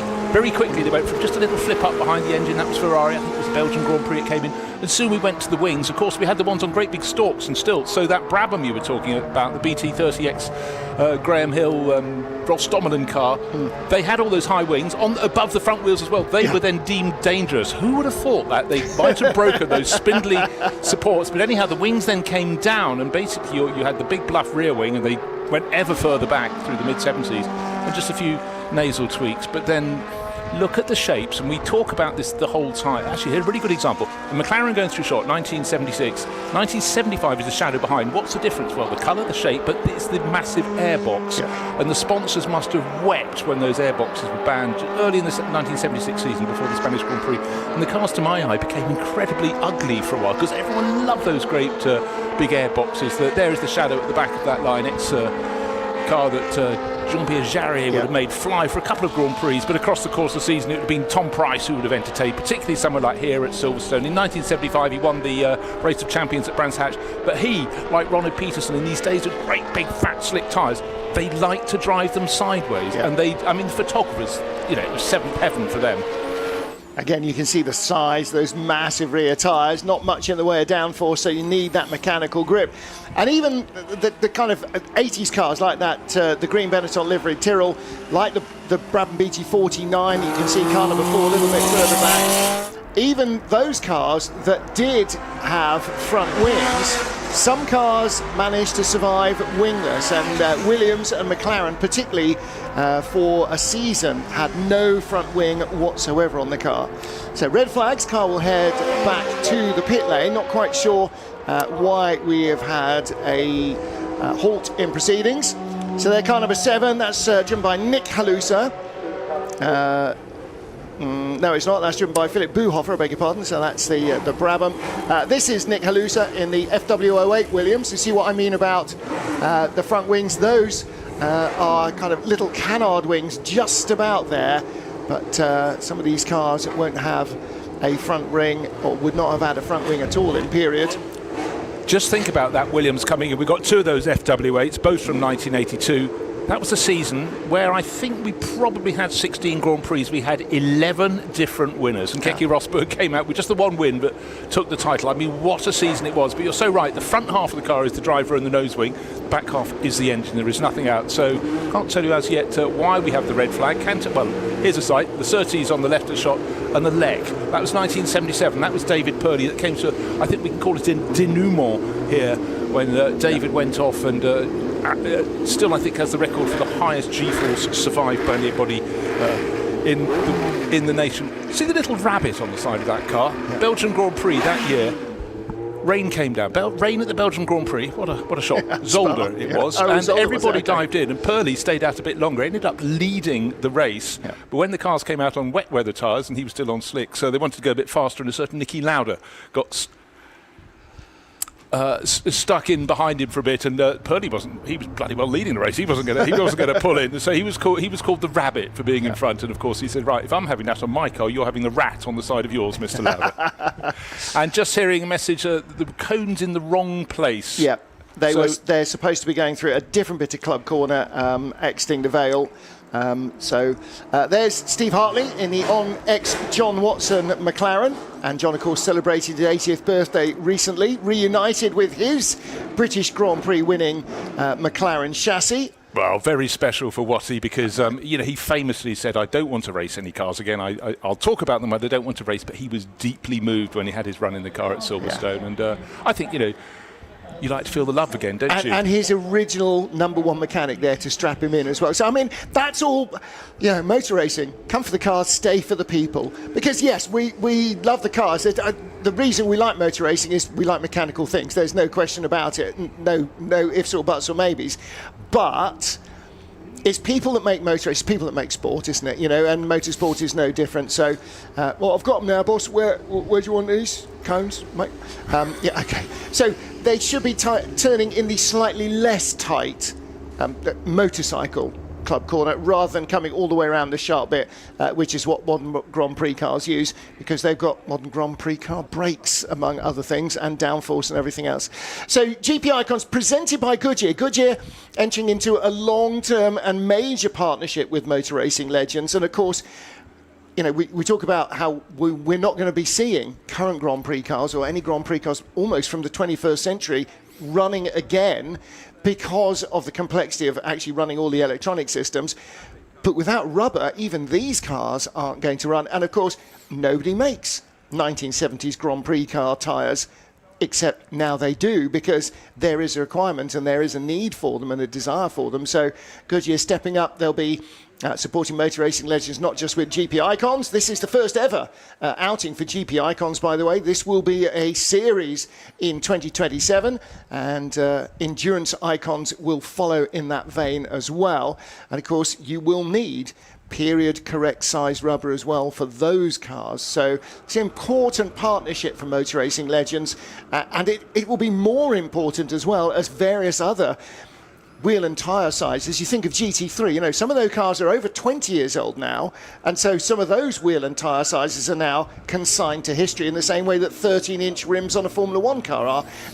But you are going to need rubber for those cars, and so having that partnership with Goodyear is going to be massively important for the continued success of historic racing, not just with motor racing legends, but across the board. Yeah, it is, and then you can open out the range as you go through. But great to see these cars here, though. Just thinking back to that first season for Rupert Keegan, 1977, he'd had a real sort of a scrap all season long in British Formula 3 the year before with Bruno Giacomelli. Got a little bit roughy-tufty at the end of the season. Then he came into Formula 1 as, sort of he and James Hunt were the sort of British playboys with the sort of longer hair, eye for the girls, and they were draped on the side of the penthouse car. But you might go, oh, well, Hesketh, it never scored that year, whereas, of course, 2 years ago, in 75, Dutch Grand Prix, they got the one win with James Hunt. It's not quite the same, but points only went down to 6th place. So saying someone was not very good, or the team wasn't good because they didn't score points, but, the fact of the matter is that Hesketh in Rupert's hands managed to finish 7th, so just one place out of the points. Now that would be a help, good old goal. Absolutely, no, serious point scoring for a modern Grand Prix car, and there were more cars on the grid as well than there are currently. So, I think back to British Grand Prix of the past, sort of at the end of the Cosworth era, where we had pre-qualifying at 8 o'clock on a Friday morning to sort the wheat from the chaff, who was going to get through into qualifying, never mind who was actually going to get through from qualifying and make the limited number of places on the grid. Yeah, I think it whittled down from 40 to 32, so 8 teams went home. One of them was guaranteed. It was that one with the awful life engine, do you remember? Yes. They might as well have not booked lunch for the crew. And Motori not so moderni, as so famously quoted by Murray Walker. Well, here's a car that was on very much on the successful end of that, the Brabham BT49, and that car, the predecessor to the 52, which won with BMW turbo power, but this is a Cosworth engine, the end of the Cosworth engine cars, and again another great Gordon Murray design, light, nimble, pared down to the absolute minimum it had to be, and what a pretty shape. I mean, again, so much of a livery on or colour on a road car can make it look good or make it look, oh my goodness, so much so with a racing car. All of these things are very different shapes, some of them with the very low side pods. You look at Max Girardo in that black and yellow Minardi with half side pods, and the Tyrrell with barely even a quarter side pod. Look, that little kind of the radiator, this little triangular area at the back, that's not a side pod, it's just a radiator nailed in front of the wheels. It's somewhere the mechanics can put their coffee mugs down during a pit stop, honestly. But what we're already seeing is they're scrambling now. We've had the green flag. It's great for Lucas Salusa pulling. He's got his tractor himself in that limble, sleek-looking Brabham, but in behind that Hesketh we were talking about, Michael Lyons, he takes no prisoners. He's trying to get track position. He will get that very much at the sharp end of the field. I mean, the real outcome of this, it ought to be that McLaren, the youngest car in the field, Steve Hartley, multiple historic F1 champion. That ought to be fastest if it's running well, but certainly this Brabham could be very, very useful indeed. And obviously, the old Brabham, the BT30, that's not fully equipped for this fight, but it still makes the right sound. But technology, and particularly the downforce they were getting as they've eventually started to work out how aerodynamics was working, means the later cars have got all the cards in their hand. Well, these would have been very much ground effect era cars. This Brabham particularly, you can see the length of the side pod, that's tailor-made for skirts and for ground effect. And then the flat bottomed cars were introduced to to bring back a little bit, a degree of suspension travel. There you can see car number 2 in the Andreas Halusa McLaren M23 ex-Jochen Mass car. Yeah, Jochen Mass obviously had already been at McLaren, had already scored 1 win. That was the Spanish Grand Prix in 1975 at Montjuic Park in the middle of Barcelona. But then in 76, it was a very late call. He suddenly had a new teammate, and his teammate was James Hunt. And it wasn't always a happy camp early on, but James had this astonishing ability to, act like a playboy out of the car. His focus when he got in was extraordinary. He used to make himself sick before going out the whole time. I used to feel a bit like that before rugby matches, but not with the same outcome, unfortunately. But it was just a very difficult time, and obviously we've lost a few drivers in recent years, and Jochen was one of the ultimate raconteurs, one of the very loveliest people to race in Formula One. But 76 was a hard season for him, and of course anybody who's watched the movie Rush, came out a long time ago, it was a chance to introduce younger people to that period of racing in the mid-70s. But what a year it was. It was written for Hollywood better than Hollywood would have written it itself. Nicky Lauda, James Hunt, and so many other side stories. Ian Simmons currently fastest in that green Benetton Tyrrell, but this is the lap from Lucas Halusa that it's going to eclipse that. Purple Sector 1 was Purple Sector 2, but who's gone faster than that? Michael Lyons has gone faster than that in the Penthouse Hesketh. And again, with another 20, 30, sometimes 40 years of development, some of these cars are going a lot better now than they ever did in period, because smaller, lesser funded teams just didn't have the money to develop them, and they have been developed to suit. So 77, here comes Steve Hartley. That car having a brand new nose fitted earlier today. You can see it's still got black carbon wings. The original nose looked very second hand. That's now actually got the Marlboro McLaren livery on it. When I saw it a couple of hours ago, it was still plain black carbon. So the car's had an incident, or had an incident.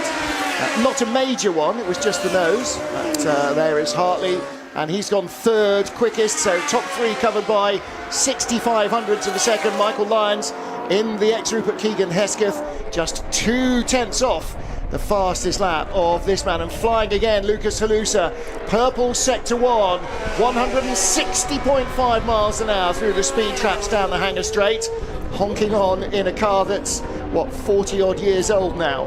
You don't even have to look at the timings on the screen. He's Lucas Halusa is clearly grabbing this by the scruff of the neck, the Brabham now. And what's he got here? He's got the clean, large, wide open spaces of Silverstone to play with. Temperatures, for all the drivers' point of view, much, a few degrees cooler than we've had in the previous month or so. So that's going to be welcome too. Gives them a bit more chance to find the sweet spot on their tyres. But it's been really, well, there's the sweet spot, almost the sideball of the tyres there.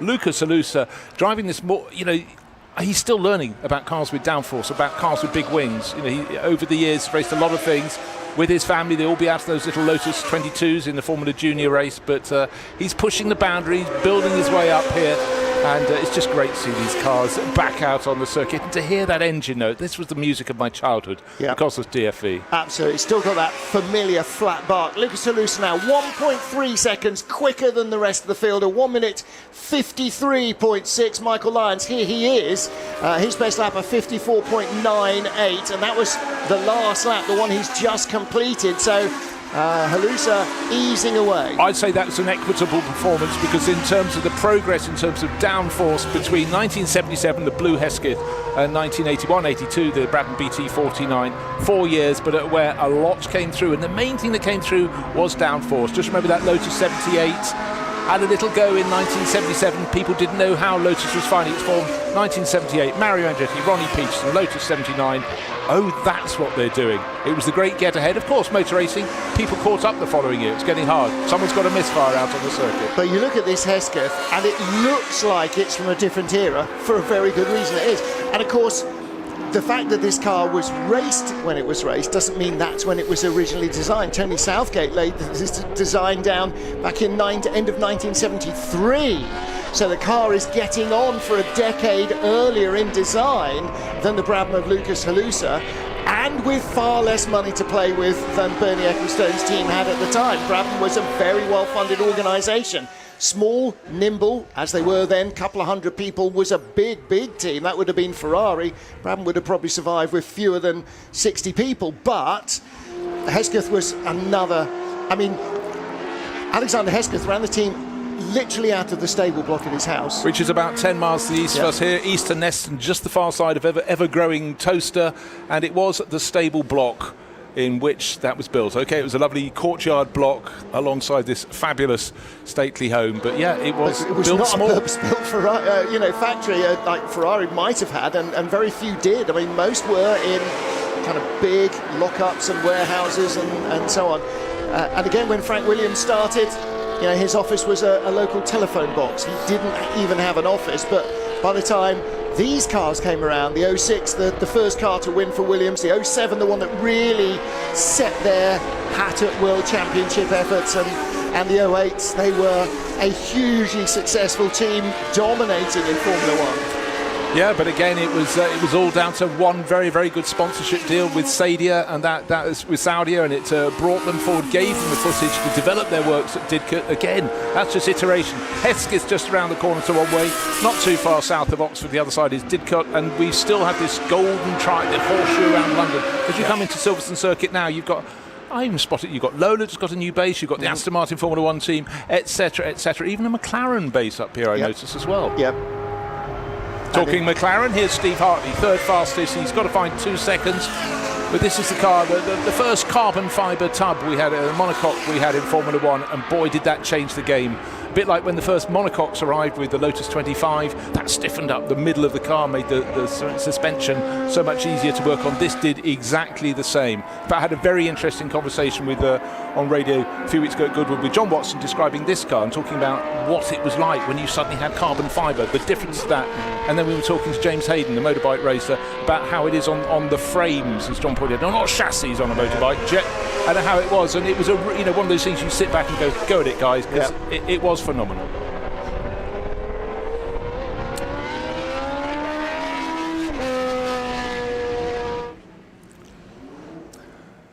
Well, here comes Steve Hartley in the fabulous McLaren, currently third fastest, and this is the soundtrack of British Grand Prix of the 1970s and 1980s, a field full of Cosworth engines.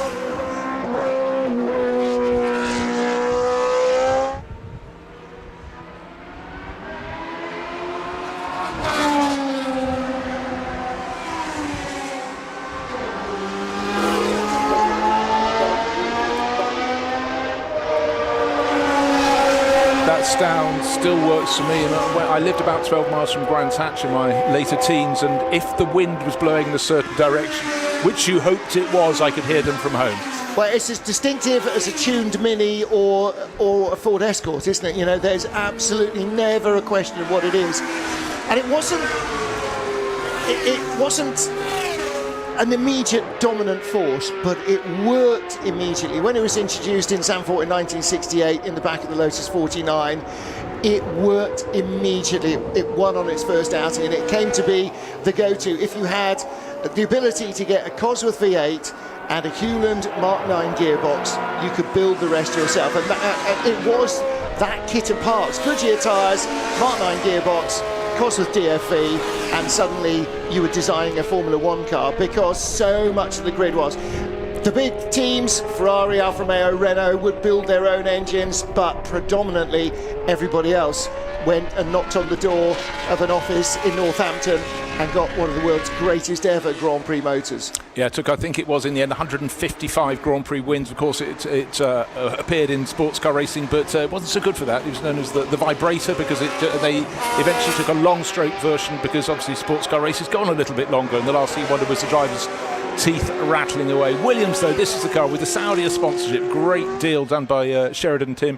And bear in mind that before Sheridan got this done, Frank Williams had been considered, a complete outsider in Formula One. Then, in conjunction with Patrick Head, they started making great cars, the FW06, and just a few years later, they really got the ball rolling. But if they hadn't had that sponsorship deal, they wouldn't have had the money, and who knows where they would have been. But the essence was the Ford Cosworth DFE. And one little thing, We talked earlier about the arrival of downforce and ground effects with Colin Chapman and the Lotuses, but when they put that DFE 1967 into the Dutch Grand Prix, into the Lotus 49, it was a stressed member. You could mount your rear, well, you didn't have a rear wing then, but you did within a year and a bit.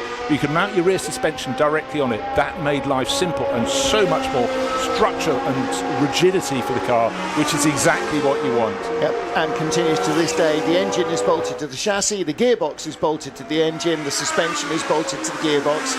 Twas ever that, well, it wasn't always thus, but in this generation definitely was. Just saw the ex-Michele Alboreto Tyrrell there, and that car is currently how fast? Where are they?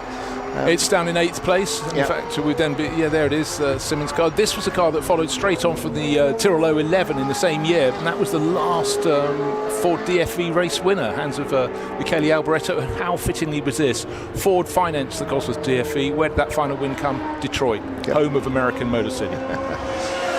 And again, such a tiny car. Look where the driver sits. His feet are well in front of that front axle line. You'd have to have pretty small feet to get them in there because the nose is so finely tailored down as well. Another really distinctive design. Now, this is a car I was waiting to see. This is Simon Fish, car number 30, in the traditional 80s orange and white of Ceramica Ragno and Berti Utensili, the Italian manufacturers who sponsor the Arrows team. You would think Arrows was an Italian team for a number of Italian sponsors that they had on them, but very much not, based here in the UK.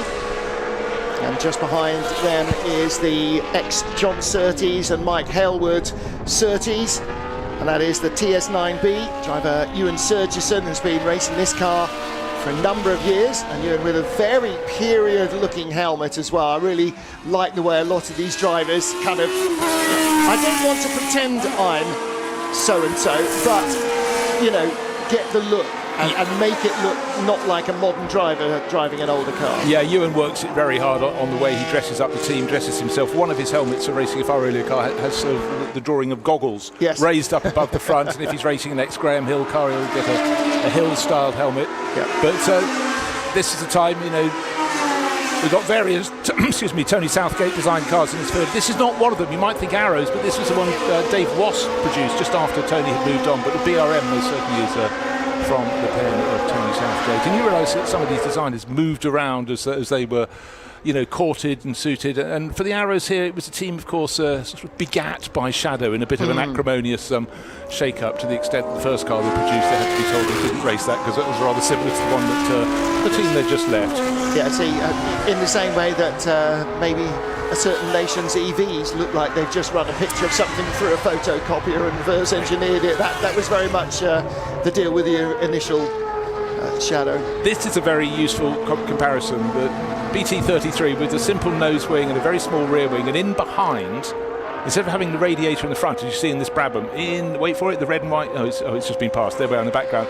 But the Shadow, the Surtees was the first one that had a full wing. They had an arrow-shaped wing on the TS9. The TS9B, they went wide, they put the air ducts down there, and actually the car that separated them is catching up in the background. This is the LEC. The LEC, yeah. David Purley's family refrigeration company. Mike Pilbeam designed the car for them, and David was really starting to pick up the pace. And then he had this enormous accident here at Silverstone. He did go to race again, and this car, the LEC, number 71, was the car that was built up for him to go back and prove that he could still race a car, still fit in, still drive, still have the mojo. Now, in fact, it's not. There are three LECs, an 02 and 201s, and the one that's here is the car in which he crashed.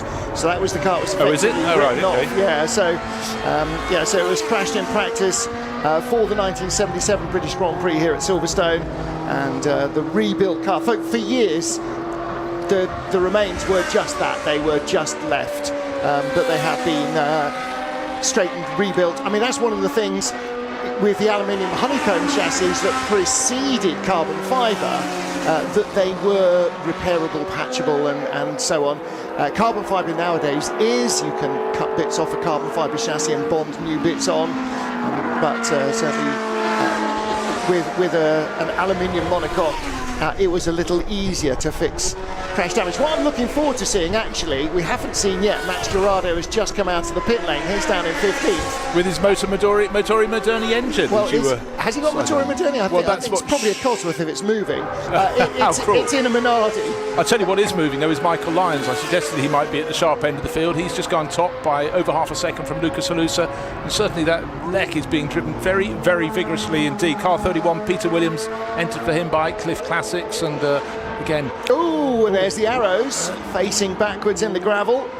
Simon Fish, he was 5th fastest. That won't be an improvement, but hey, that's pretty good. So right at the end of the lap from his point of view, going for that rotation. In fact, I tell you, wasn't it? So the other pit, so halfway around the lap. Halfway, right at the end of the wrong lap. The wrong lap. Well, here we are. Here's Max Gerardo. So classic car dealer par excellence. And Max, a massive car fan. Just really particularly loves his Italian machinery, funny enough. Lancia rally cars? Oh, yes, please. Yes. Tick, tick, tick. Loves an 037, loves a Delta S4. And when was the last time you saw a Minardi moving? It's been a long while, Bruce, but it feels so familiar. That is because almost all of them were owned by... Who was Jumbo Supermarkets? Racing Team Netherlands, Fritz van Aert. I think he's got one of each of them. Okay. So it doesn't leave a lot for everyone else to play with. No, that's right. And Giancarlo Minardi, brought his cars up through Formula 2. They looked exactly like this, and then converted his first Formula 1 car was a converted Formula 2 car with a DFV, and this the 185 M185. This was raced in 1985 and in the 1986 season. So it was driven by the likes of Pierluigi Martini, Andrea Di Cesaris and Sandro Nannini. And Max Gerardo's been racing this for a number of seasons, raced in the Monaco Historic in the last couple of years as well. So great to see this car out, and again, I'm sure series like GP Icons are going to be bringing more and more of these cars out. And the great thing about the Cosworth era cars, and not everything was, and that's why we don't have any Alfa Romeo V12s or Ferrari V12s here, is because they're more complex. But Cosworth engines are well understood. It is the mini engine of Formula 1 tuning, isn't it? Not everybody knows how to do it, but there are enough people who know how to make a good Cosworth to make this very sustainable. Yeah, and sheer weight of numbers of Cosworth engines means there are enough people that can afford to have a business being preparers and tuners of them. But again, what you have to remember is Minardi, before they came into Formula 1, very successful in Formula 2. You think Alessandro Nannini, et al, but it was a big step. Pierluigi Martini just wasn't ready for it at the time. He came back, had a second bite of the cherry, and of course did a lot better. But follow the bloodline. Where is it now? Minardi is racing bulls. Yes, absolutely. After about changing the shaft of the shovel 4 or 5 times in the Trigger's modern axe day. or Trigger's broom, absolutely. And still based in Faenza, just the other side of the Autostrada from Imola. So very much still in the home workshops that Giancarlo Minardi and his team were using back in the 1980s, and always bringing plenty of colour. The cars were competitive as well. They weren't just also Rams. Steve Hartley in the McLaren, still third quickest, 53.9 is his quickest time. He's winding it up now. This is starting to really get a bit of pace on it, which is good, as it should. Right, he's only got 4 minutes remaining, but he's got to find 0.8 of a second. Michael Lyons up top in that Hesketh, one from 1977, which by all rights should not be there in terms of a lack of downforce, because these cars, most notably this McLaren MP41 ground effects cars, whereas Michael Lyons at Hesketh was sort of the last iteration of cars that didn't have the secret movement of air under their The slight problem bottoms. with a ground effect car that was designed to work with skirts and no longer has them is that it loses most of the ground effect. So it's still got wings and slicks, but what it doesn't have is the enormous grip that would have had in period, where you've got everything, nothing at all. And that's probably much better, actually, for these drivers, that they don't have the skirts, because when you lost that ground effect, oh boy, you were in for a hell of a ride. And also, they can now run springs that actually have some springing in them instead of being absolutely rigid skateboards like they would have been in Watty's time. Oh gosh, and how? I mean, talk about having your fillings shaken out, and let's remember some of the circuits they raced on, like Long Beach. Long Beach they'd left by then, hadn't they? But they would have really given them a shake, rattle, and a roll. Now then, Lucas Halusa, second quickest. 153.662 compared to 153.124 of Michael Lyons. So Halusa, oh, look at that, sliding the Bram around. We saw him with it up on its toes earlier on. Looks like he's having a big push here. This is not quite as quick a first sector as his previous best, but with better top speed. Again, highest top speed of anybody so far. Down the Wellington Straight he comes, in front of the BRDC suite. Again, he's quickest at the end of each of the sectors in terms of his straight line speed. Just touching on I just want to correct a mistake. I was thinking that Long Beach was left by 1981. 1983, the last year, we've just been talking about him. Who won that? From the back, John Watson. John Watson, of course he did. Then it became an IndyCar event. 22nd? 20, I think 23rd. Yeah, but let's not I think split that's hairs. still the record for the furthest back on a grid that anybody has won a Grand Prix. Yeah, but if you asked him, he'd say other people had a very good run. He's extraordinary when you commentate with him because he forgets to mention that he was actually there. Yes. And whatever. Yeah. So Lucas Halusa, okay, again, speed is excellent, but the sector times are not there. So maybe his tyre has just given up a little on him. Well, in fairness, he was working them super hard in those early laps. His second fly, he was hanging it out. Simon Fish still going well, down in fifth. He was the one that went into the gravel. Yep. He came back, he's cleaned up his tyres, so if he's going to pick up the pace, it's going to come soon. In fact, the main improvements are coming further down the order. Ewan Surgerson has just got his red and white Surtees up into 10th place ahead of Andreas Halusa. Andreas running in car number 2, which is 1974 actually, McLaren M23, but with a 1976 lower airbox at the back. There was Ewan Surgerson going through shot. Ian Simmons in the green Tyrrell, 9th place overall, no improvement for him, but a lot of the drivers in the pits. Philip Buhofer just reports in, so in 12th fastest position with under a minute to go. He probably reckons he's done what he can, but again, that car, you can take the nose wings off, take the rear wings off, and you're looking at a car from the mid-60s. But this is 1970. Well, it is a car from the mid-60s, isn't it? You know, it's still got that cigar-shaped structure, wings being irrespective, whereas these are much more a slab-sided thing with the separate side pods and so forth. So a very different generation of car. And Max Girardo's also moved up. He's got ahead of Osvaldo Zhao's Williams FW08. So Max Girardo up to 13th. And as you can see from the different colours, we've got 4 different groupings of cars here. Not so much in cars, but they're just in slightly different age groups. Flat bottom, pre-flat bottom, so ground effect, but with the skirts missing and all of that. So checker flag is out, and Osvaldo Zhao is the first to take it. Into the pit lane comes our second fastest car, Lucas Halusa. Yeah, I think he probably found that the tyres were not giving of their best, so he'll trickle in underneath us. Circuit commentary there in the little white structure that sticks out. Timekeepers as was, that's where the timekeepers used to sit. Right. I know it's got another name now, but I can't call it anything else. It's always been timekeepers. Well, it's too long in the tooth for that. Right, Ewan Surgeon just improved up to 8th place. He's still got to complete this flying lap, and he's going faster still. If he can find another fraction of a second, he'll move up to 7th, ahead of the Lek. But what you don't want is traffic when you're going for it. Simon Fish still pressing on that orange and white Ranyo-sponsored arrows, and in behind Ian Simmons, who's outside. Well, he's not outside the top 10, he's 10th. He's just one of the cars that have been just demoted by Ewan Surgerson. So he's trying to get a little bit of a tow, but at the moment, nothing can be done about Michael Lyons. He's first, he's in the pits. Lucas Halusa in his Brabham, he's second, he's in the pits. Steve Hartley, the pace has been there or thereabouts, but he's still sitting down in 3rd place at the moment, 8/10 of a second down on the pole time, which I don't think is provisional. I think it's the last 3 cars coming through, about 4 cars to go. I think this one is nailed on for Michael Lyons in the Hesketh. So last few cars coming to the finish, top 4 cars, top 3 cars in the pits, just waiting to see what Ewan Surgerson can do. He's improved in his first sector, improved in his second sector. He's in 8th overall. No, I think he's just starting to lose this lap. Good push to the end. And for Simon Fish, yeah, when your run's interrupted by a trip to the gravel, Martin, you lose your mojo for a little bit. Yeah, he's got it back though. He's got the rhythm back. Still lapping pretty comfortably and quickly.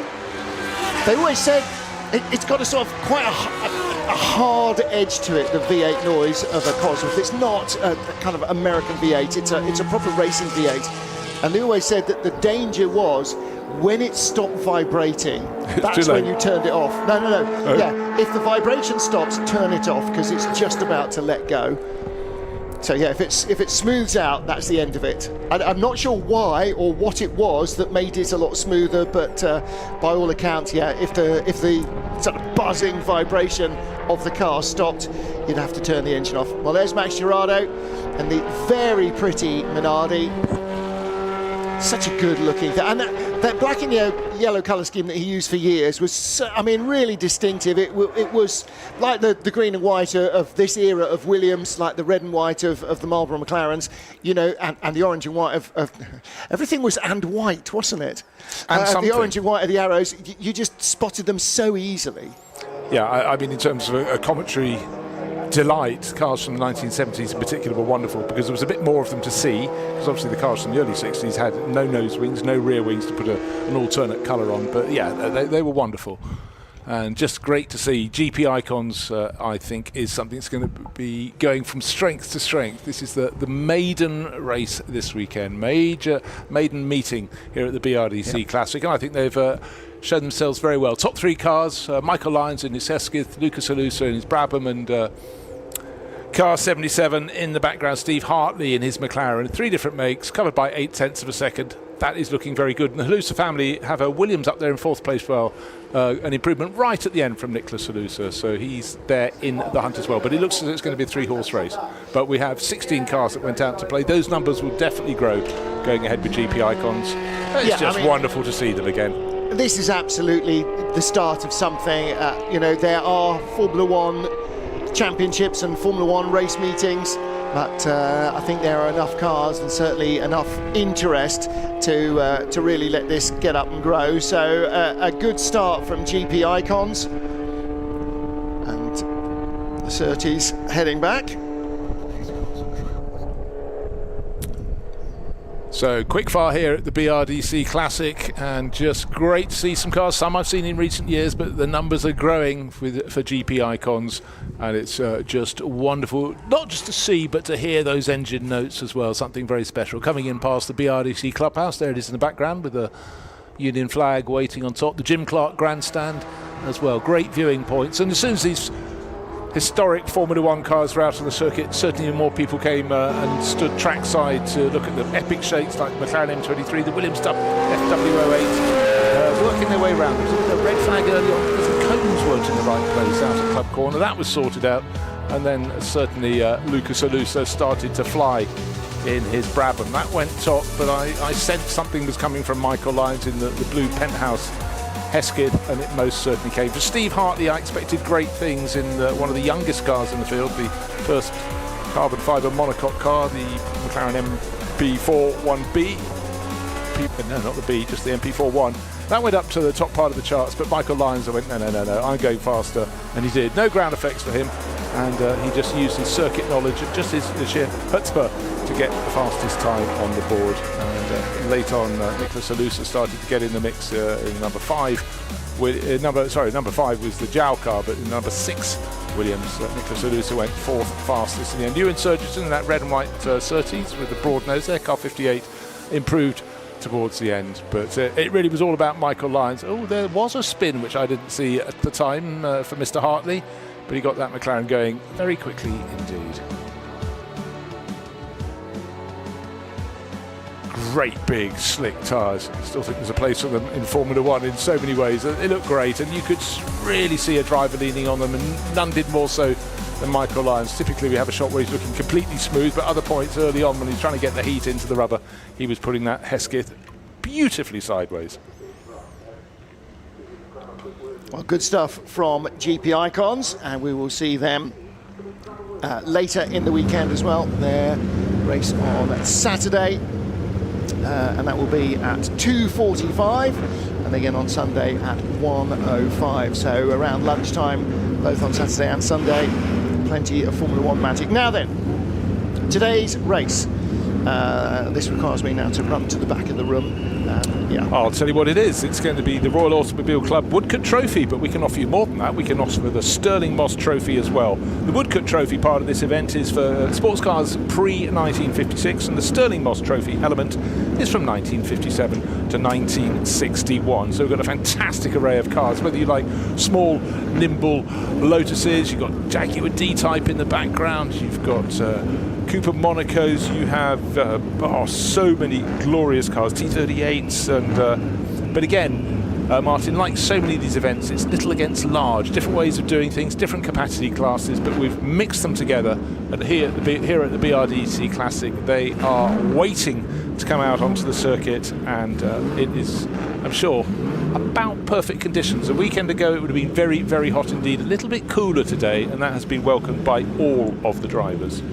Well, this is a classic view. There's the big Lister Costin of David and Olivier Hart. That's David Hart at the wheel. That starts on the outside, the front row of the grid. On pole position, Ollie Bryant in a car that looks like one of those that's been boil washed, like this car, the Lotus 15. Tiny, lightweight, 1300, 1100cc sports car built by Colin Chapman. So you've got big capacity cars. The Allard J2 here's another classic example, 7-litre Chevrolet. The Jaguars, the Lister Jags, the Lister Nobblies, big Chevy engine cars, small screamers. It's a real balance of power, and this is a transition between the 1950s, looking there, XK140, the Jaguar C-Type on the right-hand side, the Aston Martin DB2, cars even older, the Cooper Bristol and Austin Healey's, road cars turned racers like the Elise, like the Healeys, like the Aston Martins and the Fraser Nashes, and then you're looking at purpose-built sport racers at the front of the field. The Lotuses and the Listers particularly will fit into that. And again, some of them big engine, bigger weight, harder to accelerate, harder to slow down, maybe not so nimble in the corners, and nipping at their heels or in front of them, rather annoyingly, will be the smaller capacity engines, the lighter weight. This is a real David and Goliath battle, and it is sports car racing from the 1950s. So these cars will all have raced from 1950 to 1959, and a great indication of actually how the world changed. In the early 1950s, it was still the kind of legacy of World War II.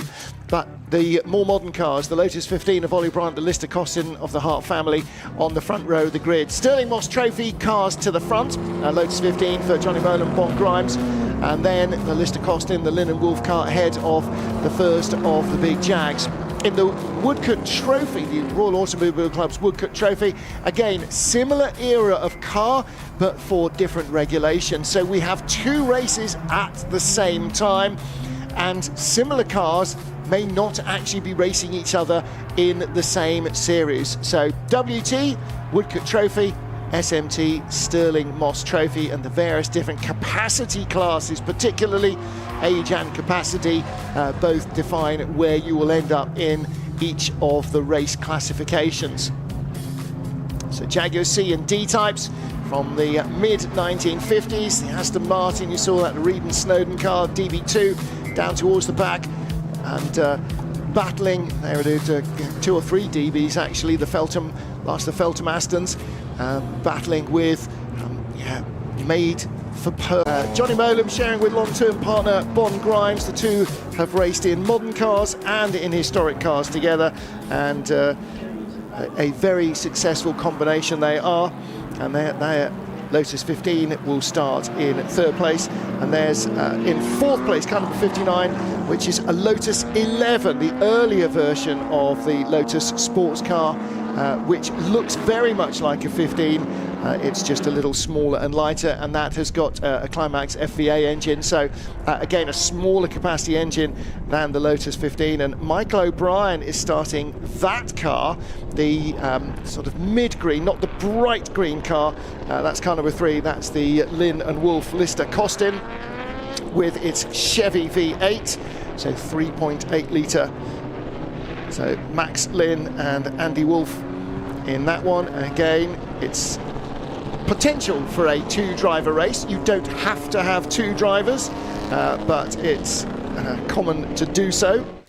One thing I'd like to throw in, Martin, at this point, you have driver success penalties or ranking penalties. So in this race, Ollie Bryant, car owner, 10 seconds extra at the pit stop, 10 seconds extra from Max Lynn, that's cars 1 and 3. Chris Ward, well, he has so many successes. Car number 6, he's listed as 15 seconds, but I actually have just got a message that he is not going to be racing with Toby Smith, so that element has been dropped out of the entry, but almost at the point we come down looking for other penalties. In fact, Kyle Tilley, as the sort of contemporary driver, 20 seconds at a standstill, and Darren Turner, for succeeding so well at Le Mans, 30 seconds extra at his pit stop. So that's going to be a big issue. But for those at the front, let's, for now, in the first half of the race, just absolutely enjoy what is about to unfurl in front of us. Lotus 15's first and third on the grid, a Lister Costin in between, Lotus 11 tucked in behind, small and nimble, but there's a lot more power in behind. So look for the Hudson Morley Lister and the Lynn Wolf Lister making a move. Here we come round 4, the first rolling start for the first race of the BRDC Classic in 2026. The Royal Automobile Club Woodcote Trophy and Stirling Moss Trophy rolls across the line, and as the lights change, car number 1 on the left-hand side with the yellow noseband, the Lotus 15 of Ollie Bryant from pole position, hogging the inside line, taking the lead, and the big Lister around the outside. Everybody else keeping things neat and tidy. Car number 33 from second on the grid, David and Olivier Hart. Down the inside comes the third of the Lotus 15s, or the second of the Lotus 15s, in third place. That's the Johnny Molan Bond Grimes car, and just jumping up behind them is another one of the big Listers. So the car that started fourth, the slightly darker green Lotus 11, Michael O'Brien, just dropping back a fraction. He's down into 6th or 7th or 8th position at the moment, actually, the car with the 2 green stripes on it. So losing, because that is a small capacity car, and at the rolling start didn't have the torque that the big engine cars in front of his do. Yeah, but what Ollie Bryant has done, he's broken what toe he would have offered if he was close. David Hart is giving chase in his Leicester, but this is exactly what Ollie Bryant needs to do, just get far enough clear, not to be hauled in down the straights, not to afford any toe. But what an array of cars. There's the Llewellyn family Allard J2, absolutely vicious thing, and tucked in behind is one of the Cooper Monacos. Beautiful diversity, narrow tyres. I mean, look how small they are. As Ollie Bryant comes towards us, almost no rubber to be seen from the front end, but he has got to make his escape now. Some of the more powerful cars starting to try and pick their way up the order. Car number 22 having a little bit of a look around the middle order, and that's going very nicely indeed at this point. But here we are, 2 races within a race. That's Andrew Guy Smith, who's certainly making quite a mark this year. Well, there's the big Allard J2 of the Llewellyn family in 10th position, leading its particular class. And again, side-by-side battles, but behind the leader, Ollie Bryant, David and Olivier Hart in second place. No, change for second place. That's the Johnny Molan Bond Grimes car. I think Johnny Molan was starting that. So the Lotus 15 up to second, and that's car number 92. And then in third place is 33, the Hart family, Lister Costin Chevrolet. Then Pearson and Stretton, and that is Gary Pearson sharing with Martin Stretton. It's Gary Pearson on board at the moment by the looks of things. Yep. Just double checking the... Stretton is doing double duty, so he has started the other car that he is sharing then. I think he's doing. Is he racing 2 cars in this one? Or no, it's another one. Right, end of the first lap. 1.7 second margin between Ollie Bryant. He's broken that run, and then it's Johnny Molan, we think, who's moved up to second place. So it's Lotus's first and second. Lister with all the noise, the thunder going around in third place.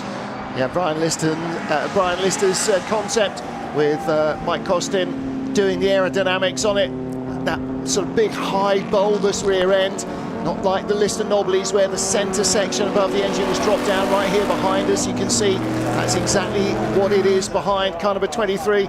That's the Lister Nobbley of Gary Pearson. So the same car, essentially the same chassis, the same engine, but what a different look. They dropped that frontal area, made those big valleys in between the wheels and the tyres, so that the wheel arches are almost like pre-war wheel arches sticking up there. And when the wife of one of the clients who was due to buy the car came and saw it in Brian Lister's workshops, apparently her quote was, "Ooh, it's very knobbly, isn't it?" Which is where the name came from. Do you really want to buy that, darling? It was also very quick. But it worked, and that's the beauty Casey. So Lotus is first and second. Ollie Bryant was 1.7 seconds clear at the start of the lap. I would suggest he's put another second on that. And Gary Pearson makes the move. That was nice and neat. David Hart didn't make it too difficult for him. Through Abbey they go on through the loop, but David Hart hanging in there. But he knows in the second half of the race he's got his son Olivier to take over. So that is a very, very... Oh dear, Jay Allard has pulled to the side of the circuit. Maybe it's Cadillac engine. That was leading its class, leading the WT, if you will, the Woodcock Trophy class. Oh dear, is that a bit of smoke? I think that Cadillac may be just a moment past its prime. Yeah. Is it a top oiler Cadillac or is it now a side oiler? Ollie Bryant leading from Johnny Molam. That's the 1-2 Lotus 15s. And in third place is Gary Pearson. Gary shares with John Pearson in another car, the short-nosed D-Type, 59 moving up the order. Yep. And this is Michael O'Brien in the GP59 run, Lotus 11. And he's got ahead of the big Chevy-engined car of Max Lynn and Andy Wolf, the Lister Costin Chev. So that Lotus has just gone by the even brighter green Lister, giving away over 4.5 litres to the car behind it, and he's going to know all about that down the straight here, isn't he? As the big Chevy engine car just steams up alongside, but can't brake late enough to make the move into Copse Corner. Yeah, I tell you, which car would you prefer for Copse Corner? I don't think it would be the Lister in terms of getting around the corner ability, which is a new word, fresh at the BRDC Festival. But there's David Hart, the pale blue helmet, hanging on in fourth place, but actually he's probably nearly getting towards a second down, and Michael O'Brien is going to be starting to catch him. And this is really good work from Michael O'Brien, because he got work. Absolutely swamped at the start. He was down out to the bottom of the top 10, 9th or 10th place, and he's back up to 5th position. His last lap was a 2:26.9, and that is quicker than 2 of the 3 cars in front of him. And again, as the Lister Costin Chevrolet bellows alongside down the Hanger Straight, you can probably hear it coming. It's sucking in so much air as well as expelling so much noise, but didn't get to him, and down into the Vale. Again, the little Lotus has the advantage. This car was originally bought as a kit, a Series 2 Lotus 11 Le Mans, and raced in period in the early 1960s, then kind of dropped off the horizon. It came back as a GT car with a cobbled together roof briefly for a couple of seasons. That was then removed, and then it was in a garage for many years. Was restored and raced in France, and then brought back to the UK about 3 years ago, and has been re-restored. All the restored bits have been taken off, restored properly and put back together, and now it's not just reliable but quick as well. And here is the D-Type. Is this the D-Type? This isn't the Pearson's D-Type, this is 44. This is Christian Albrecht and Carl Tilley's Jaguar D-Type. So again, when Carl Tilley and Christian Albrecht affect their pit stop because of a pro driver in the car, they're going to be stationary a lot longer than many of the others. And Michael O'Brien makes up another place as he goes past David Hart's Lister Costin, and so O'Brien now up into 4th position, and that is where the little Lotus started. Yeah, it's absolutely galling. You know you've got to nail it when you've got cars with much more grunt off the line. Unfortunately, he did not, but the pace at which he not only caught the David Hart-driven Lister, but passed it, well, he's absolutely on a charge. But Michael O'Brien, he really seems to thrive in these small, nimble, dainty cars, and the Lotus 11 is precisely that. Well, he's had so many great races in historic Formula Junior, hasn't he, Michael O'Brien, here at Silverstone? He definitely knows all about it. Rear lights on that Lister, by the way, and that one, same as on the Morris Minor, standard Lucas part. They're all on the same 9-inch headlights. Give us the part number. They're all on the same 9-inch headlights of every British car of the 50s, 60s and 70s. And that Lucas red light is a very familiar sight to many classic car owners. The Lotus really moving on now. Well, he's taking about half a second a lap out of the car in 3rd place, number 23, which is actually from a 2-timer, said in the nicest way. Imagine Gary Pearson is driving that, but he's then going to share a car with his brother John later in the race, so it makes it easier for him if he can get a bigger gap over the car that he's going to be taking over. That's down in 11th place, and that will be car number 5, and that's a Jaguar D-Type short nose. So again, look for your capability to jump from one machine to drive something wholly different. But the cars that are standing out at the moment are the small, nimble ones.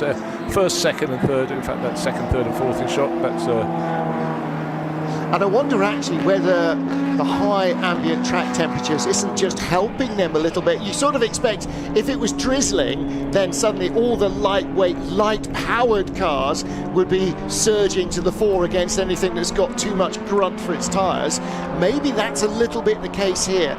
Relatively high track temperature, even for Silverstone on a summer's day. I mean, it has been a long, hot summer, as you can see from the runoff areas. That might just be to the detriment of the bigger cars as well. Well, here's our second place car coming towards us, Johnny Molam and Bon Grimes, and there's the battle for third place. So Gary Pearson with the white helmet, Martin Stretton will take over that car, but they will have to effect a driver change, whereas Michael O'Brien will remain in this Lotus. And if he's not on the podium, it definitely won't be for want of trying.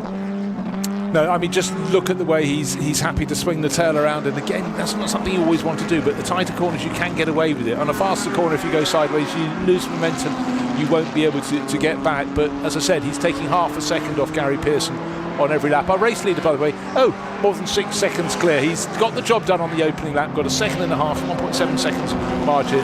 He is Ollie Bryant, the car is a Lotus 15, and it's absolutely flying. Last lap, best lap of the race so far. And Ollie Bryant is absolutely charging. He's been in the 24s. Nobody else has been lower than a 2-minute 26 lap. He's been in the 25s, down into the 24s, last 24.5. He is absolutely flat out. Johnny Molam, you see there in second place. Here's Gary Pearson, four-wheel drift. That's the phrase for what he was doing there, where you've got more power than you've got grip. So you sort of steer the car on the throttle sideways, front wheel sliding, rear wheel sliding. That's the classic way. And with the open face helmet and the goggles, he's absolutely the period racer. But Michael O'Brien is closing him down. The gap was down to 1.4 seconds at the beginning of the lap. 2:26.1 from Michael O'Brien, 2:27.2 from Gary Pearson last time round. So this should be down to around half a second. See O'Brien working on this tiny lightweight Lotus. They've struggled with reliability of that car for the first sort of season and a half, but it's much more a reliable prospect and quick. It won recently at Charade in France, and so this car is a certified race winner. And GP59, the small restoration business that runs it, are absolutely loving the way it's going here with Michael O'Brien. Meanwhile, David Hart has dropped back into the clutches of is that Andy Wolff or Max Lynn? I don't know the helmet. So I think it's supposed to be Max Lynn starting this race, but you know, drivers like to chop things and change things without letting you know. So sometimes you talk about it all race, and then the other driver gets out of the car at the end. Yes, and often the entry list that you had after qualifying, it doesn't reflect who's actually in the car during the race either. So you can see the battle for third place just going under the camera. Here's the battle for fifth position. So this is fifth and sixth. Again, the bright light green of Max Lynn and Andy Wolff's Lister Costin Chevy. Car number 3 giving chase to the Hearts in the Lister Costin with its Jaguar engine, and already in amongst traffic, so lapping other cars. So those front runners are in the Sterling Moss Trophy. The leader in the Woodcote Trophy is down in 10th place, and that's car number 11, Freddie Wakeman, who is now sharing, it turns out, with Patrick Blakeney-Edwards. So Freddie and Patrick in a Cooper T38. So that's a dark blue Cooper bobtail. Gosh, no sooner has it been written Mike Grant Peterkin alongside, but it's going very, very nicely indeed, as you say. In fact, just moved up to 9th. Oh dear, the Allard is back on the track. And no, that's Jan Donner's Fraser Mash. It's the Fraser Mash Le Mans replica. So it was green. Yep. High roll hoop. Just looking up and down the order, though, certainly. So few people who went very hard early on have made life a little complicated. Their tyres definitely not feeling quite as sweet as they were at the outcome. Let's take a look at what went wrong. Here's Gary Pearson. Oh, and there, exit stage left. I didn't see where the judging by the dust, I think he's had his moments on the other side of the track. I think he has. A slow loop. Zigged when he should have zagged in the Beckett's S's. Gary Pearson, though, consolidating the third, fourth place gap. That's now gone back out to 1.9 seconds. depending on which timing screen you're looking at, because the timing screen on screen says 1.9 seconds, and the timing screen that we're looking at says 0.7 seconds. I have to say that looks more like 1 rather than either less than 1 or more than 1. This gap, though, is tiny, 1600ths of a second. That sounds about right between the Hearts and the Lynn and Wolf car right behind the 2 Lister Costins. Doesn't matter where you are in the race, you just want someone to race against. So 2 Lister Costins doing their business around the circuit here at Silverstone. A lot of space to play, and it really looks though the pea green car in the background, the Lynn Wolf car, is just looking for a gap, but we're going to get towards the pit stop time very soon indeed. In fact, we've already got a car in the pits, but that's maybe not for good, and that's the glorious Alton Jaguar. Car number 15. I really hope the camera settles on that car at some point. Maybe now it's in the pits, that's a good time, because it's something very unusual indeed, rather attractive in its deep red livery.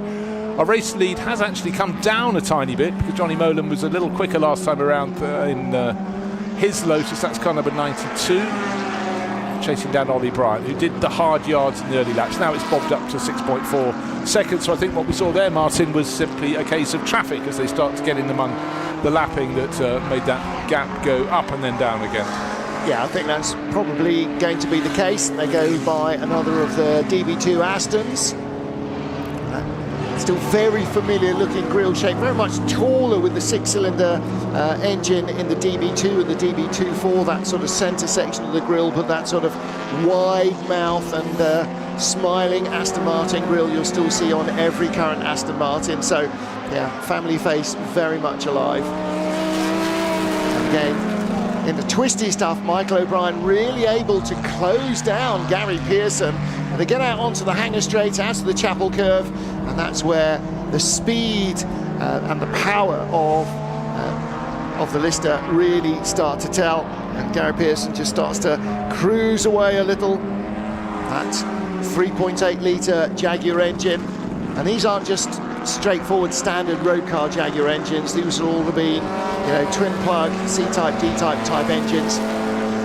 Car number 11 here, the Wakeman and Blakeney Edwards machine. This is the leader in the Woodcote Trophy, and again, Woodcote Trophy and the Stirling Moss Trophy, not just a single event running at the same time, but they all have different classes based on age and capacity as well. So Freddie Wakeman, as we said, qualified the car with Patrick Blakeney Edwards, and they are currently running in 10th place and leading in the Woodcote Trophy.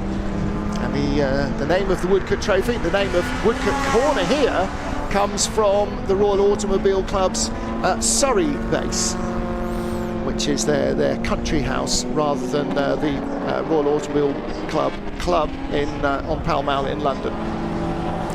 Yeah, had a very successful concours down there a few weeks back, maybe a month ago now. The summer moves very quickly indeed, so certainly plenty going on with the Royal Automobile Club, but yeah, that is the name. As we said, just remember the dividing line in this is pre-50, well, 56 and earlier, and 57 through to 1961 in the division. There's background of the shot. Oh, again, looking at driver signalling, that's David Reed, Peter Snowden's car, number 53 Aston Martin. It knows the DB2 is not going to be a front runner, but again, just saying that's the sign you're going past me. We talked about this earlier in the day. In historic racing, it is really super important, but also losing a second here or there isn't the end of the world, and certainly if you're in a car like the one that Snowy and David Reed are driving, they have to be fully aware. But the job, the onus, is on the passing car, the quicker car. Pit window is now open, and so cars are coming in. They have to have a minimum of 60 seconds plus 20.1 seconds. Why 20.1? That's pit in, pit out. Gary Pearson, we knew he had to come in early because he'll be getting in another car. He'll hope there's a lap in between getting out, and oh dear.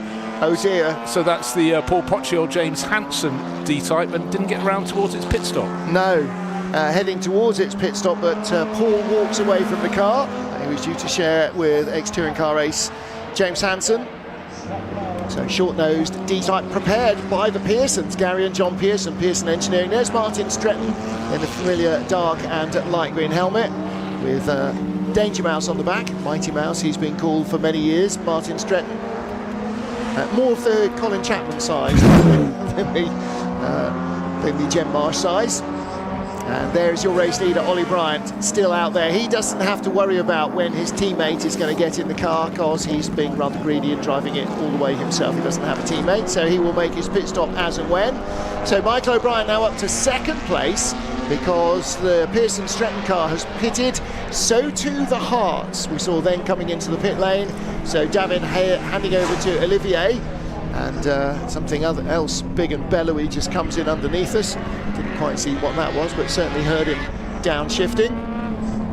So into the pits have come. So Molan and Grimes, Pearson and Stretton are in, the Hearts are in, the Wilmots are in as well, another of our Woodcote Trophy running cars. The Jaguar XK140 GOM Special. Again, that's a fine looking device. And here's a great battle. Lotus Elise versus Healey 100. So both with 4-cylinder engines. The Healey's nearly 3 times the capacity of the Lotuses, and both built by equally tiny concerns at the time.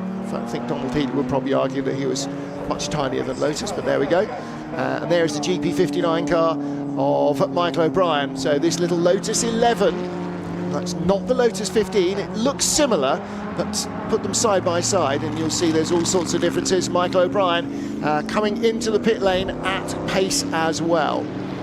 So we won't hear the bellow of its Climax engine, because they don't bellow. Right. Was that Ollie Bryant in?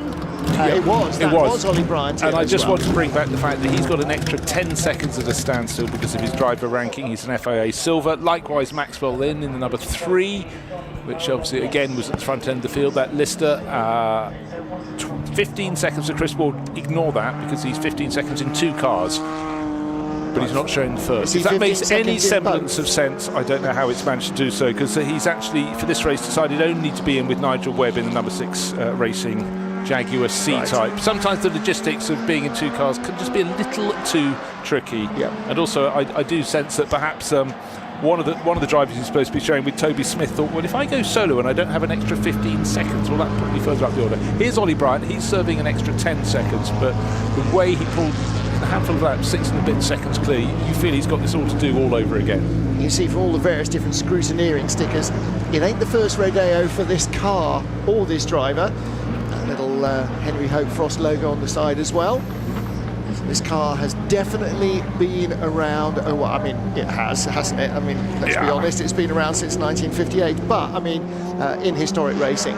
So the lead now is, the de facto leader is going to be Michael O'Brien once the pit stops shake out, because he spent less time stationary than Ollie Bryant, and he's already out of the pit lane. So there is car number 59. That could well be our leader. Now the question is, when Ollie Bryant comes out, how long does it take him to catch the smaller Lotus in his bigger Lotus? Okay, well, what I can throw into that equation, we've just got over 18 minutes remain until the checkered flag will come out. Before the pit stops, with the extra 10 seconds served by a race leader, his margin wasn't quite 10 seconds. I thought it was pretty close, but at the moment I'm going to go for my little tracker map and try and find out where they are where their respective positions around the track. Has Ollie Bryant come out ahead, or is he in behind? No, he was still in the pit lane. There he is now. Okay. And so Michael O'Brien was shown as being 9.6 behind Ollie Bryant when they both pitted on the same lap. So that was the gap, but it looks more than that, because there he is. So. Well, I tell you what, according to my tracker map at the moment, Ollie Bryant is only now turning into the first part of Club, to Vale, and already through Albion, going down towards the tighter right-hand is our race leader. So he's stolen an enormous margin. The problem in the middle of the pit stops is the timing is getting very confused. So Lynn and Wolf have headed into the pit lane because they hadn't stopped. Ollie Bryant is behind on the road to the Mark 1 human eyeball, unless he's gained nearly a lap, which seems unlikely, because he was 9 seconds in front and it's a 2.5 minute lap very nearly. So there is Ollie Bryant, behind him 92. That is not a factor in the race. That is, I don't have a 92. Hello, number 29, are you in trouble? So Ollie Bryant coming towards us with the yellow noseband there on the Lotus 15. Again, you can see it's a sort of lower, more rounded shape on the Lotus 15 than it is on the 11. There's Martin Stretton, and he is in the number 23 Lister Nobly that Gary Pearson started. That, I think, Michael O'Brien, he's either lost half a lap or he has gained a quarter of a lap. because I think that he will shake out as the leader once the Ollie Crosthwaite car has stopped. So Ollie Crosthwaite is racing in the, no longer with Nick Fimbra, in the Cooper Monaco. 92, by the way, is a renumbered car. It did have a different number earlier on. It's Johnny Molan, Bond Grimes. They were 291. Yes. Why 291, that's right. Someone just put the numbers on in the wrong order. They decided to go with it, but we'll learn to live with that. But so Michael O'Brien looking in the mirrors going, where are you? What's happening here? And of course there's no radio, so you can't get onto Bono and go, what's happening here? Don't worry, carry on. They've all just fallen off behind you. So Michael O'Brien doesn't think he's done anything wrong, and he hasn't. I was just having a quick look for the official notices board to see if someone's nipped out 30 seconds early, but certainly he'd sprung from 4th. Remember, he was hunting down one of the listers, but now he's having a clear run. All he can do is press on. If he's undercut, then a penalty would come his way. Well, there's nobody behind him and almost nobody visible in front of him either, and that's an unusual and slightly worrying moment for any racing driver. I mean, look, it looks like a track day that nobody showed up for. There's him and one other car in that long shot down the Sir Lewis Hamilton straight. So he goes around the outside without too many dramas. But this is our race leader, and as timing catches up, well, on the screen you can see he's 19.5 seconds ahead of Ollie Bryant, and if Ollie Bryant is lapping 2 seconds a lap quicker, I mean, he's going to have to catch it. Yeah, but the fastest, Olivier Hart's picking up the pace in his lister, which David, his father, started, but fastest lap of the race. I think we now know that Bonamy Grimes has been the start driver in number 92, because you'd expect Johnny Molan, his long-standing teammate, to be quicker, and that is up into 8th place, but everything is coming down. But Johnny Molan won't like me to say this, but when I was looking at the penalties for pit stops, he doesn't get one because he's retired too many times. No, he's a historic pro, 15 seconds, so that would have hurt, but what will hurt more is mentioning that he's 57 years old. Yeah. Luckily I didn't do that though, so he's in the clear. I'm in the clear. I think we'll cut that out in the edit, don't worry. You're good there. Well, that was an excellent opening stint then from Bon Grimes, no question at all about that. And again, Bon is a gentleman driver, you know. He's done a really good job there. And as you say, Johnny Molan, fastest lap of the race now, 2:24.113 for car number 92. So there is Ollie Bryant, the erstwhile race leader. Right behind is Johnny Molan.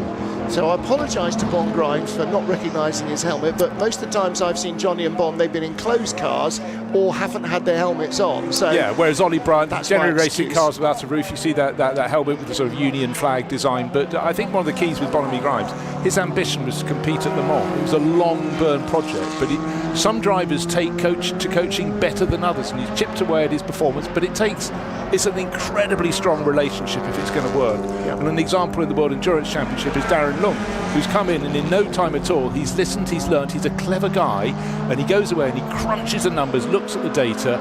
You might think data's anathema, but all these cars will be having a device where you can track the performance at various points around the lap, and then they can go, okay, so club corner, why am I losing time? Someone who's not losing time at the moment is Michael O'Brien. He's hold the shot. Hold the shot, and it will be waiting in the background. That is Ollie Bryant in the background. It is going to be painful, but that's going to be down to something like 10 seconds. Yeah, 10 seconds, and I there's reckon. Johnny Molan, the next car in shot. So it's Lotus 11 leads from Lotus 15 and Lotus 15.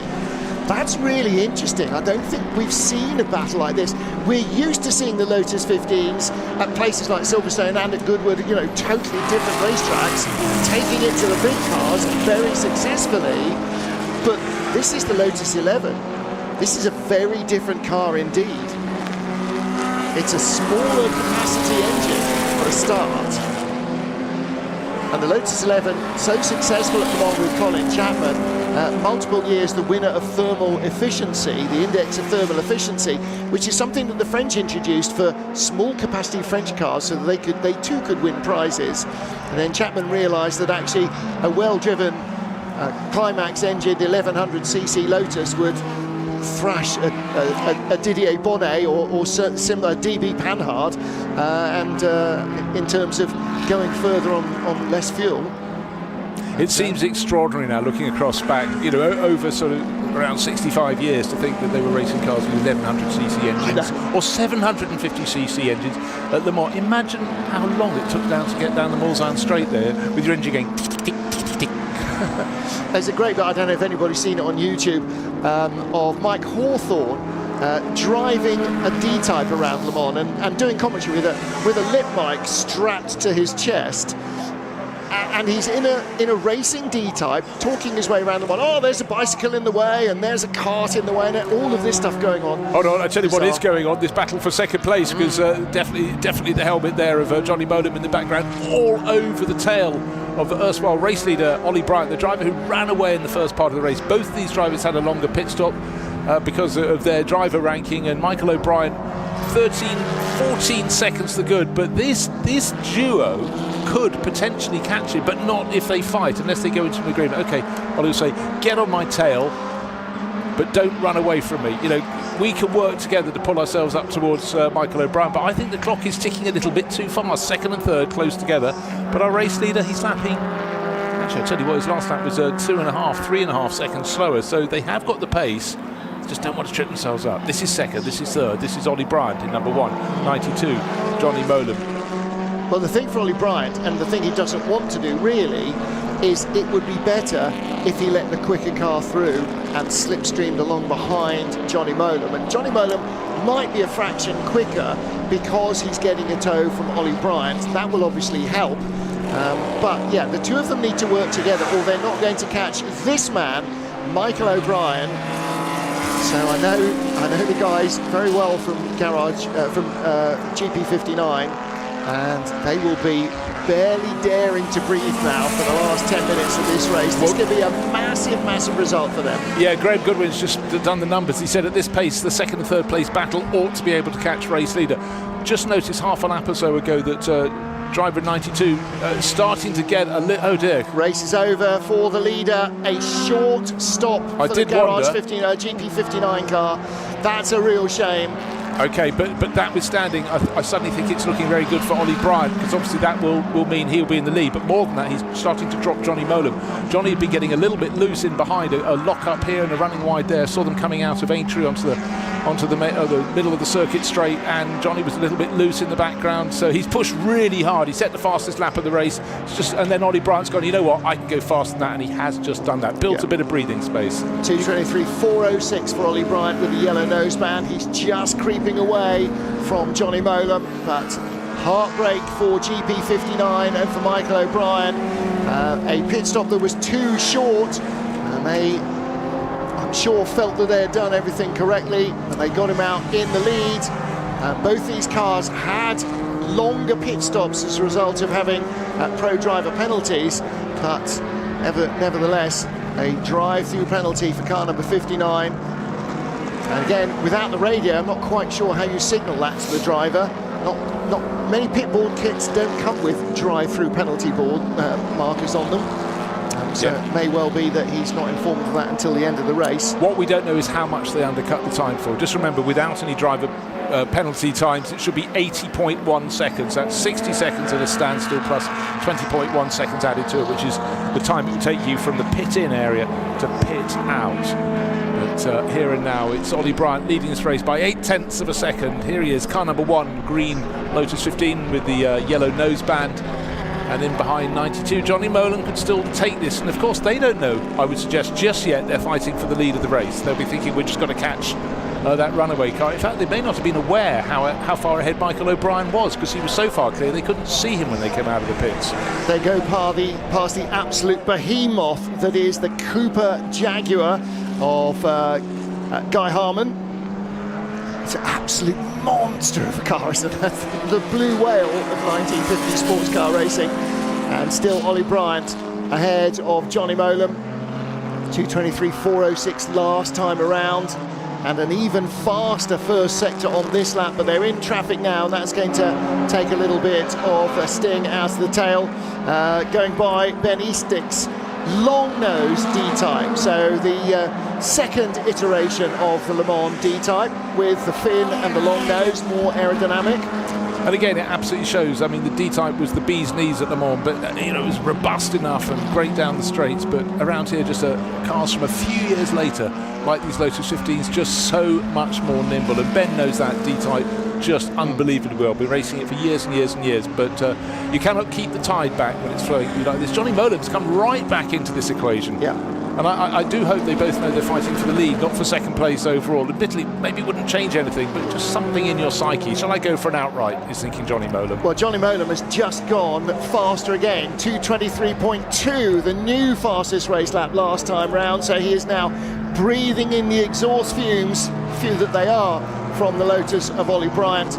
And this is the battle for the race lead. Michael O'Brien has not pitted. He's just up ahead of them, so this is proof they would have caught him anyhow within a lap or two. We've still got 6 minutes remaining on the clock. There is proof, the fastest lap of the race, 2 minutes 23.254 seconds. To the driver of this car, with the yellow, blue and green helmet, that's Johnny Molem. It's due to his Brazilian heritage, I think. Well, these two cars, those colour schemes, but these two cars are 2-litre engine Lotus 15s. It's a 1500cc engine in the Lotus 11, so he's giving away 25% of his horsepower to them. So the car might be lighter, it might be nimbler, but these are more powerful. They're a quicker car in lap times. 2:28.3 last time round for Michael O'Brien, 2:23.6 for Ollie Bryant, 2:23.2 for Johnny Molem. So Molem 6 seconds quicker than the 1500cc car of the man who is the race leader, but who has a penalty, and I'm sure he doesn't know about it. So that will be applied after the race, I'm afraid, which will probably cost him a little bit more than if he does the drive-through. But there is the second place battle at the moment, what will be the leading battle once the penalties have been applied. I'm afraid Michael O'Brien will probably end up going into the pit lane towards the podium, and he's got the leaders behind him, or the guys who will be the leaders behind him, and 4.5 minutes to go. Yeah, it's more than a drive-through, it's a stop and go, and the extra amount at the time they undercut their minimum pit stop time will be added to it. And I don't know the differential, but if it was only by about a second, I do sense that Michael O'Brien could come in, do the in, the out with the time static, and come out in, I think, about 5th place, maybe just, or maybe 4th behind the Hart family entry, that number 33, Lister Costin. But for now, well, here we have Lotus, Lotus, Lotus. Alas, the one in the front of that grouping shall be, or maybe won't be, reporting into the pit lane, but it needs to. And in behind, I mean, you're looking, what, half a car length as Johnny Molem is coming back. He had a lap where he went off the pace a little bit, got a little bit wide, but in a straight line. Ollie Bryant, thank you. And you can see... Does he know that other car is even coming in for a drive? It doesn't matter, because he can see lapping 3 seconds of a lap faster. That was fine. I don't think that they'll have seen a sign as they go by the Cooper Bobtail. Again, a car just half a generation earlier, 2 or 3 years earlier, that Cooper Bobtail, completely outclassed by these Lotus 15s and the Lotus 11, and a lap behind. But it is now Ollie Bryant and Johnny Molem battling for victory here. Michael O'Brien down into 3rd place in the Lotus 11, but with that stop-and-go penalty, which will be added to his post-race time. I'm sure there isn't a board at the start-finish line here showing drive-through or stop-and-go penalties. Otherwise, he would have been in to serve it. The earlier you serve it, the less the pain. It's a little bit like pulling off a sticking plaster. Just do it. Yeah, but then again, if you had pit-to-car radio, etc., etc., there could be a group of cars that you won't have to get by if you come in now, or if you wait 2 laps, maybe that's when it comes clear. But actually, that sounds all a bit technical for these cars of the late 50s to 1961. But just one thing we need to touch on as we go into the final 2 minutes or so is the fact we've got 2 classes in this race. We've got the Sterling Moss Trophy race. That's at the front of the field. They're the young cars, 1957 to 1961, and they fill the top 8 positions, best of the rest, as it was early in the race. Car number 11, that's Fred Wakeman, and Pat Blakely-Edwards, who was a late substitute as the second rider in that Cooper. But again, Fred's been scoring a lot of success, and this Cooper T38, definitely one of his favourite cars. Now then, hand out to the cockpit from Michael O'Brien as he went past the pit. So did GP59 hang out a pit board for him to tell him that there was a penalty, or was it just, okay, final lap, and he was just acknowledging that. However, Ollie Bryant, still the race leader from pole position. He has led all the way through here. And this first race of the weekend for the Woodcote Trophy and Stirling Moss Trophy, 40 minutes of 1950 sports car action, comes down to what should be the last lap. Out to Chapel Curve, onto the Hanger Straight. Both of these men have swapped the fastest lap of the race throughout this second part. Johnny Molam chases Ollie Bryant. Molam currently has the fastest race lap, 2:23.5, but last time round it was nothing to choose between them. Are they going to get another lap? It's going to be close, but they are going to get another lap as they sweep round in front of the BRDC suite, through Luffield and out onto the straight. No, they won't get another lap, will they? They're not going to be close enough. They will get... They're going to just miss out, I think. They will get to the checkered flag as time runs out. I don't think there's going to be enough time, so it's now or never for Johnny Molam, heading down into the complex. And as they come onto the Wellington Straight, there will be one overtaking opportunity remaining, and that will be down in front of the BRDC suite. 14 seconds on the clock. They're not going to get another lap. This is it. Ollie Bryant knows it. So too does Johnny Molam. Johnny knows where he's going. So does Ollie Bryant. Johnny Molam sends it down the inside into Priory, into Brooklands. And then as they sweep around Luffield, is the D-Type going to get in the way? Or has Johnny Molam timed this to perfection? The D-Type, there was a hand out to the cockpit, waving, acknowledging their presence. And it is going to be Johnny Molam and Bon Grimes who win it as they go by car number 6, Toby Smith and Chris Ward's D-Type. And in second place, Ollie Bryant headed for the first time almost in the race. I couldn't work out how he found that performance to do that, but he's just set the fastest lap of the race on that final lap. I thought Ollie Bryant, all his experience, particularly in Lotus 15s, would be able to hang on, but certainly Johnny Molam dropped away a little bit and came back the last 4 laps going faster and faster. But what a great scrap. What a shame, of course, Michael O'Brien had to come in and serve that drive-through penalty, but then again we couldn't work out how he got so far ahead in that grouping. Looking for the others coming towards the end of the race. Here's Martin Stretton heading for 5th place overall. By the way, the Harts, David and Olivier took 3rd place in their Leicester. Pearson and Stretton move up into 4th place, and Michael O'Brien, of course, delayed by coming through to serve that stop and go penalty in the pits, will be tumbling down the order. Just looking to see if anybody else can topple him, but I think should be, yes, the Lynn and Wolf car has gone past, Andrew Guy Smith's car likewise, so maybe not even a top 10 result for Michael O'Brien. A few more cars to come through, but what a scrap it was with Johnny Molam finishing the job that was started by Bonamy Grimes. Ollie Bryant did the whole race on his own, and a bit cruel in the end, right on the final lap to lose out, but what a good scrap between the pair.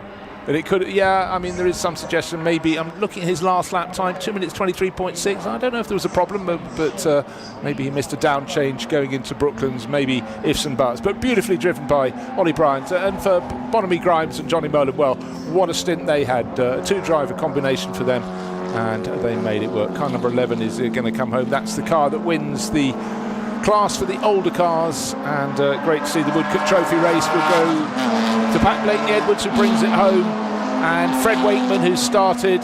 So there they come through, and in the end their margin was remarkably small. They were being hunted down, and at the end it was only just under 2 seconds between the pair, the Wakeman, Blakeney-Edwards, Cooper and the D-Type, the short nose of the Pearson brothers. So that was a real scrap to the finish as well. Exciting stuff. It was a very good way to get this show on the road. We've had practice, and great to see the diversity of cars. There's the little Rego John Hill on board, but 92, the winning combination. Bonamy Grimes, who kicked it off, and you were there in the early days of his racing career. He had the ambition. He did. He had the tutor. What a tutor, Johnny Molam. Took him all the way to Le Mans with Red River Sports, of course, in the Ferrari, and here they are now. but I think underlining everything, dotting the I's, crossing the T's, and just having a great deal of fun. Full credit, by the way, to Bon Grimes for the way that he conducted himself in the early part of that race to put them in a position that Johnny's pace at the end could put them onto par. Nothing wrong with Molin's pace at the end of that race. That was an odd moment, though, and I wonder whether or not that was just where Ollie Bryant put the car, maybe looking to go defensive, but it just seemed... The lap time tells a different story. Lap time says that was a very quick lap, but something didn't look quite right. Well, put it this way, it was like you set up your camera to see where the cars are going, and certainly from the viewer's point of view, Ollie Bryant went rather far to the left, didn't he? He did. Very wide line into Brooklyn. So let's have a look. Car number 1, there it is, cutting corners. This is coming out of Aintree onto the straight for the final time. At this point, you'd say, look, well, there's the move at the end of the straight, up the inside. But it was way before that, wasn't it? Wasn't it? Was there a missed gear change coming onto the straight? I don't know. I couldn't work out. Because if Johnny Molim in 92 had that superiority into Brooklands, he'd have used it before. But anyhow, at the end of the race, Johnny did all he needed to do, which was put the pressure on. But I'd be really interested to find out in the post-race interviews what exactly happened out there. Because Ollie Bryant wasn't someone driving on the edge who was likely to snap. He's been here, seen it, done it. Anyhow, it does matter to the drivers, but from us, from a fan's point of view, it was a fabulous race. It was a great race watching over your shoulders as Martin Haven trots down to the collecting area to pick up a couple of interviews after that race, but great race between, let's be blunt, all three of them. Okay, Michael O'Brien with whatever happened in the pit stop, but he made it difficult for them, and that probably gave us a better race at the end of that race. There is Johnny Molim, star of GT and sports car racing around the world, the American Le Mans Series, IMSA, the Le Mans Series, Le Mans, and of course, most recently, First Dates on Channel 4. Is that a commercial television channel? But already as the drivers were out of the car, you could see Ollie Bryant pointing as though someone was asking what happened. He sort of pointed towards Brooklands. But at the start of the race, it was all about power. Ollie Bryant, though, didn't have the power, but he did have the nimble handling. He just resisted down into Cox on the opening lap. By the end of the lap, he was 1 and a bit seconds clear. That was important. It meant that David Hart couldn't get close enough to him. And then the Lotus 15s and Lotus 11s were starting to use their nimbleness around the circuit, and they got in close. Gary Pearson made a good move there to move it past David Hart, to take one Lister ahead of another and Nobly ahead of Acosta. He gradually pulled clear, but in the background of the shot with those two stripes, car number 59, that was on the move. Michael O'Brien, he was one of the drivers who knew that he's going to be driving solo, as did Ollie Bryant, so he thought advantage for them. They knew exactly how the car would be for the second half of the race. Here came Bonamy Grimes, really starting to push on. At this point, the best of the listers was this one being slid in stunning fashion by Gary Pearson. Michael O'Brien very much in the mix at this point. Of course, we got to the pit stops and some of the drivers, with Jan Dobber pulling off, not on intentionally in his Fraser Nash rep. They knew that some of the faster drivers were higher graded and therefore they would need longer at their pit stop, and that would shake up the order after the pit stops. We couldn't quite work out how this car, number 59, was so far clear. Spinners can be winners, and that's a fantastic bit of footage. And what a save. If you're going to spin, try and make sure it's in 360-degree chunks, and that very much was the case there. It's the fifth place finisher. It was the Lynn Wolf car. And then, here we are, the number 1 and 92 going past 59. What does that mean? It means the car that shortcutted its pit stop in terms of didn't stop for long enough time was going to have to serve a drive-through penalty.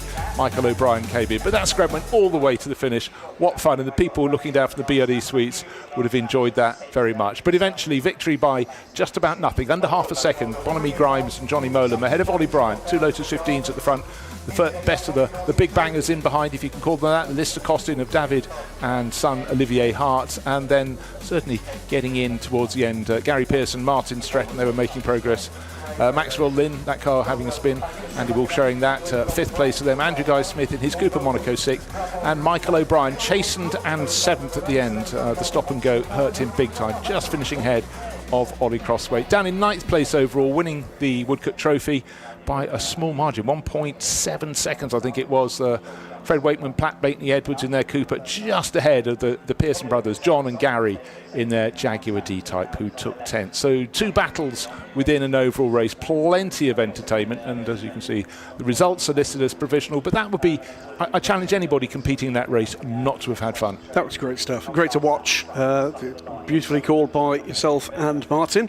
And it looked like an awful lot of the guys and girls out there had a lot of fun. That's the one race we've got here today, but lots of qualifying still to come. Next up is a half-hour session for the 2-litre sports cars, followed by the HSCC Road Sports grid. We've not seen those cars either yet. Then the endurance icons, the newest cars, or amongst the newest cars here, and backed up to the end of the day at 5:30 with a 20-minute qualifying session for the GT3 Legends. So those last 2 categories in particular are put on this programme to make us feel slightly older, because cars we've commentated, you know, in recent history for us are now historic categories. But it's just fantastic what particularly Motor Racing Legends are doing with assembling grids of not just of cars, but cars of interest, and cars that cover more than just the cars that won races, because otherwise you'd end up with very thin grids in historic racing. And sometimes a car that didn't necessarily shine in period, often down to budget, maybe sometimes down to driver, maybe just the way it was engineered,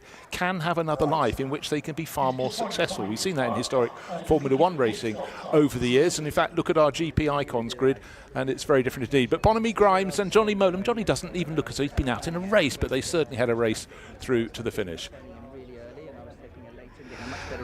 Well, Bon mistakenly thought it might have been Johnny that started the race, but I was just standing on the pit wall. That was an epic start to the race. What was that like at the head of the traffic? Oh, I loved every minute of it. I mean, I needed to get ahead of the slower cars and make sure that I was behind Ollie.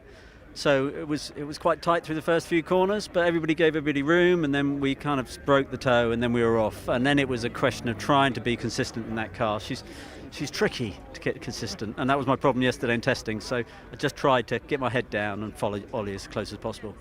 And knowing that Ollie was doing the whole race as well meant that you had to use the old bloke as backup. Yeah. Well, we had an extra 10 seconds in the pits as well, so we needed to do everything right to get a chance to get a sniff of a win. And but wasn't it great racing at the end there? Wasn't it just brilliant watching those two battle it out? You know, swapping fastest laps. It was awesome. Well, you probably don't know that, but you and Ollie were swapping fastest laps. Well, one against the other. But, I mean, it looked like there was nothing between them. It looked until the last lap like he had it. Yes. And then we were just calling it onto the Wellington straight. There was only one place to pass. You knew where it was. Yeah. He knew where it was. You still got down the inside. Yeah, he didn't defend down the back straight as much as I expected him to, because if he had, I'd have just gone around the outside, to be honest. I got a run on him because he had a bit of traffic, and also he turned in really early because of it. And I saw he had a lot of understeer, and I'd seen all the previous laps. He was quite weak through there, and I was quite strong off that corner. So I just hung back a bit and got a slingshot, and I was catching him, and I was just like, okay, it's now or never. I knew it was the last lap, and I had Bon in my head thinking we should have won it last year, we should have won it the year before. I thought, let's not finish second again.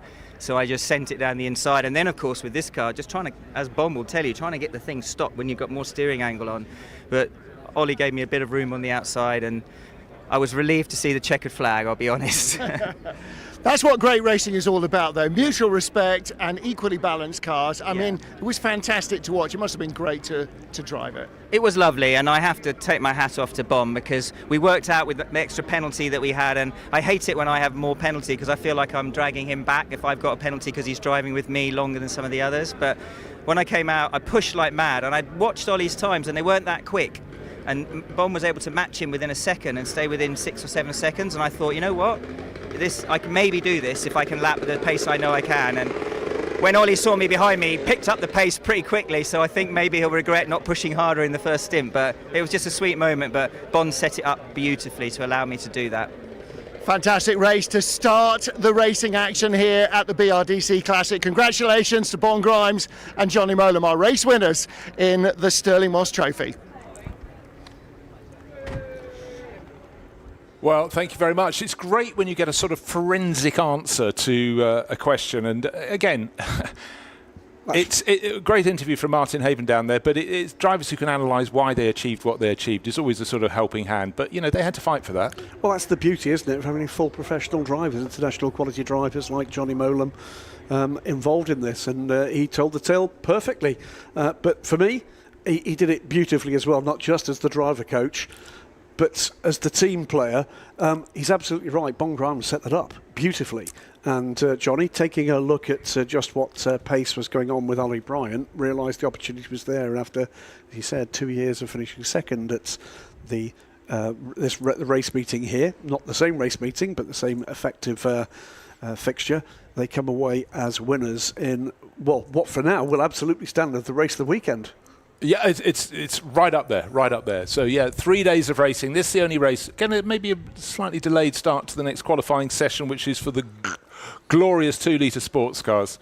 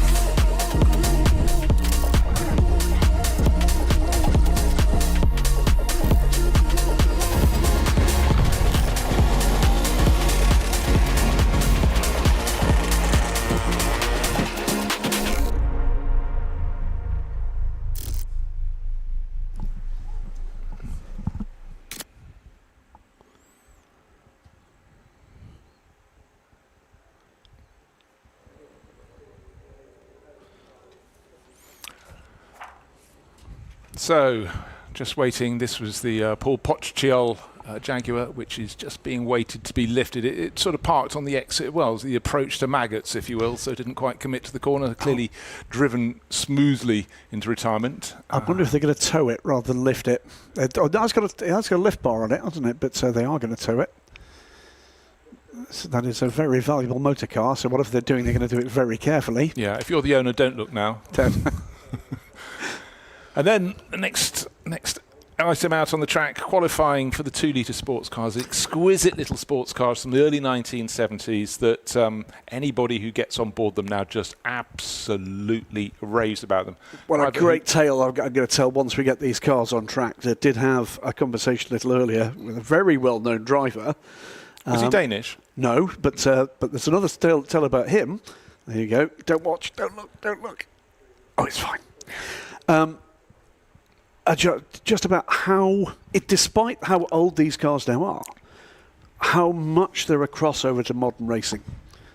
Absolutely astonishing. The driver, by the way, Sir Chris Hoy, who's had quite an exciting weekend so far, and it's not even the weekend, was hosting Check's Notes, the King and Queen last night, at the Commonwealth Games opening ceremony. So not only will he be driving the yellow car just to our right-hand side here, with panned right, you'll see the car shared with Alex Brandle, but also TARDIS last night. Yes, indeed. I've never arrived anywhere by TARDIS. I've been tardy.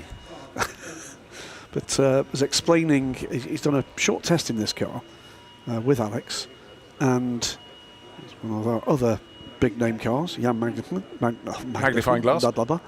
And he was there entertaining none other than David Brabham. Reunited. Fantastic. Wow. Great to see the pair of them back together. First time I've seen those two together for many a year, but a massive double act they were in a whole range of sports car and GT machinery. But it is Brundle the Younger who will be starting this session. Going to be interesting to see just how quickly he can pedal this. Of course, Alex, a champion in contemporary sports cars, LMP3. I think a race winner LMP2 as well.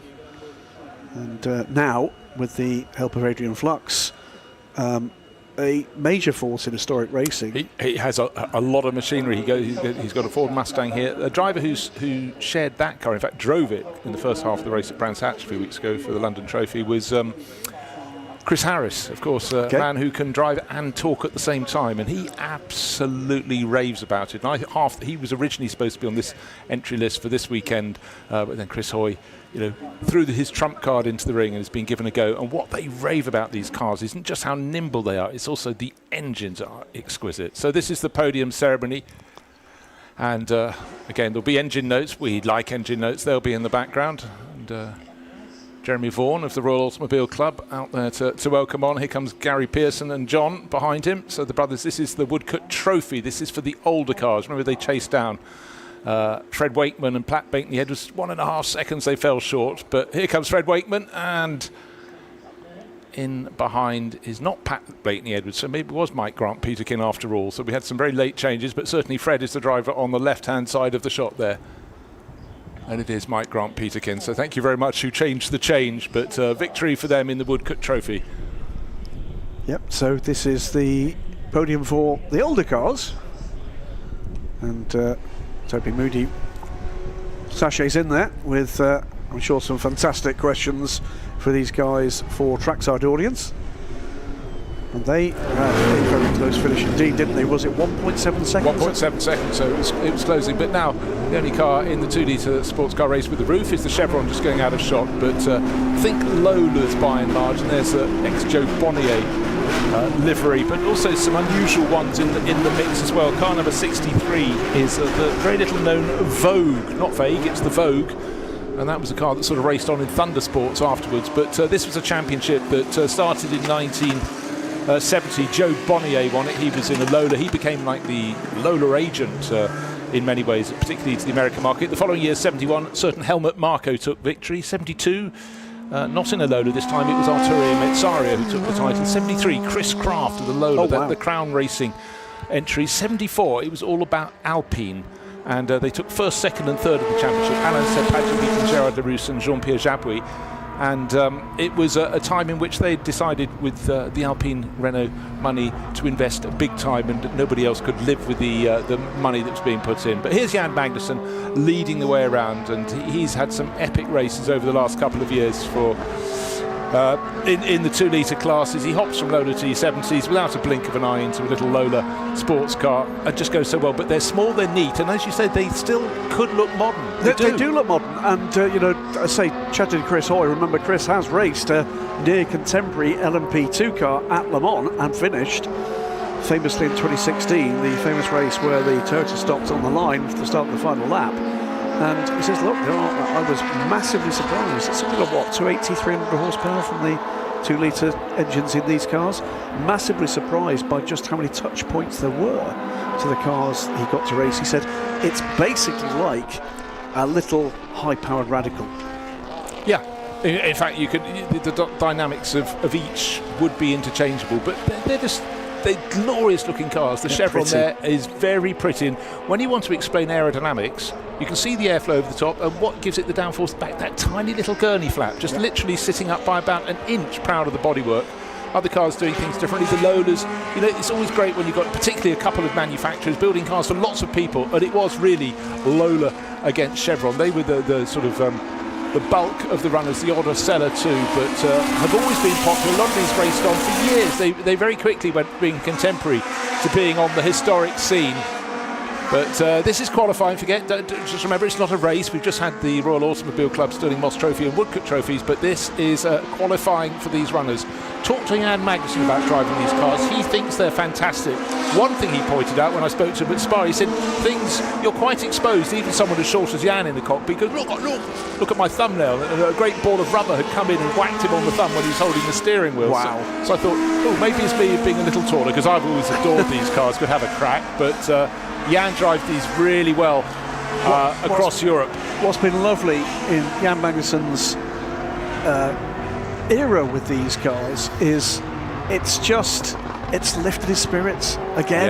Yeah. And I bumped into him at a test day at the Wing. Must be a couple of years ago now. I think it was the first time he'd actually tried the car out, and he could not stop raving about this. And since then, he's been very much someone to beat in this car. It's going to be quite interesting to see how he stands up with someone like Alex Brundle on this grid.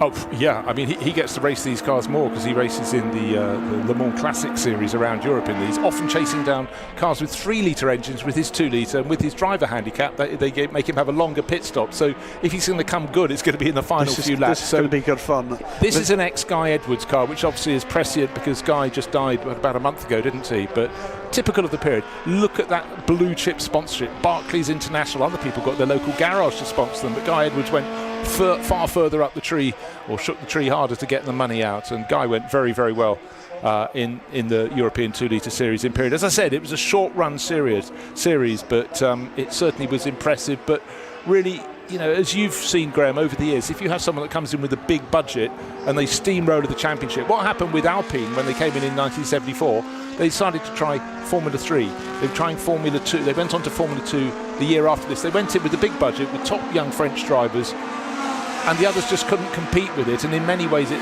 killed the championship. But for 5 sweet seasons, these beautiful cars really impressed all around Europe. And of course they then go down and race in South Africa in the Winter Series. Yeah, I'm watching these cars coming through. They are things of beauty, and for little 1800 for many of these cars and 2-litre engines, they sound beautiful as well. The proper racing engines, that is the real key. Martin and I were discussing this, why something like a Cosworth DFV, a V8 engine, double 4-valve, sounds so different from a great big Chevy V8 or a big Ford V8, because they were proper racing engines. Right, here's Alex Brundle, head down. Of course, he'll be giving Sir Chris Hoy a go at some point in this qualifying session. And tucked in behind a glorious... it's the 51 car behind. That is the Christian Pittard, Darren Burke, Chevron. That name was a late entry. Again, historic racing people do rock up and say, could I drive with you? And Darren Burke, very useful to drive, isn't he? Have as your number 2. Darren was one of those names that 5, 6, 7 years ago would pop up in various cars, and when you saw his name on the entry list, you thought, okay, so not a lot of budget, but a lot of talent. So he's put in to do one thing and one thing only, make the car go fast, and we can see that. He's sticking with Alex Brundle here. So we are 7 minutes into this session. It is Jan Magnussen at the moment that leads the way. It's a 2:02.7 from Darren Burke. I'm sure it is Darren in the car. There's 1.5 seconds back. Then Alex Brundle with a 2:05.223. All 3 cars in the same shot just there. Indeed. Because here's the fastest. This is Jan Magnussen. Just remember, A, he's Jan Magnussen. B, he's Jan Magnussen. And C, he knows this car very well indeed. And Silverstone. There is a D, he's Jan Magnussen. I thought as much. I never read all the way in the small print. Now let's look at the difference here between, we're talking about top professional drivers here. They're lapping 2:02, 2:04, 2:05 behind, and effectively the best of the rest is a further 7 seconds back. Now that is the difference between a professional driver and a very talented amateur. Yeah, I also just want to say whoever's on board the Vogue at the moment, they're going very nicely. Sam Mitchell, I think it will be, and Julian Stokes, but that's a car that did nothing in period. No budget, didn't have the development, but then you put it alongside these and look remarkably simple. We'll see it in a while. It's the blue number 63, the Vogue, but Darren Burke. Looking at the helmet, do we reckon that's Darren? Certainly the way it's been I'm sure it's Darren. The fact he's not just caught but overtaken Alex Brundle is probably telling us what we need to know. Must say, by the way, at this point in the session, we are going to see Sir Chris Hoy in this session to get a couple of laps before the race tomorrow. There was one request, which is wherever Alex Brundle finishes, it will be Sir Chris in the car, and he wants to make sure that if he is front or second row, that we do call it as Sir Chris Hoy setting the time. It's important. Okay, lay down the ground rules. On the basis that it will really annoy Alex Brundle. See, we're competitive in the commentary box as well. Could you imagine that? Right, best time so far, 2 minutes 2.1 second. That is Jan Magnussen. That puts him 1.3 seconds clear because Darren Burke's last lap in this, the number 51 Chevron, 2 minutes 3.4, half a second quicker than Alex Brundle at the moment. So we're looking at Lola, Chevron Lola, as it was in period. And Jan Magnussen going quicker again. It's another purple sector from the Dane, and that's almost half a second quicker than the chasing pair in sector 1, and it's purple in sector 2 as well. That's well, just a smidge off 101, but a minute flat 0.930, and that's another 0.6 he's taken out of the chasing number 51 car. This is a lap. This is a lap. So 2:02.1. What is this going to be? Okay, 2:01.9, so it wasn't a huge leap forward, but I reckon, actually, if these cars were capable of going under 2 minutes, I think they'd have sort of done it by now, because Jan Magnussen isn't a driver who needs to build up to it. He'll go, okay, I raced this car at Spa, I know what it's doing. That's an astonishing impression of Jan Magnussen. He's fantastic. You know, he sort of just pops out. Legacy Outlaws, very popular young team. They split their entry, and you know they race all around Europe. But he always just pops up like a jack in the box. You go past the awning, and there he is. He wants to talk about the car. I can't think of anybody who's raced in Formula One and sports cars who is so enthusiastic about anything with a steering wheel. I think there's something with Jan Magnussen we don't talk about enough, which is we talk about these all-rounder talents. He's absolutely one of those. He's Danish touring car champion, for starters. Raced with success in GT cars, big GT cars, of course in sports cars, in single-seaters up to and including Formula 1, and now in historic racing. What else is there to do? Yeah, just hasn't cracked rallying yet, or drag racing. He'll get there. Give him time.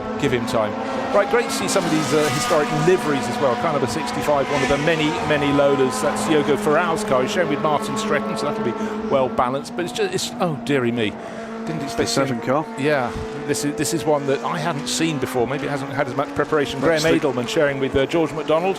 It's prepared by Hall and Hall. That glorious chevron. I think, you know, again, we talk about liveries, how they change the shape of the car. That little narrow stripe, the 3-coloured stripe up its nose, just gives it a point of difference. I don't think there are enough pale blue racing cars, actually. No. Sky blue. It's a colour of its time, isn't it? That, by the way, the number 7 car still is, second quickest in the Elford class with the older cars. The lead car in that class at the moment is the 155. That is it is 6th quickest, 2:11.178. It's Andy Willis and Philip Neuhofer in the Lola T212. Yeah, the Lolas kept on changing their body shape subtly from year to year, but they were successful every year, so clearly didn't have too much to change. Here's the Vogue, talked about that early on. Striking a pose there. 63. KS Group, they were a company close to Brands Hatch, so a lot of these cars carried on racing in other categories as much as they could, but down the long straights they come. It's interesting, a few of them with those higher airbox, they're the later models. I think the March we saw a short while ago has also got one of those, just to get a bit more ram air effect down into the engines. We talked earlier about the Team Gunston livery. 155 is not that one. That is our leader. No, it's number 31, Gary First's car. He was in the car you were talking about. Now, their 49 is... That's Paul Cope's car. Yeah, Paul Cope, which is the March. And again, actually, if you look at the bodywork on that, it's super sleek. They've literally been wrapped over the wheels, whereas the bodywork across the top of the Lola we're looking at now is almost a straight line, but the other one, they have the lower waist on the March. But which one worked better? This one, the Lola. Jan Magnussen, meanwhile, has gone quicker again. It's a 2:01.2 this time, so 1.75 seconds is now the gap to Darren Burke, with Alex Brundle a further just over a second back from that. So he is still upping the ante. We've got still 17 minutes to go in this session. Still, therefore, the car will get lighter. But what about the tyres?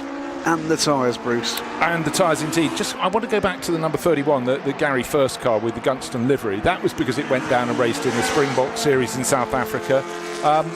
Did the Winter Series, and with Helmut Marko and John Love. Not a bad driver lineup, of course. John was so Jan Magnussen's coming in to hand over. I hope he's got someone good as a team. Got Chris Ward. That'll do nicely. But just going back to that Gunston car, this is a really strange one. After performing in South Africa, it went to compete in the Greek Hill Climb Championship. Really? In 1972, this is even stranger. One of the roads they used to come from Marathon, which was the starting point of that ridiculously long race, over a mountain range to the north side of Athens. And I was on the way to a beach. I lived there as a child. Bear with me on this one. And we had to pull over, because they'd ask you to pull over for 20 minutes, run a batch of cars up the hill climb course. I would have seen that car in period. I only found out when I read the blurb on it the other day.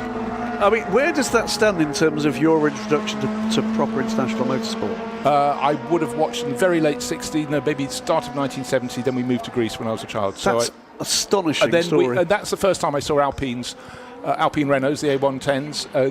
I didn't mind pulling out of the way. I wanted to get to the beach, but I was seeing Exotica. But I very much remember seeing a few 2-litre sports cars. I didn't know what they were. I just thought I'd never seen something like that. And there it is. And there is the car. Ladies and gentlemen, the car that delayed Bruce Jones getting to the beach. Stopped me to the beach back in 1972. Got between you and a 99. Yeah. Trust me, we went to beaches that didn't have anything like that. I was just happy they had some trees I could hide under. That is just a glorious livery. It's a glorious livery. You see and hear these cars, and it does take you back several decades, but then you add in a classic livery like that. But also the thing is, when you see a livery like Gunston, as tobacco company, the fact you've seen that draped over things like a Lotus 72 racing in the South African Formula 1 Championship, you've seen it on touring cars, you've seen it on, it's a multi-purpose livery, it works. But if you told me maroon would work on any car as a livery, I'd go no. Orange, yes, but anyhow, Gunston made it work. And again, it very much was a scene, that South African racing scene. And for a lot of people, they'd have a car that they'd race this year, and they weren't planning to race it next year, so it would be sold and then would go on for many, many years. A bit like the cars that were sold for the Tasman series, single-seaters with slightly larger engines racing down in Australia and New Zealand. It was a market. And we could be grateful they did, because it's because of that, rather than these things being broken up for spare parts that could then be used again, that we've got very many of these cars still with us today. Yeah, and it's also when you realise where they've been found and how long they've been in that garage in Mozambique. Yeah. I mean, there was a time, it's less so now, with it seems perpetual growth of historic racing, where you would barely ever go into a race shop anywhere in the world and there wouldn't be something under a dust cover at the back. It was one of the glories of doing it. Oh, for sure. And of course, when I was talking about Mozambique, I was talking about the glorious racing in what used to be called Lourenço Marques. Now, of course, it's Maputo. But, there was a really strong scene, a lot of racing in Angola. It was the whole of the southern end of the continent that went to play. But yeah, some of them did get stuck away in garages thereafter. 21, having a bit of a run off track, getting out the way of the traffic coming through. Well, that's Nick Pink. We talked about how he's in lots of different categories this weekend. So it's sort of ironic, isn't it? We're now in it. Oh, there was a spin there that did well to avoid the spinning 56. Yeah, that's the little GRD. That was a really good evasion there. Let's see, it was the blue car at the front of that group. It was the second one in the group. I think that was the. I think that might have been. He said, scouting through his notes. Yeah, it might have been the Vogue that was going past there. Sam Mitchell, Julian Stokes driven car. Right, let's take a look at the times. 1.6 seconds covers the fastest driver, which is Jan Magnussen so far. It's the best of the rest, which is Darren Burke. Darren Burke's closed that gap by a couple of tenths since I last ran through the top times. And that's also noticed with Alex Brundle has not closed the gap to Darren Burke. So order pretty much restored, but we've still got 13 minutes to go here. So it might well be tyres or some strategy to throw at this, but the early pace absolutely in the hands of Jan Magnussen. Okay, I was going to say, when are we going to get Chris Hoy in the car? Well, that has been in the pits and gone back out again, so I think Chris Hoy will have taken over the number 6 Lola, and again it's in that race livery of Joe Bonnier, the fabulous Swede who did so much for selling cars as much as racing cars. Yep. And a driver who it still sort of stands out. BRM all those years trying to win a Grand Prix, and then Joe goes and does it. The day he won by a tidy margin. It's just extraordinary. You can bang your head against the wall and then suddenly all is good. I'll say it with Chris aboard the car. So Chris Hoy, you often hear that phrase, don't you? Don't meet your heroes. Do meet him.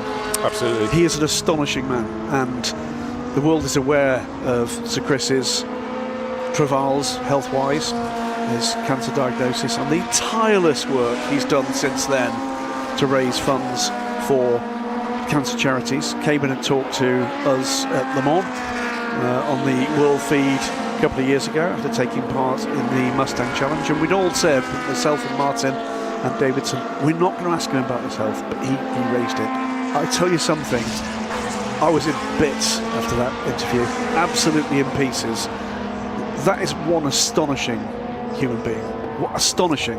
I would never say more than 100%. He is 100%. I won't say it's 200, but if I could, I'd award him that element. But, taking away his nature now, what he's doing, to see him after the diagnosis doing this, what he loves, what he does well.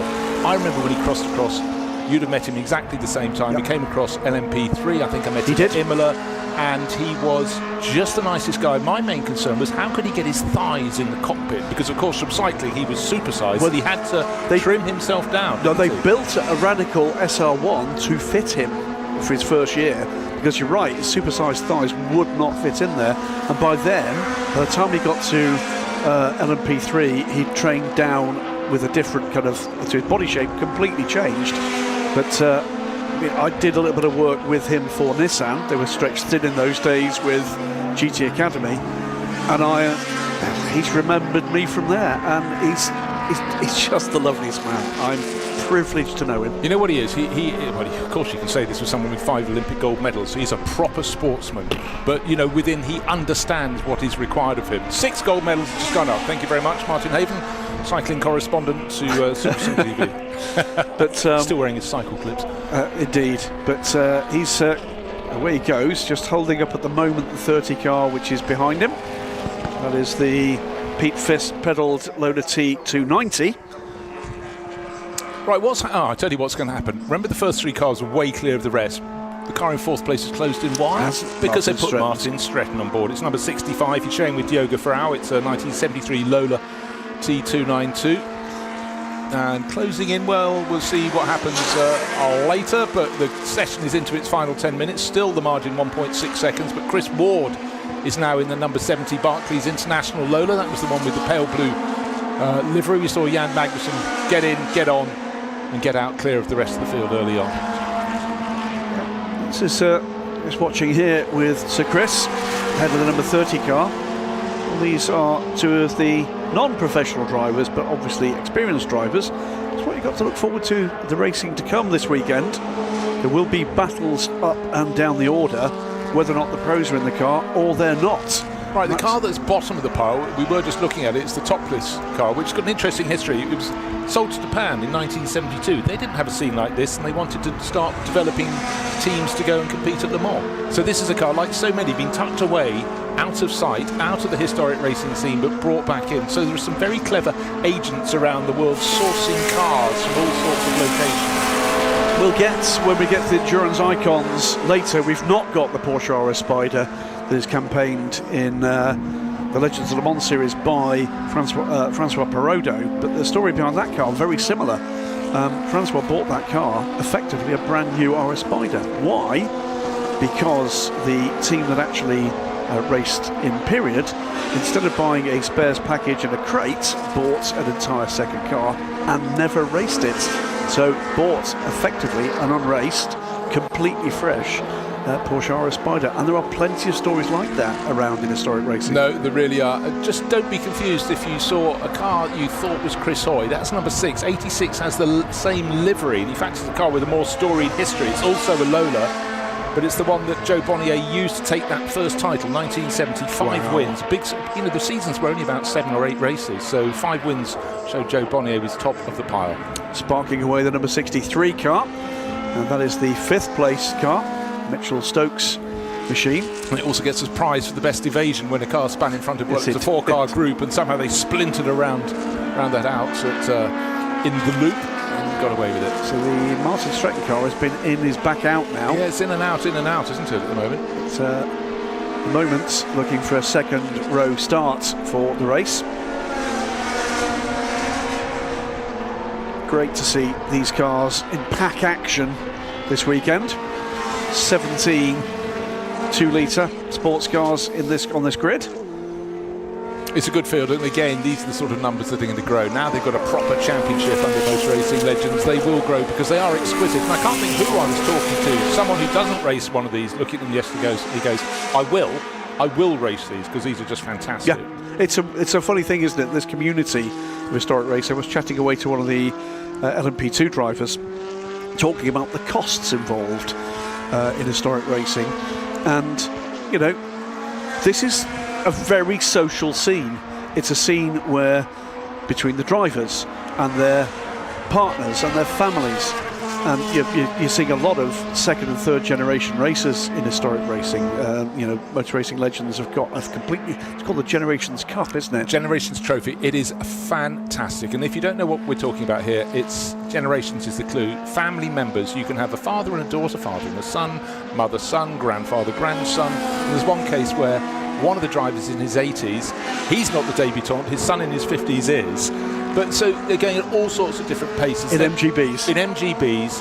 And I tell you what, I thought, well, that's a good idea. Then as soon as I saw it, I thought that was fantastic. And then they got out of the car. Didn't matter if you finished 18th, popping and banging and bubbling and just full of lust and love for life. And what a masterstroke it was. And I've got various friends who sort of might like their children to race them. And I said, well, start in that. At this. Don't do something that's too out there. Don't scare them. And already we're seeing drivers in that starting to talk about what other cars they want to race under the Motor Racing Legends umbrella. There's plenty to look for. And this Touring cars, do you want that? No. Do you want single-seaters, baby? Do you want? What about a GT3? Yeah. And this is the beauty of it. You know, traditionally, we've been conditioned, haven't we? You start here, and then you go there, and then you go there. Not in historic racing, you don't. I like that, but you're driving an LMP1 car, but I want a Mini. You know, it's that, and so many of these drivers and these teams will see racing in 2, 3, 4 other series this weekend. Yeah, great to see it. Alexander Collins, late entry to this, Stars and Stripes helmet on board his car. Another different livery. I don't recognise this livery from period. Probably more fool me, but great to have some more faces joining this 2-litre series. European 2-litre sports car series lasted only 5 years, but it was great while it lasted. But as you know so well, Graham, history of sports car racing, it's a moving feast. As the rules change, as people come in and dominate, other things happen. But of course, what's the nature? They always want to have more manufacturers at the top, and that's what they try and make happen. I've been involved in it for a while, but I still genuinely have a bit of, you know, imposter syndrome, and still think of myself as a bit of a Johnny-come-lately, and I'm filling gaps. And I've done that by what we should be doing that with, by reading things and watching things and listening to people and talking to people. I've had that privilege to have that access, and this is a bit of a late bloomer for me, the 2-litre era. But the more you see of it, the more you think, how have I missed this? Yeah, well, and just wait. As more cars come in, there'll be more cars with liveries. You probably watched. When did you first go to watch racing? Well, I was quite late because principally my parents didn't drive. I'm going to say you missed Brooklands. No, but Martin's told me all about it. It's fine. Oh dear, Chris problems for number 6 car, so stop for analysis. But have we got the telltale skid marks around it? I think stick. There's a bit of a resigned look there from Chris. Well, that car's still sitting third in the qualifying sheets. Only 3.5 minutes remain, so if there's a yellow flag around that, no one else I can see to improve. We're about to see, I think, what happened here. And no, he was already. He has just pulled off. Oh no, that's him pulling off. Sorry, I thought his was the car in the background. If that was him pulling off, he was doing it. He did it with style. Flamboyance, very important. I'm sure that was a problem inflicted by Alex Brundle earlier in the session. Almost certainly. That's the story we'll be telling. We'll pop down later and check it out. Yeah. So Chris is dead stick by the look of things. That might have an impact on this session. He's not in a place I think they'd want to leave him. Yellow flags are out. 65. Well, there's Martin Stretton pressing on, but his car is now in 5th place overall because the Michelin-Stoked Vogue has just exceeded itself and moved up into 4th place overall. If it finds another third of a second, it could be challenging this car, the Brundle & Hoy Lola, which definitely won't be improving for 3rd place. Anything above that ain't going to happen because Darren Burke, Christian Pittard in 2nd place, the number 51 Chevron, that's looking safe, and certainly Magnussen and Chris Ward, number 70, their Lola out front by 1.6 seconds. Yeah, that's Jan Madison doing Jan Madison things, rolling back the years. And we've gone through the Kevin's dad era, and this is a new period for Jan Magnussen, and it is a joy to see somebody who has always been joyful about motorsport enjoying it again so very much. Yeah, I mean, you look at his career, I mean, all that success with Corvette, but, you know, as he willingly admits, too much too soon when he went from Formula 3 to Formula 1, wasn't ready, but, you know, we're the beneficiaries of that. Sports car racing was the beneficiary of that, most notably with all his years with Corvette. But just to talk to the man for 2 nanoseconds, you know, his enthusiasm, it just completely it's fantastic. is overpowering. It's he is one of those people that if you are a racing fan and you get the opportunity to have a conversation, take it. Because or he'll chase you around the paddock he'll take your tails anyway. He's going to do it. So just give in. But with grace. But for so many years, I was saying with David Brabham, aboard all sorts of things, Panos cars, putting those cars in places they had no place being at times. But and then, as you're quite right, with Corvette racing and onto even more success, we had a car pulling off to the left there. And these two, no, that was just It was just keeping out the way. It was Gary first car moving to one side. He's down in 13th place. A couple of quicker cars coming through, and again the sort of gentlemanly approach in historic racing. Car number 30 getting a move on. That's one we haven't seen too much, which is Peter Fisk. That's his Lexham Engineering run Lola. What's that great in the blue, white, and red, I must say. Let's say, by the way, the Alpha class, the older cars, first, second, and third, sits 6th to 8th overall, and are separated by just over half a second. That's going to be some race between those three. Yeah, well, two of them are separated by 0.02 of a second, which is not very much at all. So yeah, something we'll look forward to in the race. But 2-litre sports cars, they look great, they sound great, but anybody who gets on board says forget that. It's just when you combine the looks, the sound, and how dynamic they are a real thrill to drive. We'll see a lot more of these, I'm sure, in the years ahead, which is great. Yep, we are 10 seconds from the checkered flag of this session. Already on pit lane, our provisional pole setter. Well, let's call it what it is, our pole sitter. Yes. Jan Magnussen. And there'll be a big, broad Danish grin after that, I'm sure. Well, there is the checkered flag, as if on cue. Well, it was on cue, and that is shown all out around the circuit. And yeah, 1.6 seconds. It's remained some quicker times coming in at the end, and suddenly up into 4th place, gained a place on the last lap. Martin Stretton sharing with Diogo Ferrao. That's car number 65, which is Lola T292, run by Martin Stretton Racing. This car, Darren Burke started, and Christian Pittard is concluding in the Chevron, and that at the moment is sitting in 2nd place. Not going to improve, but safe, good mileage in, and still these long shots. Look across the circuit. How can that be England? Look, where's the green gone? It's faded away. I remember in 1976 again coming back from my childhood home thinking I love getting home to England from Greece, because Greece is all brown and England's all green. We came in and it was this colour in 76. You know what, there's a spot where this car is competition to be done, and I think a fair number of people might think Dubai Autodrome. Yes, exactly. Or do they have a circuit still in Angola? One asks, but so cars crossing the line to take the checkered flag. And there's Martin Stretton. That final push got him up to just over 2 minutes and 4 seconds, but another lap or two, and he might have challenged that Brundle and Hoy Lola that ended up off the circuit. Have switched back to 4th place, so a 2:04.003, so going ahead of the 63 in the final laps, Martin Stretton, and it was just 0.3 back from the number 6 car, but he will start from the 2nd round. They'll be buoyed up by that, no doubt. Stokes' car drops back to 5th, and then it's the first of the Alpha class cars, 6th. But you know what we have to just point out at the end of that 2-litre sports car session, with Chris Hoy's car having spun and stopped out at the back, it was very difficult to improve until that was moved away. So for quite a few of the drivers who were second in these cars, their chance to really stretch their legs and advance, including Christian Pittard there in the number 51 Chevron. They didn't get a chance to show their hand. There might be a bit more pace, but nobody would have had the pace to live with Jan Magnussen and Chris Ward. 1 and a bit seconds clear. And as they know that pale blue and white Barclays International Lola so well, they didn't exactly really have to push. And Chris Ward, when he went out, he'd gone, "You've already done the job, Jan. That's fine. I'll just test the car for feel." So great session, great fun. There is Sir Chris looking ruefully at the car, but doesn't look like there's any major damage. Did he have a failure that led to that, I wonder? I don't know. I'd like to see it from a different angle. He sort of came very much from left of shot and went across the bows, but certainly the good thing is there was no apparent damage done. Martin Haven offers the helpful advice. He thinks maybe the chain came off. Not helpful. That's the first time I've seen a Fraser Nash in yellow. So, but No, they'll get that car back. I've zero doubt that that car will be back in action.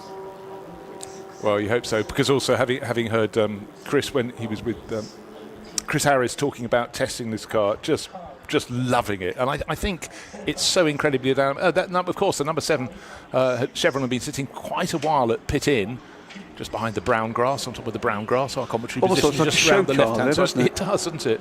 Looks good against the white wall, but shame they didn't get as much running as they wanted. They ended up in 9th place overall, but set their lap. Their fastest lap was on the 3rd of their laps, but certainly good to see as the last cars come home, some serious laps early on. But the pace of Chris Ward, or particularly his teammate Jan Magnussen, surely is more than enough. But there will be penalties when it comes to the driver change. Don't forget, the more successful the driver, the longer the stop. I'd have to go to another page of my notes to let you know what it's going to be for that. Jan will be stopping until Tuesday. Yes, he's taking a packed lunch, actually. But just a reminder, by the way, this is qualifying day today. All of these cars that you've seen today will be racing over the weekend, Saturday and Sunday. Full race calendar for both days. Long day tomorrow through till 7 p.m. and then a shorter day Sunday till 5 p.m. Come along. The weather looks utterly perfect. Plenty of food and drink about. And don't forget, of course, you can, if you come in early in the morning, you can go to the museum as well. And so that's something else to just whet your appetite. Still haven't been there. Nor have I. Dreadful, isn't it? But anyhow, for the BRDC Classic European 2-litre sports cars, they made a splash in period. It was a brief period of only 5 years of competition, but the cars have always been popular, and it's fantastic we now have a stage for them to play on. Alex Brundle driving his Lola at the moment, just revelling in its handling, and its engine note is fantastic. But out here today, 17 cars came out to play. A couple of them stopped during the session, but it was nip and tuck. But these cars just do what they say on the tin. Excellent example there of different ways you can paint a car red and white, with the 3 different aspects to it. There's the 51 car completing the session, but this was the dominant force, without a shadow of a doubt. The number 70 car, the number 70 Lola of Jan Magnussen and Chris Ward will share that car. The 155, meanwhile, 4th quickest in the Alpha class. Well, lots of different makes out there. It wasn't just Lolas and Chevrons, and there are some good evasions there late in the session, though, getting in the mix. GRD didn't see too much of that, but it was all about the pace of the Lola at the front, the blue and white one, with the Barclays International sponsorship. This is one that could challenge, but unfortunately Chris Hoy having a little spin in the number 6 Lola. No damage done. Another car waiting to get back to the pits, but job done for Magnussen and Ward, and they take pole for the 2-litre sports cars.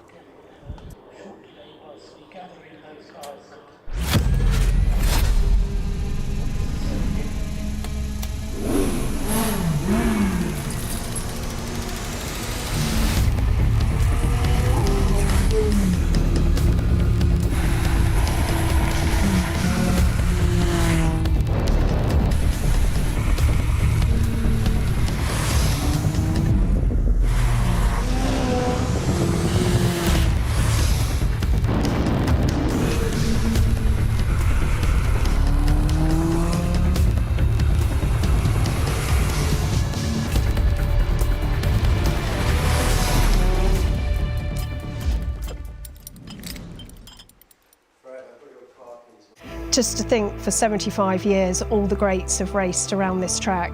Having the track right outside of your office, it's such an amazing place to work. The passion that everyone has here and the collaboration is just second to none. You're part of a team that delivers some of the biggest sporting events in the country. I would describe Team Silverstone in one word as incredible. I would have to say unstoppable. Family. Amazing. It's a very, very proud feeling to say that I work for Silverstone.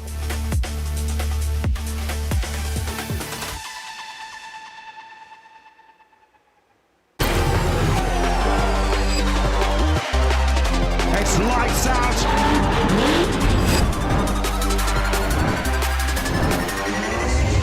It's going to take something truly heroic for them to win from there.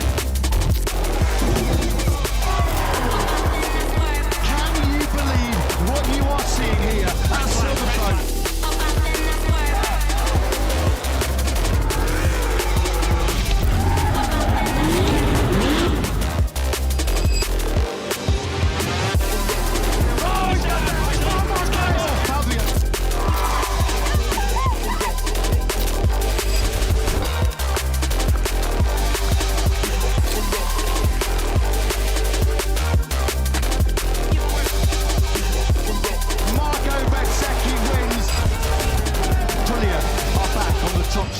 beside him.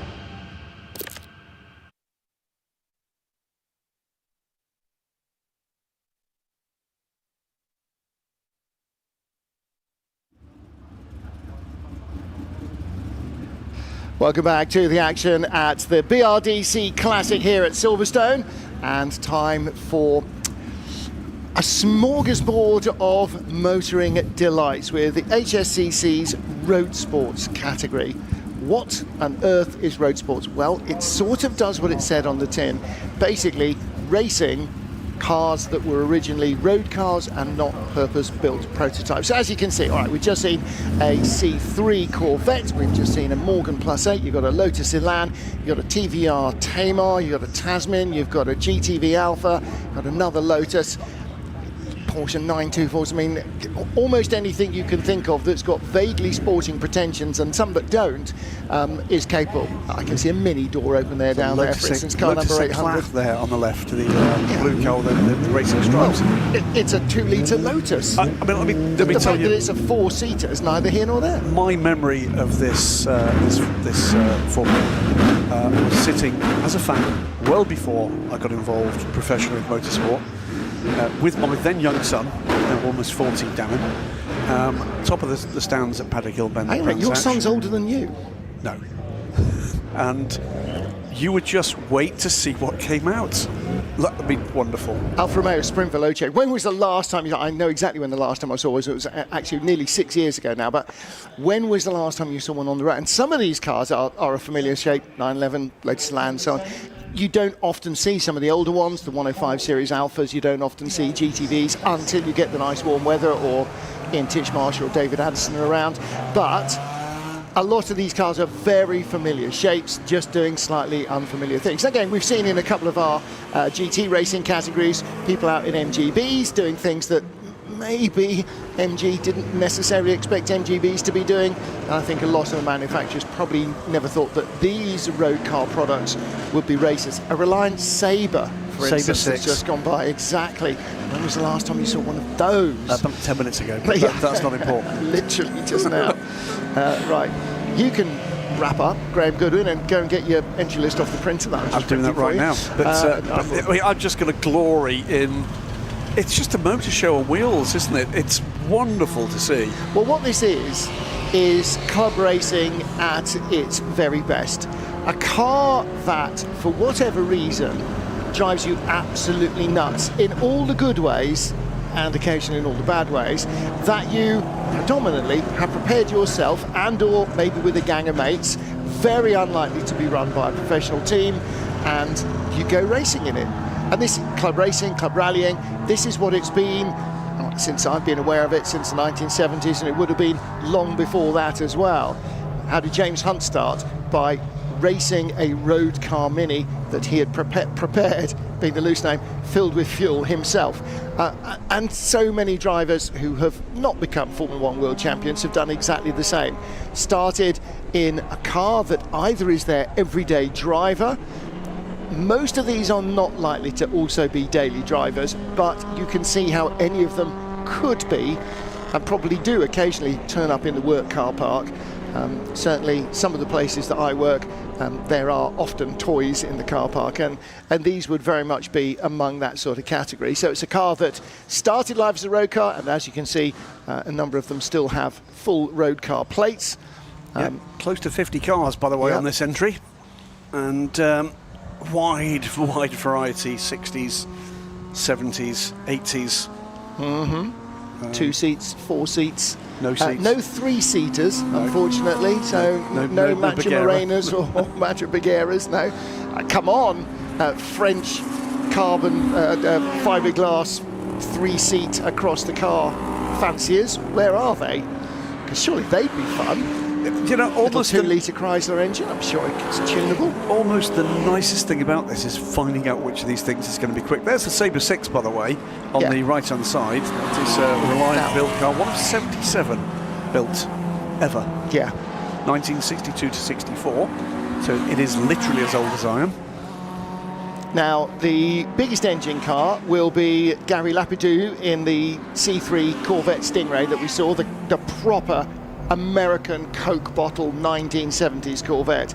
The smallest engine will be a Japanese car. That is the Honda S800. I did see that earlier. Yes, you did. Jewel-like little I know, thing. absolutely. Revs to about 93,000 RPM. 791 of your cubic centimetres. Most motorcycles that will pass you on the road have bigger engines, but not bigger hearts. And it is the most delightful little thing, the Honda S800. Never really sold in very large numbers. Not many of them survived because it was, how can I say this, susceptible to going quite frilly in British weather. But they are a lovely little thing, and in every way as adorable, if not maybe quite as sexy as a Lotus Elan. Here's another classic British sports car, Fraser Gibney's Series 1 Elan, a fixed head coupe with the red and silver roof. And of course, the Elan Sprint, Colin Chapman's first real production car of volume. Yes, the Elite was initially, but not in real volume. And this, of course, brought in the 1598 Ford-based twin cam, and that was what really made the car come alive. The Climax engine in the Elite was very highly strung, really effectively a road engine, race engine sort of for the road, whereas this twin cam, based on the 1500cc Ford pre-crossflow engine with a Lotus head, was an absolute jewel, and for 1600cc certainly punches way above its weight. And there you go, you've got a Porsche 924, you've got a GTV, and you've got an Elan. 3 different ways of making sports cars, and 2 more, 911 and +8 Morgan. I mean, you know, both of them have been going since Job was a boy. And by the way, both of them in modern form don't look very different to the cars you're looking at here. Just quite a lot wider. Yes. Yes. That's, I mean, like all of us, with age we're getting wider, so too are car brands generally. Richard Plant has been racing +8s for probably a number of years. I probably shouldn't say how many. Certainly a number this of +8. years. Indeed, yes.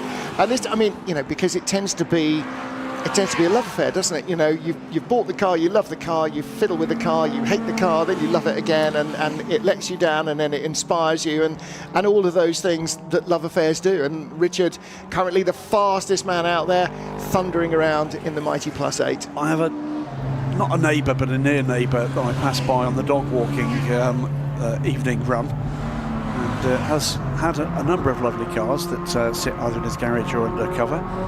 And in the last, I'd say 3 or 4 years, a Porsche Cayman has come and gone, a Lotus has come and gone, a BMW has come and gone, but the Morgan has stayed.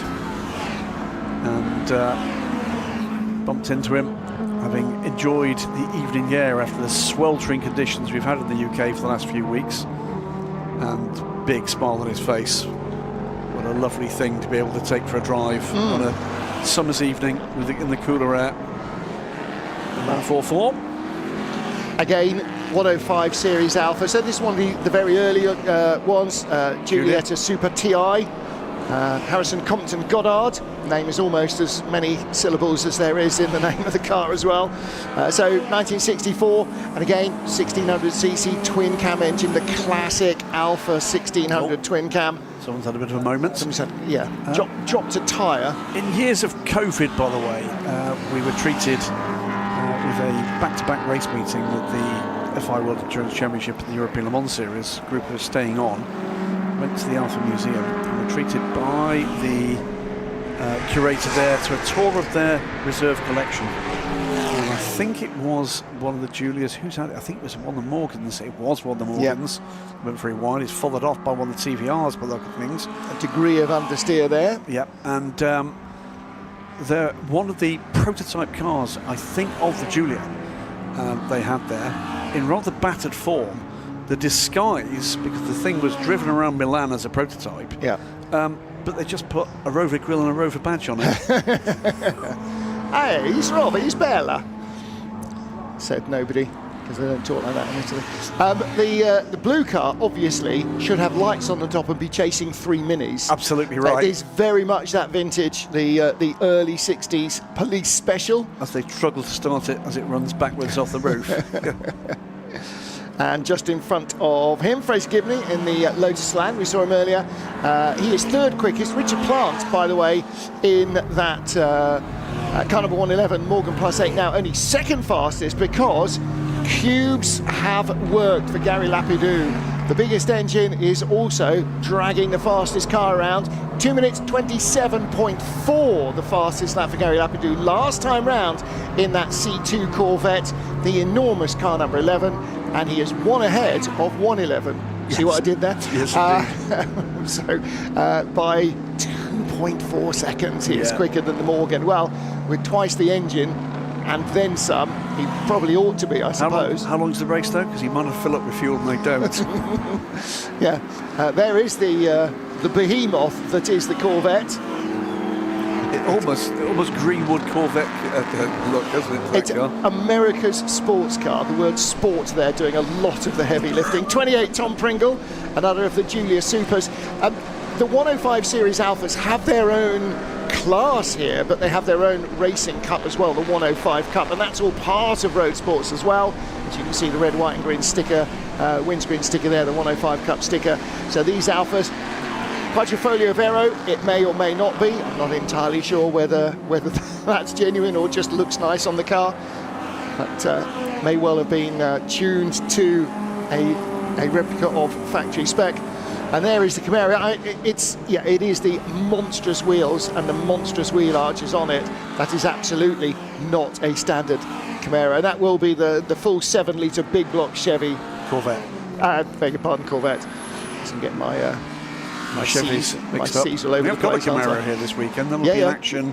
The Frank Gardner Camaro that we saw earlier in the 60s GTs. And the GT3 car, the Camaro as well. The most recent and last currently of the Camaro line.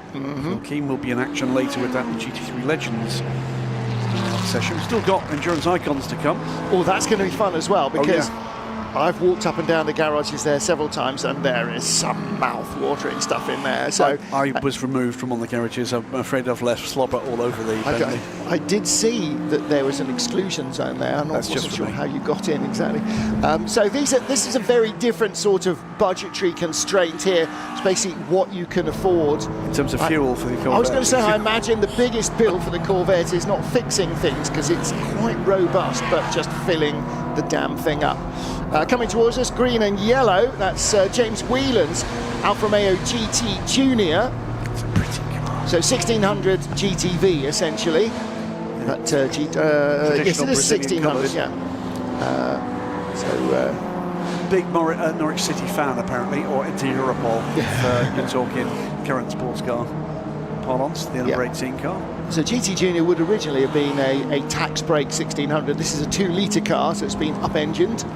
So it's effectively a 2-litre GTV, just not quite the full GTV look to it. And in front of it, one of our TVRs. That's the red and white TVR Tamar, I think. Blackpool Rocket. Yep. So got a handful of TVRs here. A dark green car, number 678, Martin Stowe in his Mark III Grand Tourer. And we saw the TVR Vixen. And 5 TVRs. And this is Sam Fish.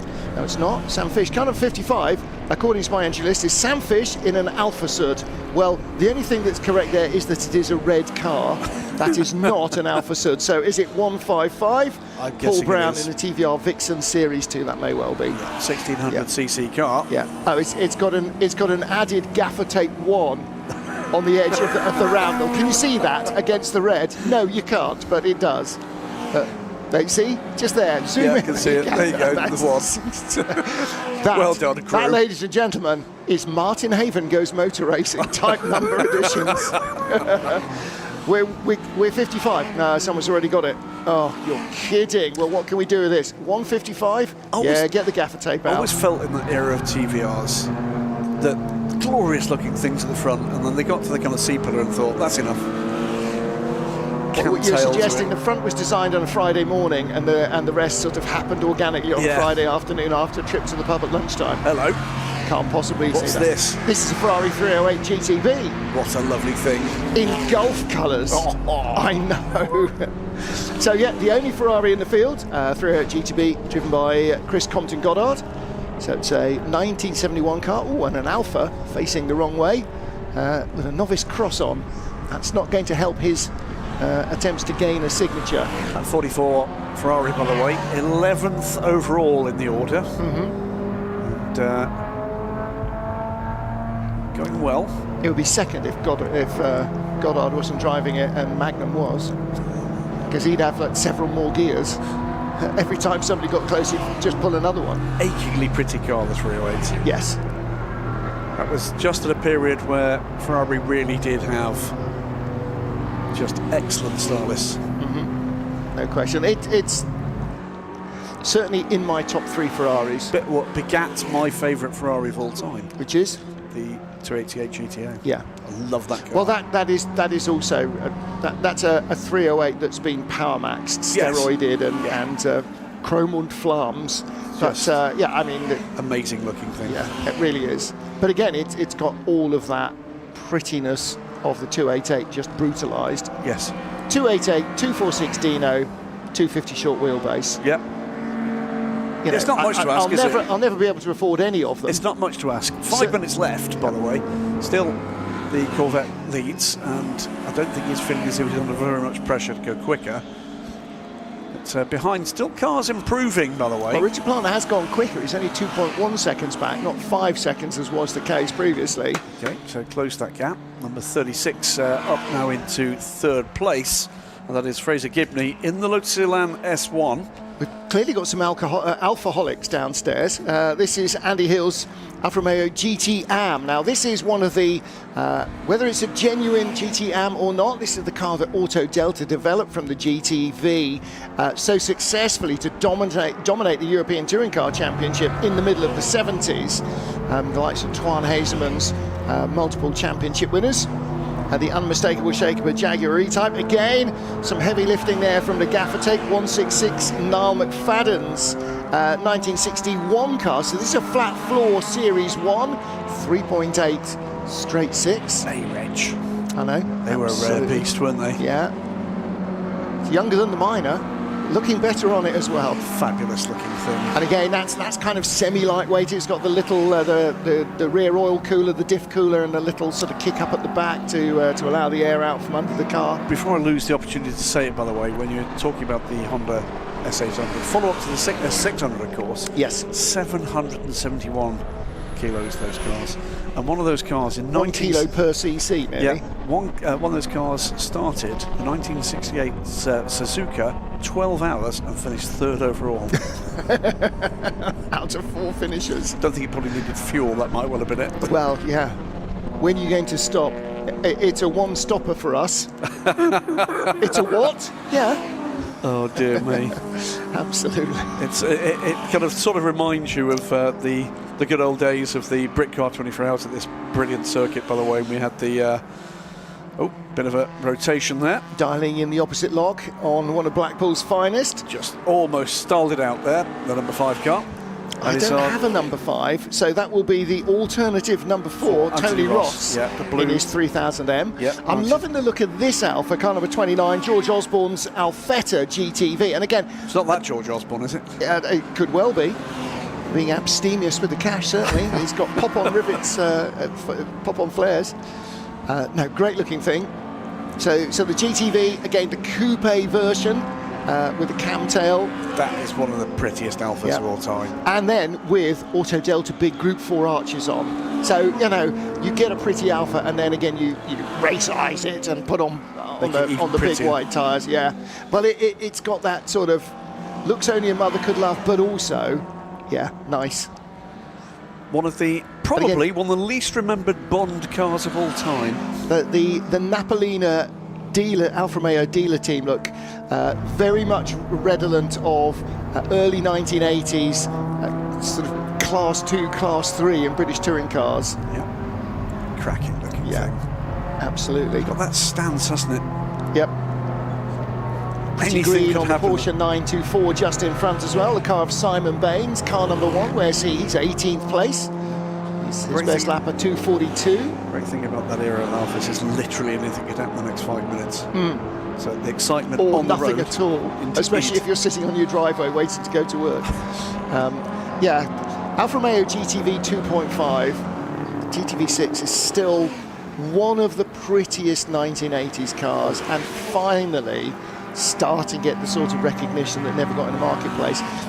Just going by the beta, a pan back from this Porsche downstairs, if you could, and take a look at the beigeness of the Alfa behind it. Was that an Alfetta, I think? Is that an Alfa 6? I thought there was 6 for an Alfetta. I'm looking now. Yeah. There is an Alfetta, the 24 car, and it's a white car, and I think that's it. I think it is. I don't think I saw an Alfa 6 on the entry list when I was busy touching it up. There's car number 10, another car that doesn't exist. So is that car number 110? Yes, it will be. No, because that's a Giulia Super TI. So this is 96, Sean McClurg's Alfa Romeo GT. Again, they just threw names. It was a sort of alphabet soup Scrabble name invention at Alfa Romeo quite a lot.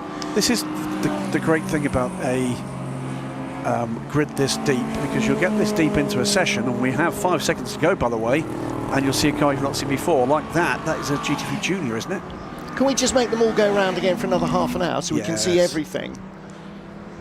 It is great fun, and if you're coming to Silverstone, and if you're not, why aren't you? If you're coming to Silverstone, do take time to wander around all the paddocks as well as the car park and all the other stuff, and watch all the racing and everything else. But there's just so many lovely things that you so rarely get to see, even in the road sports paddock, and this is one of the humbler ones. And by the way, if there's a car you particularly want to take a look at, be respectful of the space and the time of the team. Ask them. Yep. I'm sure 99% of the teams here would love to tell you more about their baby. Yep. The teams I know, the people I know in this paddock will talk the hind leg off a donkey if you let them about their car, their pride and joy. Hello, Mike Newton.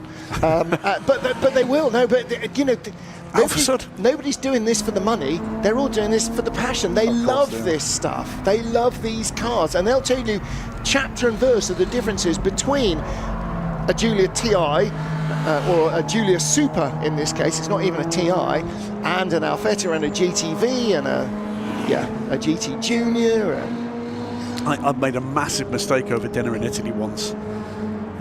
But you got away with it. I was chatting away to one of the Ferrari PR people who happened to tell me that they were a massive Alfa fan, and I sort of asked them to expand on that. Anyway, got away from that about 3 days later. Well, 313 just saw Paul Wallace in his red Alfa GT. That is the end of the session. Yep. And checkered flag is fluttering. Pretty close to all the major runners having taken the flag. Yeah, Russell Patterson was one of the last to do so in 5th place, and that lap was not an improvement. Chris Patson, 73, is Morgan +8. And there's an unusual colour combination on Alfa Romeo. It didn't have enough blue. Or yellow. Indeed. Yeah, if it was not enough yellow, they made a mistake early. So Will Morton's Alfetta GTV. And there is our second fastest car.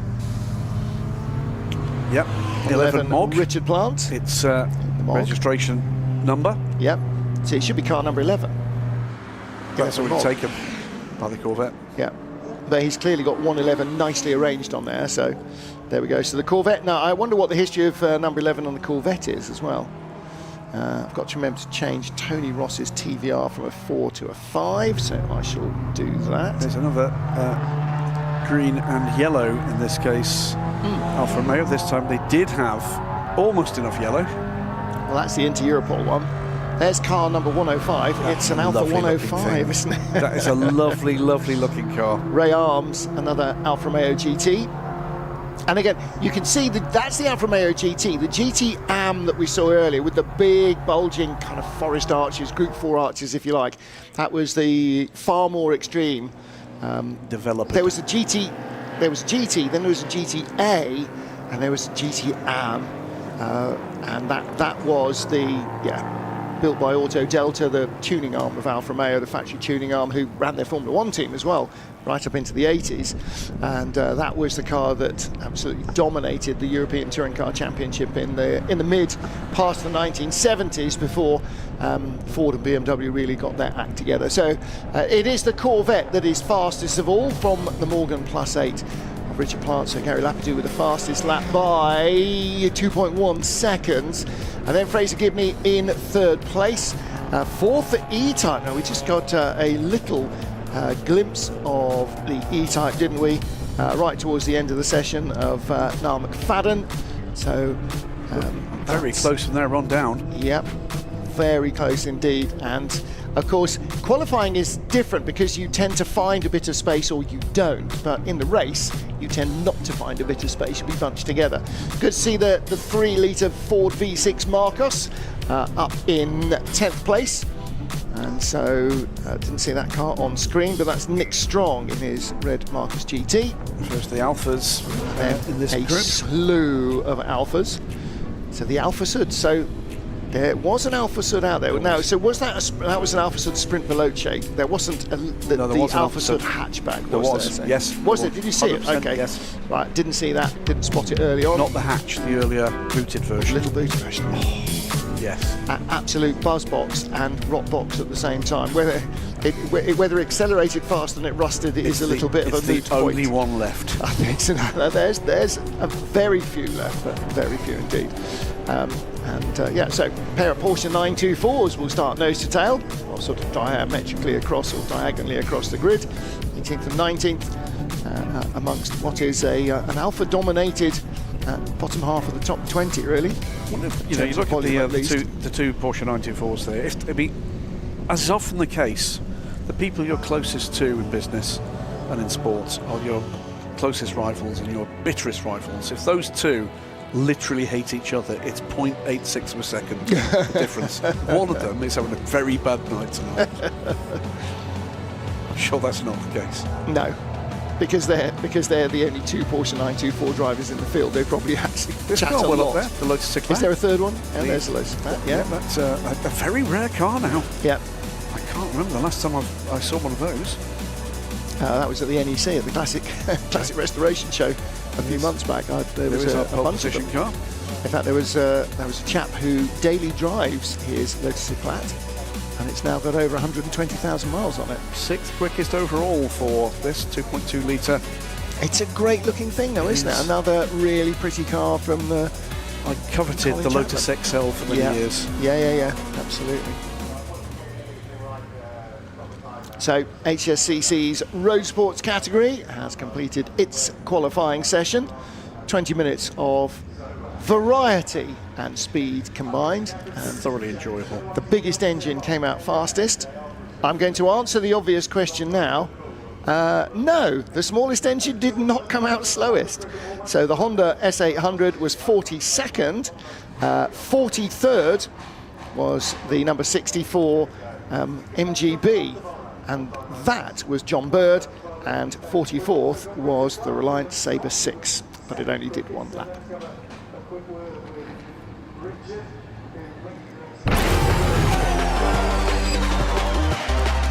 It's lights out.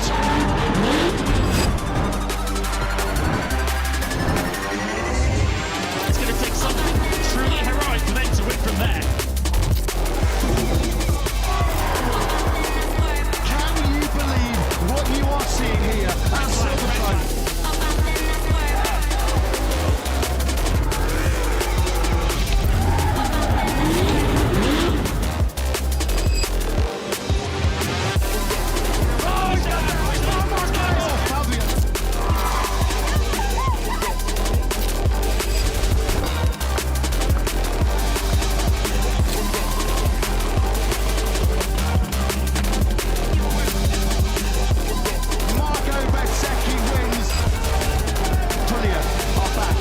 Step of the podium.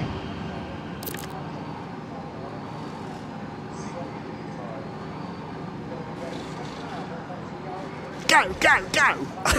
Welcome back, everybody, to our penultimate qualifying session, day one here of now he's heard it on the radio. Slight delay there between commentary box and driver, or pit wall and driver if you prefer. Our penultimate qualifying session, and this is 30 minutes for the endurance icons. Yeah, brief moment there where you've got a GT1 and GT2 car alongside. And we'll talk about the GT1 Nissans because we have two GT1 Nissan GTRs on this grid, and it is a mixed bag of LMP GT cars and some truly historic cars, including the one going through shot now. I'll tell you more about that when we see it. I sent a picture to Nish earlier. I said, this old girl is at Silverstone. I know he's busy with that Formula One thing. He still loves it. I know. No, he loves that car as well. And that lineup, of course, from 2000 was the Porsche lineup, the one at Le Mans in 98. So they knew a good thing, didn't they, Audi, when they saw it? Right, let's get them three boys in the team and keep them in the same car. There's some true classics here. Well, Zak Brown first out in his Porsche. Not quite. I think we missed a couple of cars, but Zach certainly toward the van of this grid. Yep. In his fairly newly acquired 458 GT2. And you were giving me a fact about the collection that Zach's got. Well, that car run by AF Corsa in period, of course it was, but like every other car in Zach's collection, it has not just been a car that raced, it has been a race winner. So the Group C Jaguar that he demonstrated here last year, not at the Silverstone Classic, but actually at one of the meetings later on during the season, that was a Le Mans winner. A Le Mans, not just a winner, a Le Mans winner. I did a charity event with Zak Brown and guest of honour Nigel Mansell just before the British Grand Prix a couple of weeks ago. One of his cars is on this grid. And yes, I know, we talked about that at a degree of length because he's the only Formula One world champion to have raced at Le Mans with both of his sons, not just one. But Zach brought a couple of cars. He brought a Red 5 Grand Prix winning Mansell Championship year Williams, and he also brought the first car that Nigel drove in IndyCars, a Newman Haas Lola Red 5. It won the season opener in Surfers Paradise, and of course that was the year that Mansell had left Formula One and went and won the IndyCar crown, the only Formula One driver to have held both titles at the same time. And there is the Beach Dean Ice Cream Red 5. Greg and Leo and Nigel Mansell qualified that car at Le Mans. Nigel was in it in the first stint when it crashed heavily. In fact, he was telling me about had some fairly major brain trauma as a result of that, as a result of which he turned to magic tricks, card tricks and conjuring to get his brain doing other things. He's the only Formula One world champion who is also a member of the Magic Circle. Wow. See, things you don't know about a man that you think you know quite a lot about. Wow. I know. So car number 5, Keith Freiser, who's been driving this car for a number of years. The Zytek 09. Yeah, as a couple of these Zyteks, loves them dearly. Why wouldn't you? And it's a good moment to just mark the passing of the man behind the Zytek name earlier this year, Bill Gibson. Delighted to be able to mark his contribution to motorsport at the last European Le Mans Series race on the grid, on the cars, and on the broadcast. And there's no greater tribute than these cars surviving historic racing.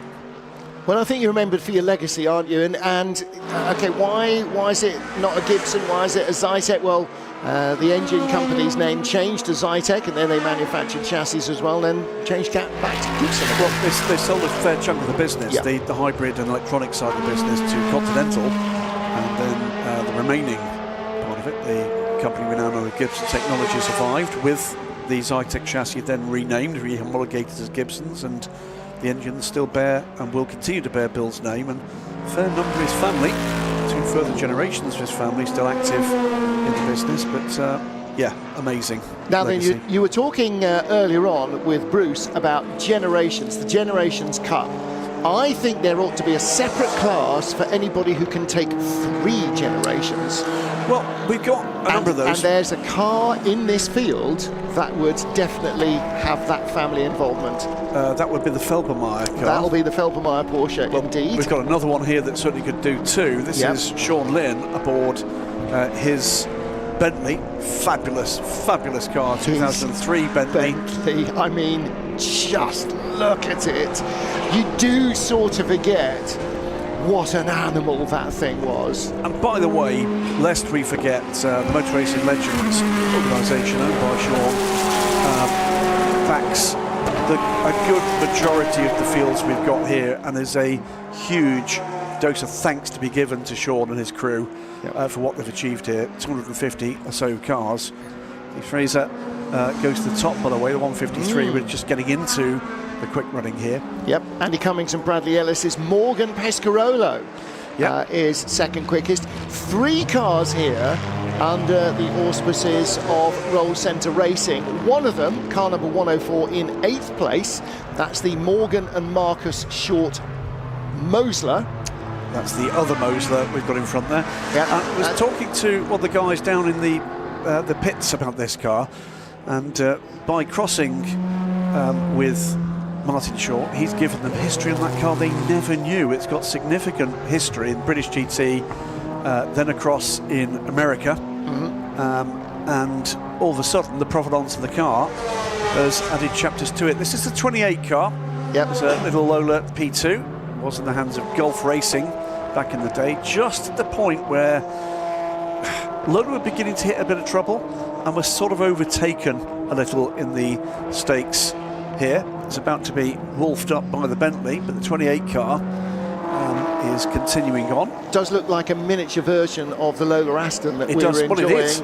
Yeah, it is. It's the LMP2 version of their LMP1 car. And speaking of LMP2s and lots of heritage, this is Mike Newton in the car that he and Tommy Erdos won in LMP2 at Le Mans in over 25 years ago.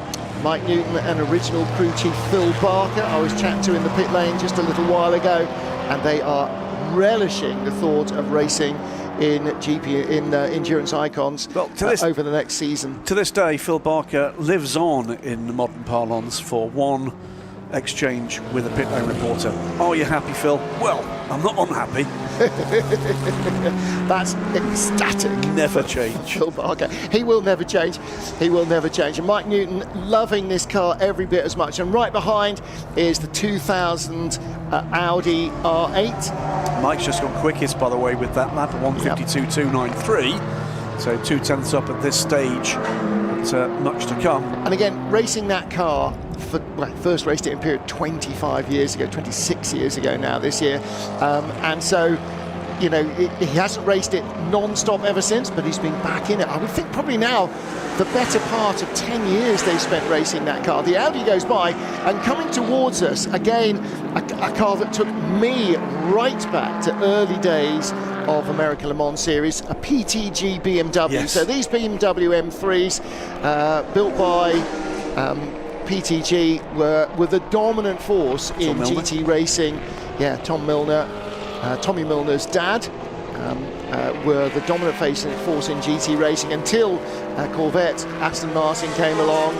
Well, actually before them, the ProDrive 550 Maranellos, before ProDrive then brought the Aston Martins along as well. And the back end of the shot, by the way, one of the cars that I got involved with at the start of my career, and that's the one surviving Blue Coral Porsche. We lost John Greasley just last year, the man behind the Blue Coral Porsche effort. And there's Carl Tilley, by the way, from Era Motorsport, still in current competition, of course, in the IMSA WeatherTech Sports Car Championship, looks after this car, and a gaggle of other wonderful historic GT and prototype cars. And you just saw Nicholas Halusa in the Audi, absolutely lighting it up out of Luffield.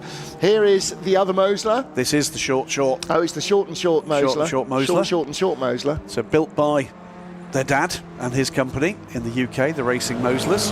Warren Mosler's design from the United States, of course, and campaigned in time. That is the wrong caption with that car, but that is Morgan and Marcus Short campaigning this car. They are at the moment running in 9th overall and leading the GT2 class. And the other Martin Short related car is that Mole Valley Motorsport TVR Tuscan. Truly historic car, by green the way. machine. Yeah, and really when we was. see it, I'll give you, there is a stat to do with that car which is remarkable. Loving that. There's the 47 Pescarolo from KCMG, went on later with their later Orica 05 to win Le Mans. Paul Ip's team, still involved in competition, racing at the Nürburgring and in Super Formula in Japan, and with a brand new program to bring to the racetrack next year. Watch out for using that. And could there be a more different duo than the two that just went through the shot? The Protran, I'll tell you a little bit more about that during the weekend, and one of the two GT1 Nissan GTRs. Now I'm looking for Max Lynn in car number 8. I don't think it's out there. I don't think it's gone. Oh no, I don't think he has. That's which the is a real Cadillac. shame. That's the Cadillac North Star V8. No. And again, I'm pretty certain none of those has raced in private hands. No. Ever. But it's in the garage. I was drooling over it this morning in a spare moment or two, because it's a long time since I've seen one of those cars. Did see that car some months ago having a nuts and bolts restoration at Progressive Engineering. Howden Haynes, Dave Ward and their amazing crew. They also look after the Bentleys, and wonder whether or not there's a problem they can't solve, at least today. Might well pop down and have a word with the boys before we go, because but it didn't look like it was sort of under a dust cover being ignored. The rear bodywork wasn't on it, but there were plenty of people actually in Cadillac North Star shirts walking around, because if you can, why wouldn't it? If you've got a car like that, why wouldn't you go onto eBay and get a bunch of shirts and stuff for the guys that are running it, just so you look the part? I'm guessing it's Bradley Ellis that's just put the KCMG car on top of the time, so it's got ahead of Mike Newton by 0.4 of a second. So it's LMP2 cars first and second, then this car. Keith Fraser ahead of Sean Lynn. It's 4 seconds, well, it's 0.6 of a second covering the top three at the moment, and Sean Lynn a little way back in the Bentley. So this field sorting itself out, 18 minutes to go. Fastest of the GT cars at the moment is the number 23 car. That is the GT1 Nissan GTR. I'm sure it's Jake Hill at the wheel of that car. That car is currently 6th quickest. So that car raced in the GT1 World Championship, the short-lived sort of successor to FIA GT, just for GT1 cars, driven by Michael Krum and Lucas Luhr. Yeah, we've got two of those cars here. One is the Sumo car, and the other one the JRM car, both effectively the same team, based in Rugby, just down the road. And that car, the number 23 car, 23 is one of Nissan's favoured numbers, because 23 is Nissan. Yes, indeed. In Japanese, and so they always have a 23 if possible. That car actually won the GT1 World Championship round here in Silverstone, car number 23. So when you see that car, it is a Silverstone winner, not just a race winner. LMP1 and LMP2 together on track briefly there. That was Mike Furness's Courage being passed by the mighty Zytek. So that's a Courage, the red car behind, we just picked that up, that's an LC75. So Yves Courage designed and built his own cars at Le Mans, and a very proud Le Mans runner. That car from 2007, and the team suggest it is perhaps the most significant Courage, or this Courage's most significant chassis of its era. It was the brand's LMP1 car, and also the basis of its LMP2 brother. Yeah, the C70 was the P1 car, wasn't it? Yeah, and the 75 was the LMP2 car, but formed the backbone of Orica's 01 and 03 LMP2 cars, and the Formula Le Mans car, and a number of different Acura prototypes. So it begat an awful lot of very successful cars over the years. Well, the first iteration of Acura in the States, and they went on, of course, to go head-to-head with the mighty Porsche RS Spyders. You had the Courage developed cars looking after development of some aspects of the car. We had a Lola with others, and they learned the best from both. And from that, we got the magnificent era Acura versus Porsche versus LMP1 Audis, which were balanced back, if you like, to do battle, and it was something truly special. Now, what I want in this lot. What you really, really want. What I really, really want is a Panos Roadster. There is one out there, not today, but one out there in competition. Mark Drain, by the way, is the other Courage LC75. That's the 31 car. As we pass the 91 Porsche, that's a 996 GT3 RSR, I think. Now, my notes tell me that's a Courage C65, which is You're right, the predecessor. It is. So here is the other Mosler, the MT900, and if it looks and sounds familiar at the back, yeah, basically from the cockpit back, it's Corvette. Corvette LS motor, it's even got Corvette rear lights. So that is the second Mosler. And so that was Richard Guy getting up the car. So we've not seen Craig Dolby yet in that car. So I didn't even have him on my entry list, so I'm adding him on now. So if you're an Apple TV customer and you think, who's this Craig Dolby guy? You've seen him because you'll have watched F1 the movie. And if you watch the on-track sequences, particularly the GT sequences at Daytona, Craig Dolby was the lead stunt driver in that. He's also responsible for the sound balance, obviously. Dolby sound. One of those facts is true. Really excellent driver. No, really. And, my favourite story about Craig was, whilst you see the Feltmire livery Porsche coming through the shop, favourite story about Craig is when he was chasing to keep in contemporary motorsport, came with a bag of cash. Melton Mowbray pork pies to say thank you to Good anybody boy. that's... Well, Mike Newton going by the Felbermeyer Proton Porsche. This is a very quick lap. Purple sector 1, quicker than anybody else.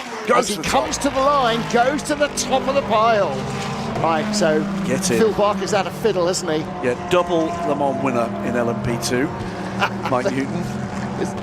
They were talking about various incidents, and Phil Barker says, basically a driver at Le Mans has only got one job, and that's to bring the car back.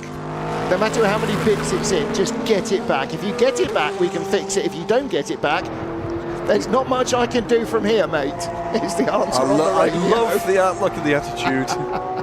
There's the Feldmeier Proton car. Behind is the Protran, by the way. Now, this is a pretty heavily developed ex-Reynard P2 car, developed into the Protran P1 car, and had a brief career in the Le Mans series with Paul Cope, but he's never got rid of it. And the reason I love that car so much is because it's got great big daily sports car stickers down the side. Went and had a quick chat with Paul, to take a quick shot of it to take back to my ex-business partner, not doing so well, Malcolm Cracknell. Hope you're watching and listening, Mal. Keith Freezer goes quickest with 12 minutes to go. Oh, this is a great duel, isn't it? And also, in good news, the Caddy is out there. I'm just loving the livery, by the way, of the Porsche in the background. Jumper Jarrier's last competitive drive in the French GT Championship in that Porsche. So Jean-Pierre Jarrier. There is look at it. I know. Look at it. Riley and Scott's development. Never mind, look at it. Listen to it. Well, there's so many stories here, but one of them is that his next target is his dad. And at the moment, they are separated by less than 200ths of a second. Now, this is going to be one for the dinner table tonight. Yeah, 17 thousandths off his dad's Le Mans Bentley is a car that would not have held a candle to it. But look at the list of names. If you get a chance to go and check out into the garage, look at the list of names that have driven that. It was such a strong team. It's just a beautiful car. It just wasn't quite there. Didn't get the development it needed. The Riley and Scott chassis was close. The engine was close. And then we had the Audi lack for the final year, though they one where they'd taken some clear starting cues and serviceability cues from the dominant Audi program, and it was the Audi that really killed this. They couldn't make an impact on the absolute dominance of Audi Team Yost. But so what many, a thing. yeah, so What much a hope thing. for this car, and it still looks pretty and it still sounds great. Just lovely. Yeah. So Keith Fraser leads this session, 151.002. Mike Newton, 10th and a half behind. And then it's the number 9 Audi that is third. It's quite a good afternoon for Nicolas Lucia. Yeah, so it's running never a bad quickest. afternoon when you're at a historic meeting if you're He's 7/10 off. Then it's Bradley Ellis, less than 2/10 off that Pescarolo from KCMG. Then it's the Lim family battle. So who's going to come out on top from that? There's Max Lynn in the caddy behind him. Mike Newton still lapping quicker. In fact, Mike Newton set a purple first sector on this current lap as well, although sector 2 didn't go so well for him. Max Lynn peels into the pits with just under 10 minutes to go. Mike Newton. His dad's been on the phone. No, pit it. Another one. He goes top. Again, there you go. By 78 thousandths per second. Well, and that's that second and third. Third sector was better than his previous lap. Purple first sector, but sector 2, he ran into a little bit of traffic. So Mike Newton tops the times, first under 1:51 from the ex-Nigel Mansell Zytek. So Mike Newton would be just loving this. So LMP2 leads LMP1, LMP1, LMP2, LMP1, in fact GTP, the Bentley, and that glorious Cadillac. I'm so delighted that that car came out this afternoon. Absolutely. Drop everything you're doing for the rest of the weekend, everybody. Come and look at this Cadillac. And this is motor racing legends. You know, their other big project going forward is endurance icons. And I have to say that they've assembled some fairly iconic cars right away, haven't they? Absolutely right away. Where's Zach Brown? 10th fastest, Zach Brown. But leading GT2. I think that's the point there. And he's ahead of, well, we have got the Mosler 104 back out. I suspect that is now in the hands of Craig Dolby, and he's going quickly. So that's 83. Yeah. Will he manage to hang on to that? So say if 104's in the hand of Craig Dolby, which of the Short brothers has he binned off? Not sure. No. Craig Dolby's in the other car, the 83 car. The 104 is a little, just under a second off that. So that for GT2 pole is going to be quite close. It is, isn't it? 2020, 2022, 2029. It's going to be a fun battle in GT2. Here is Zach Brown. Is he not at the Hungaroring? Hasn't he got a race? Yes, he has got a race to run the Hungaroring. However, even the boss is allowed a day off occasionally. When he's not in the car, yes, his ear is pressed to the phone, it has to be said, because, funny enough, he's very, very intent on what is happening at the Hungaroring. But again, sometimes you can take the boy out of the race car, but you can't take the race car out of the boy. He is a racer through and through. He started as a racer, built up one of the world's greatest marketing companies, and is back being a racer as well as running McLaren's racing operations. Dinner with McLaren around the new hypercar program at Daytona this year. Sat next to Zach, who was telling me he bought this car and had ambitions to race it. Unfortunately, the way that his year's gone, I think this is the first time he's been out and racing with the car. But he's got a McLaren GT3. Oh, big lock up there for Zach Brown. McLaren GT3 that we'll be seeing in the next session, the GT3 Legends session, and a contact from him this week around another GT3 car that he's obtained for his collection, and there's plans to race that one too. So I think we'll be seeing quite a lot more of Zach in the more contemporary end of historic racing. According to the notes I've been given, this is a 2011 car, but that is a GTE Pro car, which surely only came in with the advent of the World Endurance Championship in 2012. No, 2011 GTE Pro was the first year for that. So that's the first year of GTE. So this will have been an RLMC car. And because we know that car is part of his collection, we know it's a race-winning car. Yep. Glorious thing. The final race for these cars, by the way. The panel on the side is a Le Mans panel. I'm sure that's right. It will be likely 2011 or 2012 Le Mans. Well, 2011 Le Mans was won by the Corvette of Olivier Beretta, Tom Milner and Antonio Garcia. I bet if you look at the 2011 ILMC, that car won a race. Runner-up at Le Mans was this car. Yeah. Not that car, Zach's car. So the very final race for the 458 GT2 GTE car came much later at Monza with the JMW car, and we had it won that race, the JMW car, before being retired, and we had one final chance to glory in the difference that this car was, because first 2 cars went out, 1 car went off at the first turn, red flag came out immediately, and all we had was the JMW car around Monza, and we could hear every gear change. Right, Zak Brown's car won in Spa in 2011 and at Silverstone in 2011. So that car won here in the hands of Giancarlo Fisichella and Jimmy Bruni. So they were the drivers of the 51 AF Corsa car through the season. I'd be pretty confident. There were 2 wins for JMB. Rob Bellin, James Walker won in Paul Ricard, the season opener, and they won the season closer in Estoril as well. I'd be pretty certain there's every chance that the car we're looking at now, this is the Kyle and Kane Tilley Porsche. Might want to won here too in British GT. What definitely didn't win in contemporary competition here at Silverstone is this car. We did get some demos from the Bentleys in contemporary Le Mans Series races, but they never raced outside of Le Mans or I think 1 run at Sebring. Yeah. But what a glorious thing. It's one of several in Sean Lynn's collection. They basically took the car to Sebring to break the car and the drivers before they went to Le Mans, and they very nearly broke the drivers, and they managed to work out whatever little weak spots remained in the car. The astonishing thing I think about this car, Martin, and uniquely in this group, is genuinely, if you put hypercar stickers on it and turned up next year, people wouldn't bat an eyelid. No. It still looks absolutely modern. Fresh. Yeah. Amazing step forward for sports car racing in period 2003, remember, so 23 years ago. Yes. Still seems a little bit like yesterday. It does. Until you realise that Guy Smith is no longer 21. Yes. I can hear him weeping now in the background. But at least he's not as old as Johnny Molam, so there's that.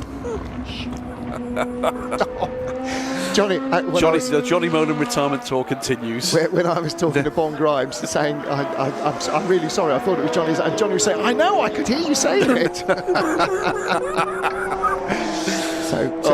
He is a lovable guy, Johnny Molan. 100%. Never changed JM.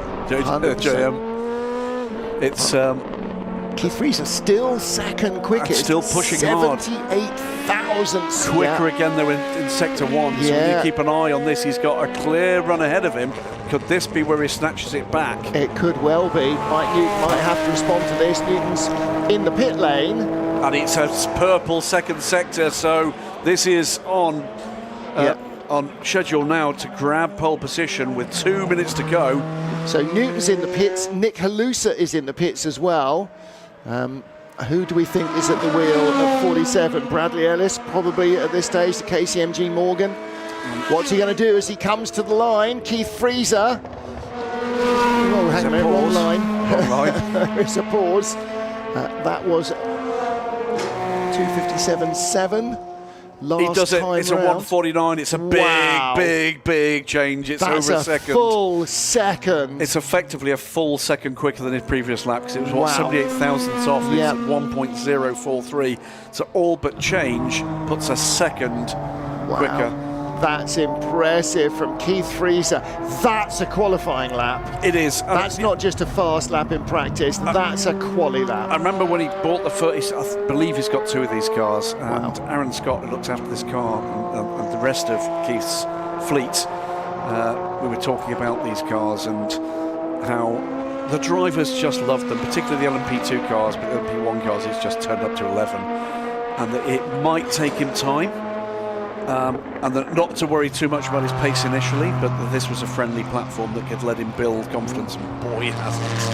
There's the 66 car crossing the line, under a minute to go. Oh, here we go. Now we finally get an opportunity for me to give you my little fact about this car. Then. Ian Stinton, I think, is aboard this car, and this car now. Raced it in period. It was built by Roll Centre Racing before the factory built their own Tuscan Rs. Well, it sort of kick-started the factory into building race cars, because it proved that the Speed 6 could and did win in British GT. And that made it, by the way, the first win for Martin Short's Roll Centre Racing squad, made it the first car ever to win a GT2 class that wasn't a Porsche. Oh, wow. So it was the first to break the stranglehold that Porsche had on what was then the GT2 class, or NGT, whatever the flavour was. This car went on to race at the Spa 24 Hours. It went and raced at Suzuka as well with the team. This was where Roll Centre Racing really broke out and showed that they were something a bit special. And that before they started with that car, before Shorty developed that, he raced in things like the Tomcat Challenge and Rover 216s, Tuscans. very, very competitively, and Tuscans as well. The hairy-chested of all hairy-chested single-mate championships. But that was something different. That was developing his own race car, and that elevated Roll Centre to an entirely different place. It led them to the programme with the Little Noble in the Cup class at British GT, then into the Mosler era. They ran with one of the factory-built Tuscan Rs, but it ultimately led to this class, LMP1, with the Dalaras. I will forever remember the call from Malcolm Cracknell saying, "You're never going to guess what Shorty's done." And he's gone to see Hugo Schoenack, and he's bought the two ex-factory Dalaras and onto the Pescarolos, and they led Le Mans. They led Le Mans on merit. Absolutely fantastic stuff, and what an era. Of course, the era as well with the radical LMP2s, and Roll Centre Racing were, for a time, the standard bearers that the British fans followed at Le Mans, and that was a great era. Very fantastic much so. fun. Very much so. And great to see him back here with the two boys as well. And again, with Mole Valley sponsorship on that car as on so many, and a long-time supporter of Martin, Short financially and in every other way. Moley passed away last year, so I know that Martin would like thoughts for him as well. I'm sure there will be all sorts of emotion. I haven't seen the boys, I haven't seen Shorty here either. All sorts of cars and all sorts of people around them, but I haven't seen Shorty himself. I've popped by about 5 or 65 times and not seen them at all, so I think he's out window licking. He may be. He might be out doing deals. It's a good moment, by the way. We mentioned Mowgli, and where would we be without the people that put the money behind some of these efforts? Where would we be without these boys and girls as well? Our marshals here at Silverstone, the Orange Army out in full force. There's the Pro-Tran. Tell us more then, because you were going to and we lost it. Well, the main thing is the sticker on the side, because that's the most important part of this. I may even have put that sticker on in period, But this was based around one of the very last of the Reynards, developed by Paul Cope and his team. They took this car to the Le Mans Series. It was not that successful in period, had a couple of strong runs but never really broke through, but Paul has owned this car throughout, and massive fan, also running in the 2-litre sports car challenge as well. But so it was a Reynard 2KQ, which was their last LMP 675 car before the car that became the Zytek. Because that was the car that was never launched as a Reynard. So this is the car that came before the Reynard chassis. So it was a car that was run in period by Rock Racing. Yes. And what then is a Pro-Tran? Well, basically, what did they do to the Reynard? Aerodynamic change. It's a powertrain change. So basically, he's personalised it. What he's done is done what we were talking about with the 50s cars and the 60s cars and the 70s cars. He's decided, I can do a better job than that. Or at least I think I can. There, though, are our results. Keith Freezer thought that as well, didn't he? And he did. He was 17 thousandths behind Mike Newton, and then put in an absolute flyer with 2 minutes to go to take pole position in the ex-Nigel Leo and Greg Mansell Zytek, with Mike Newton in his own MG Lola, 26 years after he first raced it on the outside the front row. Nick Halusa in the Audi R8, the 2000 Audi, lining up third. Cummings and Ellis in the Morgan Pescarolo in fourth. Sean Lynn's Bentley ahead of Max Lynn's Cadillac. That's a row of any grid anywhere. And then the C65, the LMP2 Courage ahead of the best of the Nissans. The LC75, the LMP1 Courage ahead of Zach Brown in his Ferrari. So the two Moslers making up row 6 of the grid. The Guy and Dolby car ahead of the Short brothers. And then the Pro-Tran and the Lola B280. That is the KCMG Lola. The 911 GT3 RSR and Nissan ahead of a slew of Porsches. Then the better of the BMWs, the two Prototype Technology Group cars, PTG, Tom Milner's cars, in 20th place. And Ian Stinton's Centre Racing TVR Cerberus Speed 6, 22nd out of the 23 cars. Great news, though, amongst that result. That is UK Youth, yes, celebrating their centenary. Nigel Mansell is the president of UK Youth. He's been doing a phenomenal amount of work in the last 12 months trying to raise £1 million plus for a new youth involvement scheme that he is working with UK Youth. This is our second quickest car in the order. And quick look at the 77 car, the Dempsey Del Piero racing car that took Patrick Dempsey to a podium at Le Mans is here as well. The glorious Audi finished third quickest in that session. 28 Lola. Classic colours, classic make. And then 25 MG Lola. Pescarella from KCMG.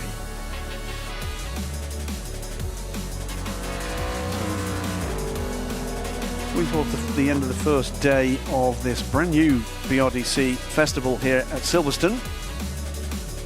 It's not the only opportunity you've got to come and be entertained, not just on track, but by all sorts of entertainment on the infield here. It's replacing the Silverstone Festival, not just this, but also a brand new fixture for Silverstone Circuit, and that is Carfest is coming.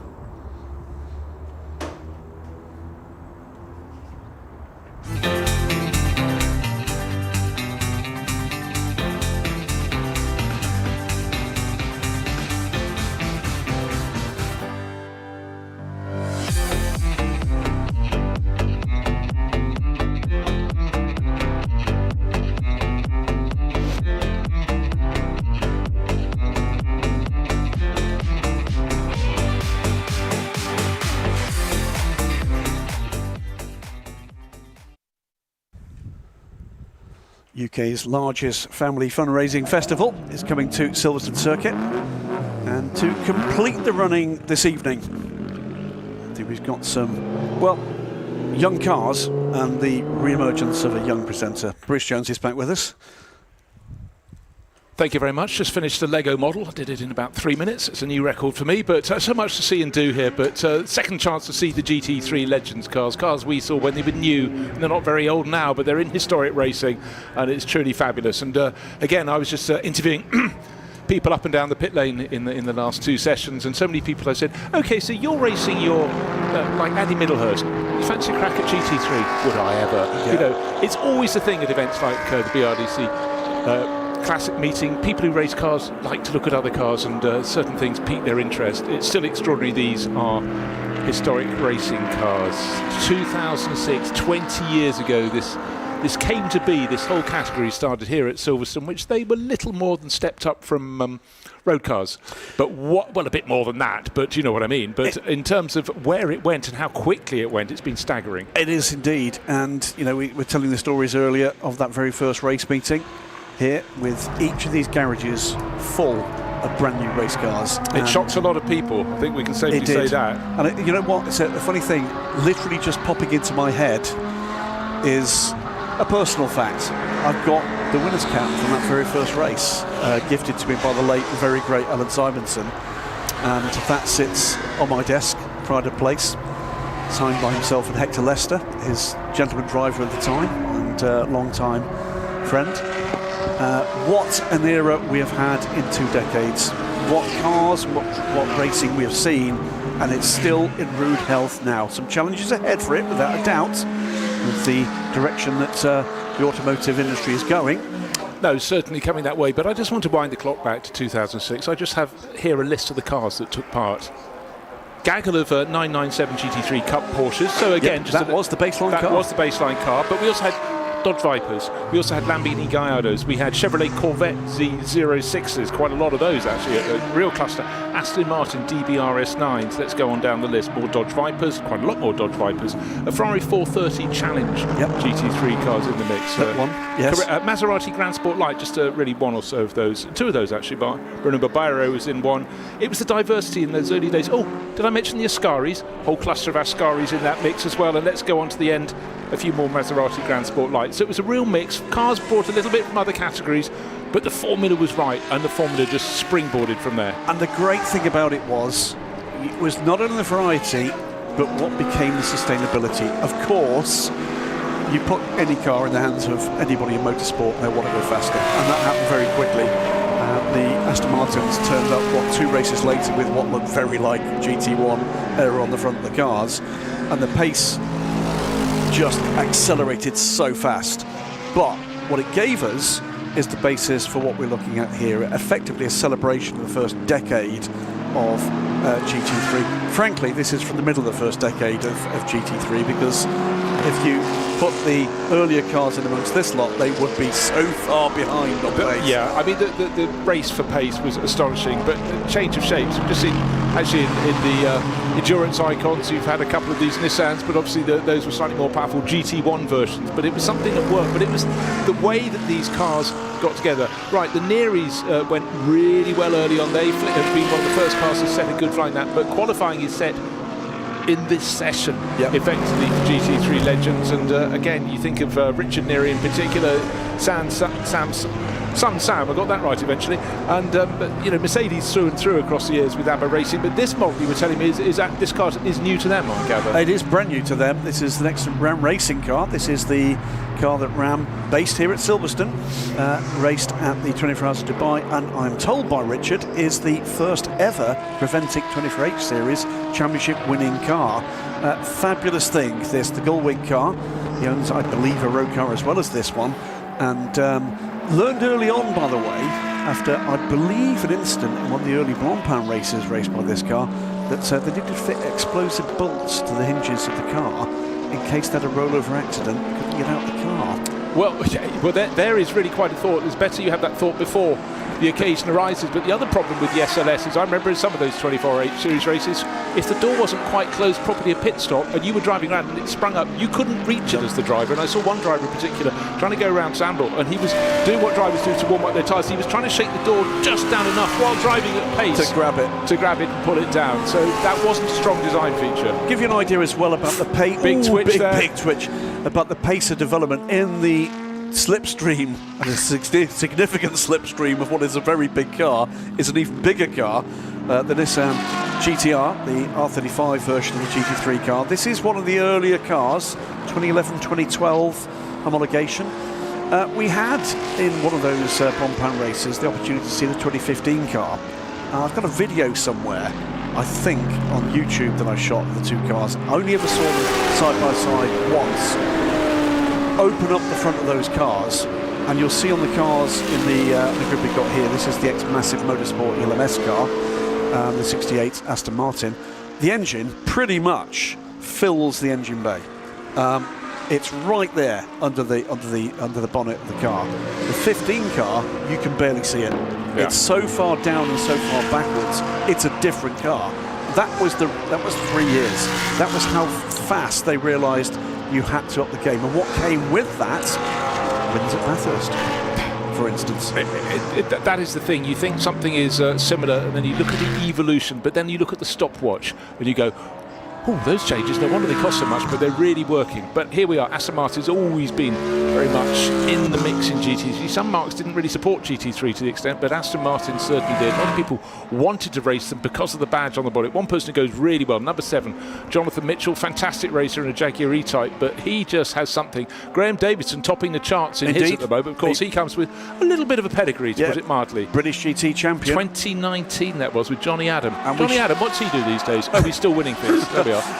We should mention, by the way, Aston Martin and Frederick Dorr, effectively the grandfather of GT3. They displayed the DBRS 9, based on the DB9, at Le Mans before GT3 was a thing. And we had that alongside one of the DBR9s, as I remember it, in a kind of deep blue colour, with a wooden splitter. And all that, what's this all about? What's this all about? That was the point from which GT3 started to be talked about. And it was one of the very first iterations that pushed the direction that became what we are celebrating here. Well, look, I mean, that's very much the history of the sport across the years, even going back to Bentley when they were competing at Le Mans in the 1920s. Individuals going, no, we want to go racing with your car. Think what happened with the McLaren F1. Absolutely. It wasn't supposed to be a racing car. It did rather well in the SARF, I seem to recall, in 1995, but that was because of the likes of Ray Bellman and others going, come on, we want to race these cars. And Thomas Bashir, we want to race these cars. A famous deal from David Clark, the commercial director at the moment, and now co-owner, by the way, of Jota running the Cadillacs in the World Endurance Championship, but then commercial director, tasked by McLaren with selling those cars, and came up with what he absolutely loves me saying this. You came up with an unbeatable buy one, buy another one deal, which meant, yes, you can have a race car, but you've got to buy a road car as well. And what you can never underestimate is the budgets of the pockets of some people who like things. So Frederick Dorr financed that, and you look at the way, I mean, the Ford GT in this event with Fred Shepherd on board, that wasn't a works outfit. That was someone from Maytech deciding Martin Bartek. Exactly. He wanted to put it in racing as a way to lure Ford in. And you look across the history of motorsport, particularly sports car racing, and you do have these people who have a passion, have the drive to do it, and have the budget. Ex-TRG car racers group from the United States, and a squad that won the Daytona 24 Hours overall with a GT car, knew what they were doing with GT cars. They later became involved with this program. That's one of their cars from the IMSA WeatherTech Sports Car Championship. Right, what's interesting across these two qualifying sessions is, can lightning strike twice? We saw number 7 now, or 007 of course, in true Aston Martin James Bond style. Was a bit of a slow burner in the first qualifying session. He's got 10 minutes to go. He's down in 7th, but remember, he went right to the sharp end. He sort of, eased his way in, knows these cars, because already the GT3 Legend Series has had races all over the place this year. It had a fantastic outing at Spa-Francorchamps, but supporting the 24 Hours. But by golly, that was such a hot weekend. This must feel just like spring in comparison. Far, far nicer times, because when you get in the cockpit of a racing car, even on a coolish day, you get pretty warm. But when it's 39 and 40 degrees outside, absolutely hideous. Up to 4th, by the way, with a lap just completed, Phil Keane in the mighty Camaro. So it is from Davidson that leads in his 47 Aston Martin. Quite interesting, actually. You talk to drivers and say, what else would you fancy having a go in? I just did a quick interview with Fred Shepherd. Of course, he's talking about the Ford GT, and Father Bill has always had big Ford engine cars and big Fords, and he said, I quite fancy the Camaro, but I'm not allowed to say that. Looks rather interesting. Here is Fred Shepherd. Of course, he's great in Boss Mustangs at sort of the Goodwood events and other historic series, but absolutely relishing running this Ford GT. And also, it is a rarity. Of course, Ford have come back in the last year or so with their Mustangs that do make the best sound in modern GT3 racing. And there is the Camaro, developed by Reiter Engineering in Germany, and it really burnt quite brightly, but only for a short time in GT3 racing. Yeah, not really the development budget behind this car. This emerged from a bit of a battle between 3 competing organisations that wanted the rights to homologation for the Camaro. One of those cars exists somewhere, I'm told, in Germany from a Dutch operation. But this is the car that won that battle, but only ever built 10 of them. This is number 10 of 10. And this is Phil Keane, who needs no introduction whatsoever.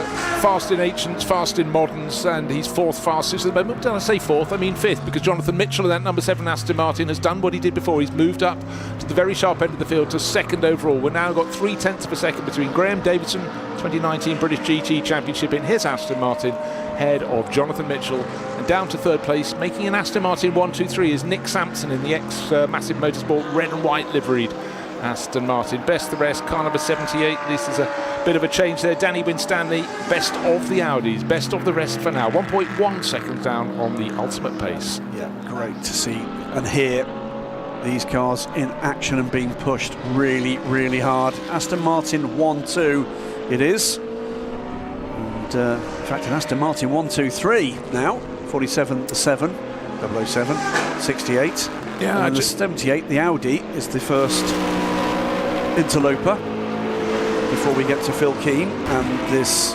6.9 litre powered block of flats. Fantastic. I love this car. This is a proper modern old-fashioned race car. Well, exactly. It already was a sort of like a squint, pastiche, if you will, going back to the sort of late 1960 Camaro body shape before that followed on from the Z28 or the Z28 if you come from a little west of here. But you know, it has a big splash, and quite a lot of those were sold as road cars in Europe because people like big American engine cars. Goes fourth with that lap just completed, 1.1 seconds off Graham Davidson's time. And Phil just drove everything, didn't he? We were talking about roll centre racing in the previous session, the endurance icons, and it was indeed Martin Short that gave Phil a big break. This is the 007 car.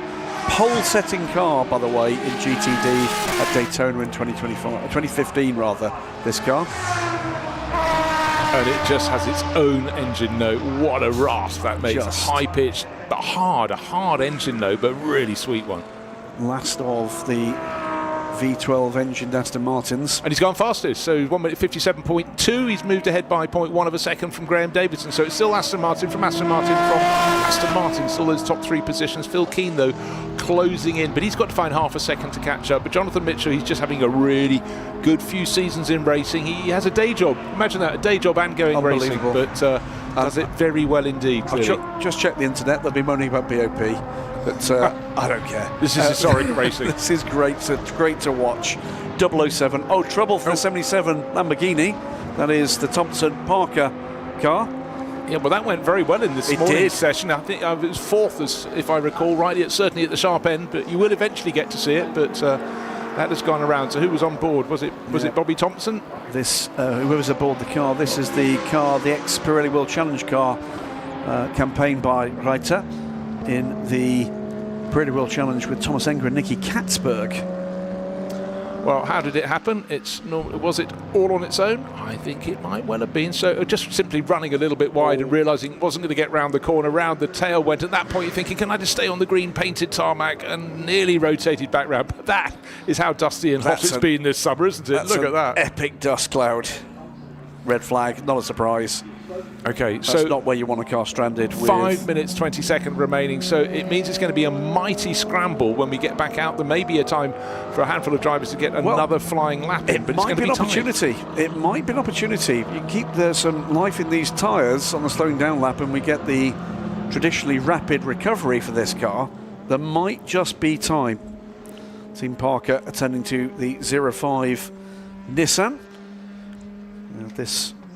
A car, that's the Jimmy Broadbent, and is that Sean and Max Lynn in that car, the 05? I think it's Max. Yep. So in these scrambles, some of the fastest cars are coming in, certainly 007, that's the fastest car of all. Jonathan Mitchell on board there. There's the Fiskins liveried Gregor Fiskin, Marino Franchitti. Yeah, not seen Marino yet this weekend. Be good to catch up with him. But that's 05 Nissan at the end of pit lane. Brian Highcutter, one of the GT Academy winners in period. And well recall that car. It was at very late notice as to get on a plane and get to Kota to do some work with that team. Arrived in Texas in the middle of astonishingly an ice storm. Bitterly cold in Austin that weekend. But great to see that car. The always evolving brand on that car ended with tragedy. Because as I recall, the owner of Always Evolving was the passenger, or was he the driver in the car, the road car, Porsche Carrera GT, fatal road accident that killed Paul Walker, the actor. They were close friends, and that's where that all finished. Oh dear. Oh dearie dear. Well, here we have some famous names on the side. Ahmed Al-Hati, the Omani racer. There's his race again. Johnny Adam, him again, as you say. Yeah, again. He's everywhere, isn't he? Yeah. Got Aston Martin on it. It's a bit like Darren Turner.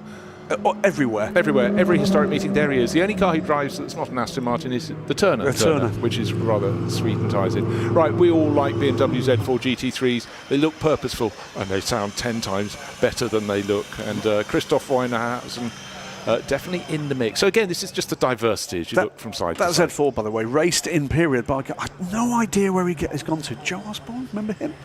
Quiet lad. Yeah, quiet lad. No, would never say boo to a goose. No. And the other thing I found about Joe is librarian, I think. There's no opinion ever, which is great to see in a young man. Yeah, I must say, having commentated a handful of times with Joe, he's almost quicker in a commentary booth than he is in the car. You know what? His perception is astonishing, but his recall and his language for someone that spent his time racing cars, it's just wrong. Remarkably, I've only ever commentated on one British GT race ever. I did a stand-in at late notice at Snetterton, and also coming in to help was the first time ever the microphone was Joe Osborne. I do recall saying to George, you need to take a look at this. He's going to be good. He was at the stage where he was beginning to wind down his pro driving career, and it was very clear he had that quickness of mind that neither I nor you nor Martin possess. He's also driven the cars. He's got that on us. But occasionally he does put one out there, and you go, "That was funny." I'm not sure that was quite for commentary, because he's got a very comedic turn of phrase. He does have that close low to hot threshold. water. Yeah, you're going to get in trouble at some point, fella. But we're going to enjoy the ride. No restart. No restart. Okay, good. We had 5 minutes on the clock. So that means Jonathan Mitchell in that number 7 Aston Martin as the Reiter car is doing. It's a bit warm. Time for a barbecue. This is the classic case. Warm days. So that's it for today. We're back on air tomorrow morning. He says, just checking his timesheets. We might as well start with a race, a Formula Junior race at 9 o'clock. So we'll be going live just before 9. A packed second day here at the BRDC Classic. So it came to a slightly abrupt end, but not too bad. But it's been fantastic. One race today was thoroughly entertaining. That was the Royal Automobile Club Woodcote Trophy and Stirling Moss Trophy combined race. But as we say, we kick off in earnest tomorrow. Historic Formula Junior. From me, that's Bruce Jones, Graham Goodwin alongside, and Martin Haven. It's over and out for now. Hope you enjoyed today. Join us tomorrow.